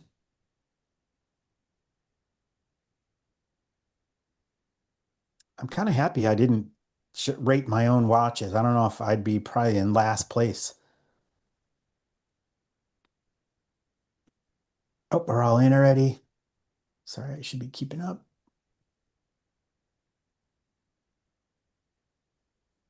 Looks like we're getting close. This could be a close run.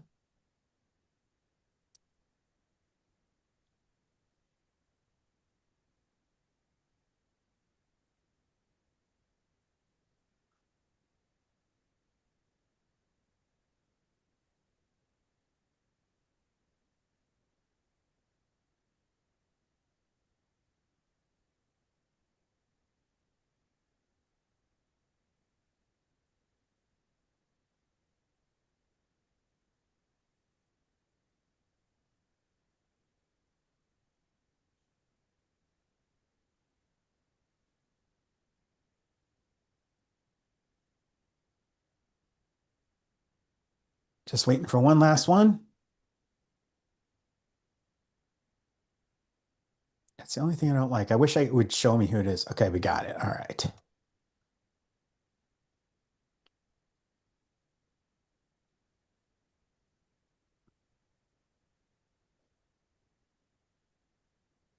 All right. Where is Mr. Johnny Boy?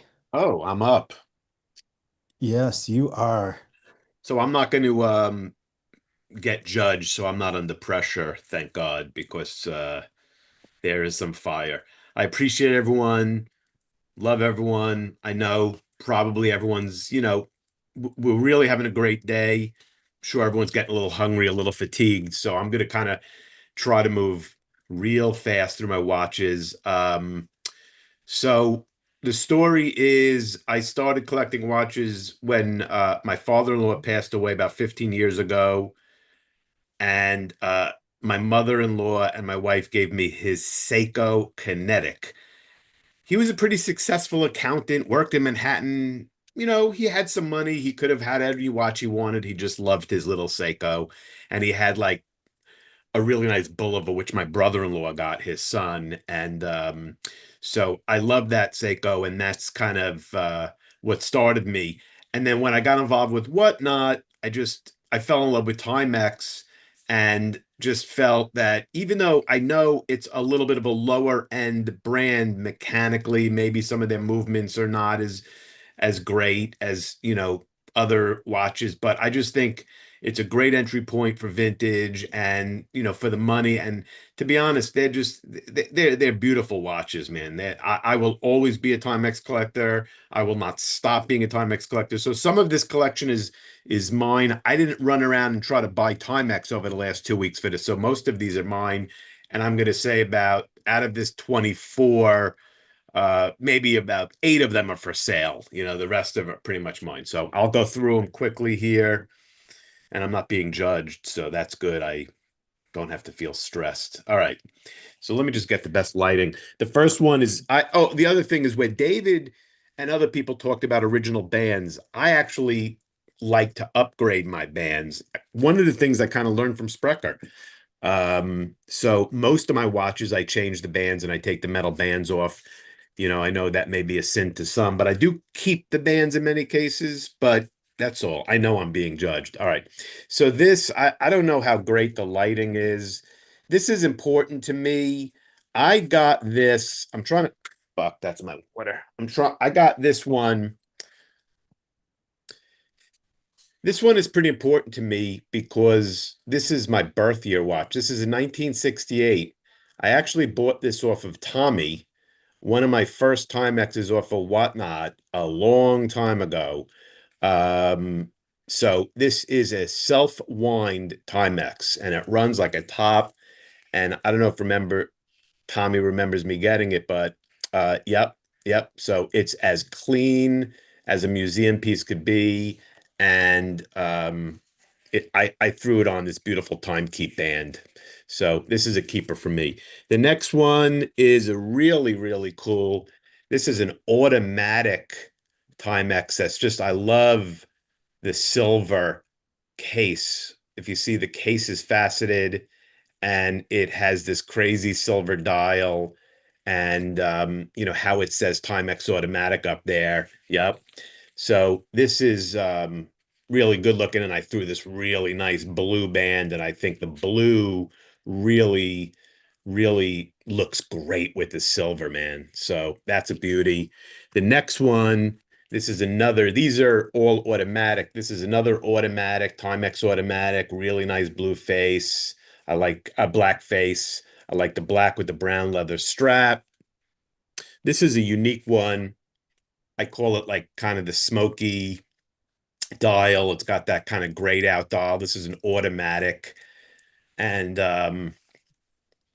part of my personal collection, how the out of ring is kind of that smoky gray, gradually, you know, kind of lightens up in the middle. This is one of the famous, this is an automatic self-wind. This is the one we were talking about at the beginning. This has 21 joules. So you rarely see the Timexes with the 21 joules. So this must have that, the best. I don't know what the caliber is, but it must be their best caliber, because this is a 21 joules, and again, very clean, well running, and it's rare you see the 21 joules in a Timex. So this is my Australian Railway 1974 Viscount Crosshair. This was used from the Australian Railway. It's a railroad watch, and we all know the story about the conductors. And they made these in America and in England. And there is some letter on the back, and everyone always tries to find the specific letter that says it's from England, but this is actually a United States one. I could not land an England one, and I'm still trying. So it's got a four-way colorway. It's got the yellow in the outer ring, the white, the red, and the orange secondhand. So this is also an automatic. Many of them are manual wind.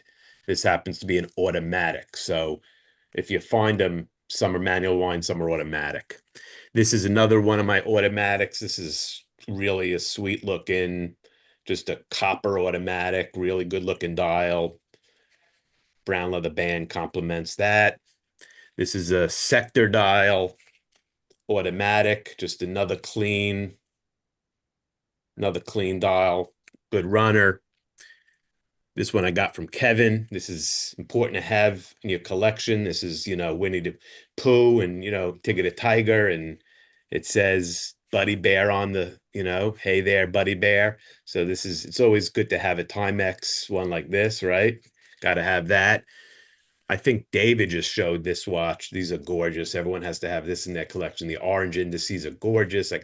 This is complemented. This may be from Kevin as well, that came from Spreker actually. So, and then this is in my personal collection. This is a really clean Telco, and I've had this one for a while. Really clean Telco with the brown and a beautiful, cool, look at that band on it. I love that one. This is just a really nice automatic.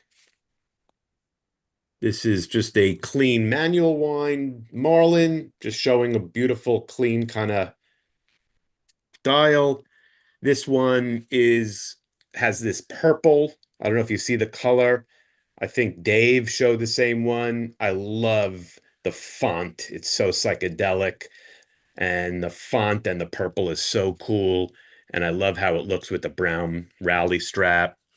This one is also cool. It's a red, like a blood red, real nice ruby red. And I threw a black strap to complement the blood red, also with very cool font. This one you'll never see. This one is like a wood grain, really gorgeous kind of wood grain back there. Kind of hard to tell in the picture, but another really beautiful one. This is a real clean electric. I had to have one electric in my collection. So this is the Timex Electric. Very clean, running. This watch is like simply amazing. This is from a watchmaker's estate. This is a real old on a shark skin Hadley Roma. It's really hard to tell how clean this watch is. It's almost like new old stock. And it's just a gorgeous Mercury wind up. Just another beautiful dial wind up. This is cool because it's actually a telephone dial, but it's automatic. So, that's really a cool feature that it's an automatic. Here is the psychedelic one. I don't know if you can see that crazy, crazy kaleidoscope on the original mesh band. This is a real cool one, man. All right. So if I was going to be judged, these are the three I would get judged on. And actually, two of them are brand new modern ones. This is from Wind Up. This is a really beautiful reissue, kind of Timex with this. I don't even know what color that is. It has this really cool sector dial on this crazy band. Really, just really awesome color. Rare color. I love the It's like a colorway on plum. that. It's a This cool one color. is the famous solar system, kind of like got to be part of everyone's collection. And the last one is mind-boggling to me because it's just like a really cool automatic. Look how nice this is with this kind of really cool dial and this Batman bezel and this insane band. And what's really cool is that it is a exhibition case back. So those are my watches there. That's my Timex collection. Thank you everyone for watching it and looking at it. And I had a great time today looking at everyone's collection, but thank you. Awesome. I mean, it was no, thank you, John. Appreciate that. I'm gonna remove you for the spotlight real fast. What was Crazy that? collection. Crazy collection that you have. Thank you. Yeah, it's pretty freaking incredible. So I would say that I'm a little surprised, to be honest with you, at how many awesome Timex watches we just all went through and looked at and shared with each other. So I'm actually kind of honored. I mean, I honestly thought I was like, oh man, I got some pretty good watches here. So, but you guys had some pretty freaking awesome watches, and hopefully you guys enjoyed it. I think I had a really good time. I want to do a quick shout out for Florida Kevin, who's been sitting on YouTube this entire time, participating in the judging. A couple of my Timexes came from him. So quick shout out to him. Kevin is a good dude, and we appreciate you, Kevin. So, all right, as far as the contest goes, I think any guesses on who we think won that one? The hard call. David? David? No, it was Dave Sales. Dave Sales, Dave Sales was won the contest. DM was right there with him, but Mr. Dave Sales, maybe if you come off your camera there, Dave, so we can see your reaction of your big victory here today. I think he was a bit of a wild card, Dave. I think I wasn't really expecting Dave to like really, come out of nowhere. But super happy. I'm happy for you. Yes, you won the contest. So here's what you're going to get. Let's see if I can get a good picture of this thing. This is a Timex. Hey, MWF, what's that called? I can tell you what it's not called. Yeah. Yeah, what's it? No, let's see if I'll flip on my other camera real fast. See if I can get in there so you can see this.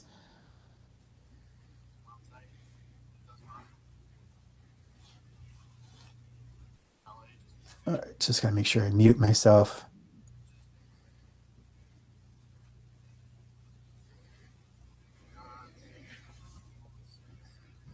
All right. Let me see if I can switch the camera. Of course I can't.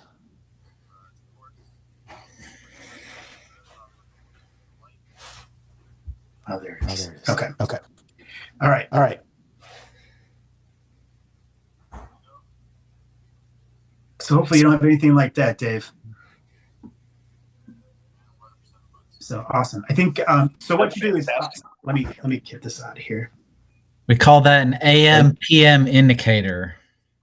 Yes, they do. So it's cool because you can't really see it, but it's got two they're pushers here. They're two separate bezel, inner bezels. So it has two separate ones that can spin in there. So hopefully you enjoy it, you like it. So I'll catch up with you after the fact. And I think, John, is there something you wanted to do too, or no? Yeah, I just want to say one thing about the moon phase that we're all joking out. I was on the chat when MWF got schooled, right? The guy was really just not nice about it. Like Hey, I've been in can you chats and flip I've your said, "Hey, by camera? the way, did you know blah blah blah?" But the guy came across like that's not that. So the bottom line is the majority of watches Can we you flip see your we camera, all John? call moon phase. Essentially, it's just an AM PM indicator. The real moon phase has actually a very highly complex situation where it actually changes with the 28 days of the lunar cycle. And you'll find those with like, the APs and that type of shit. So, yeah, what I want to do is I wanted to, well, is there a second runner up? There is. And can you flip your camera so we can see you instead of your watches? Oh, geez. You ask a lot of yes. Is there a second runner up? There It should is. be a Mr. loser, a present for the loser with the worst collection. I have an Invicta for the loser, says Fuck that! I have a ladies gold Invicta for the loser. Golden Invicta. Well, listen, Cesar, I know, I mean, we love having you in this thing, and I know you're really not, you kind of rushed to get some Timex watches. I think you had a great collection. I wouldn't put yourself down at all. So I don't think Cesar had the worst collection. Number one was, I don't think anybody, in my opinion, who is a watch collector, who likes Timexes, is a friend of mine. And at the end of the day, it's all good.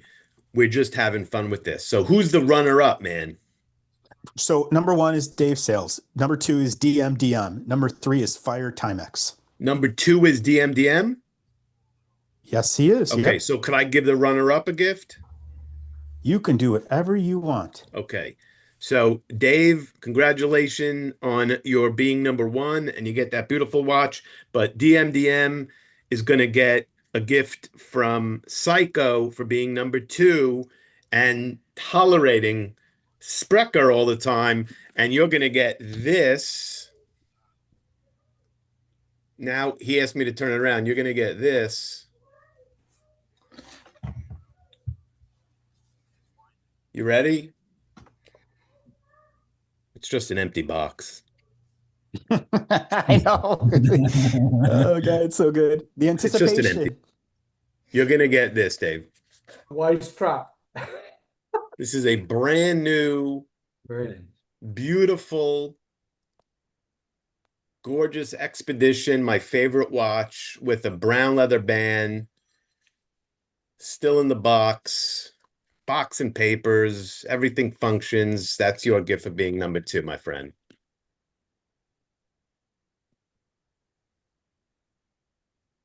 Very nice. Tommy Time Shop is going to give the winner, Dave Sales Emporium, a watch strap.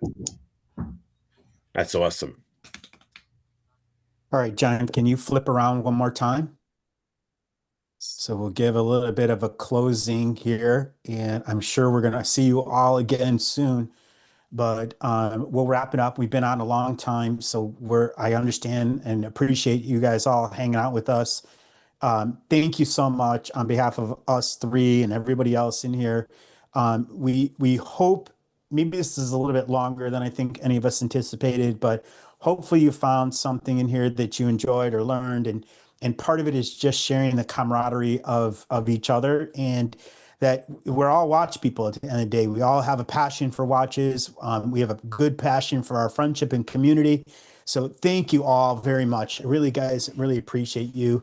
and we'll continue doing stuff like this, meaning I think our roundtables will be fun. I think Alec is being gracious enough to offer up his time and expertise on doing some workshops coming up. So I'm super excited about that.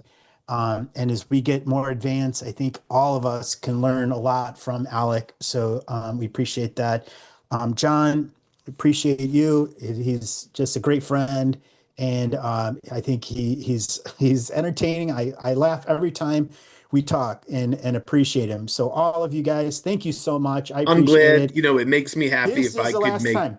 if I could make anybody happy for 5 minutes, just break the monotony of the day and just kind of loosen up and have a good time and sell watches and talk about watches. That's what it's all about. That makes me happy. That's And my also, hobby. guys, if you had a good time, then tell everybody that you had a good time and how amazing this was in the community. And if you didn't have a good time, then tell us so that we can fix it. So the next time we do it, you can tell everybody that you did have a good time. All right. Yeah, we appreciate it. We really enjoyed it, and this was the first one. It's going to get better. All right. But it was So great. all right, And Mike, with once that, again, sorry, any closing comments from you, Psycho? Any closing comments? No, I think everyone is ready, man. No, I love you all. Yeah. I appreciate Go you ahead, all. Michael. I respect all of you guys, and you know, I think we had a great show. Spreck was worried about technical glitches. We were smooth. I think we'll refine it next time. We'll have a lot of conversations about it and figure out how to speed it up a little bit and you know, keep it entertaining, but we'll do it again. We just got to get our collective And John- minds together. and John will probably sit back in his seat so we're not looking directly up his nose, you know, on the Zoom call. You know, that's all. Exactly. I have a lot of hair up there. On behalf of all of the mods to the Sprek and Psycho show, I just wanted to say that this was a blast, and we appreciate Sprecher for putting it together.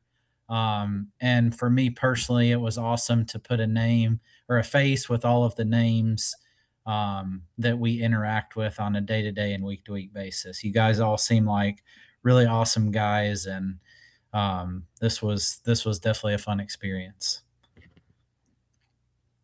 Appreciate that, man. That's great. It was good. Yeah, thank you guys. This was a blast.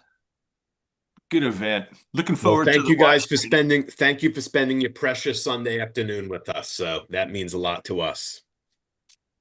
Yeah, And Dave, all your new name is 65. All feedback sent to Sprecher. It was Yes. Thank Well, you. I got one more question. Are you guys going to be running a one-night show now? Are we running a what not show now? Are you guys going to be selling watches now? Timex watches? Yes. I don't know if we're gonna Yes. do it now, but yes, I'll be selling some of these. Yes. Good deal. Yep. All right, man. Yep, Stay we talked warm. about it. So, all right, guys, I'm just trying to be precious of your time. So, well, thanks, guys. We'll end it right here. Hopefully, we'll see you guys in some.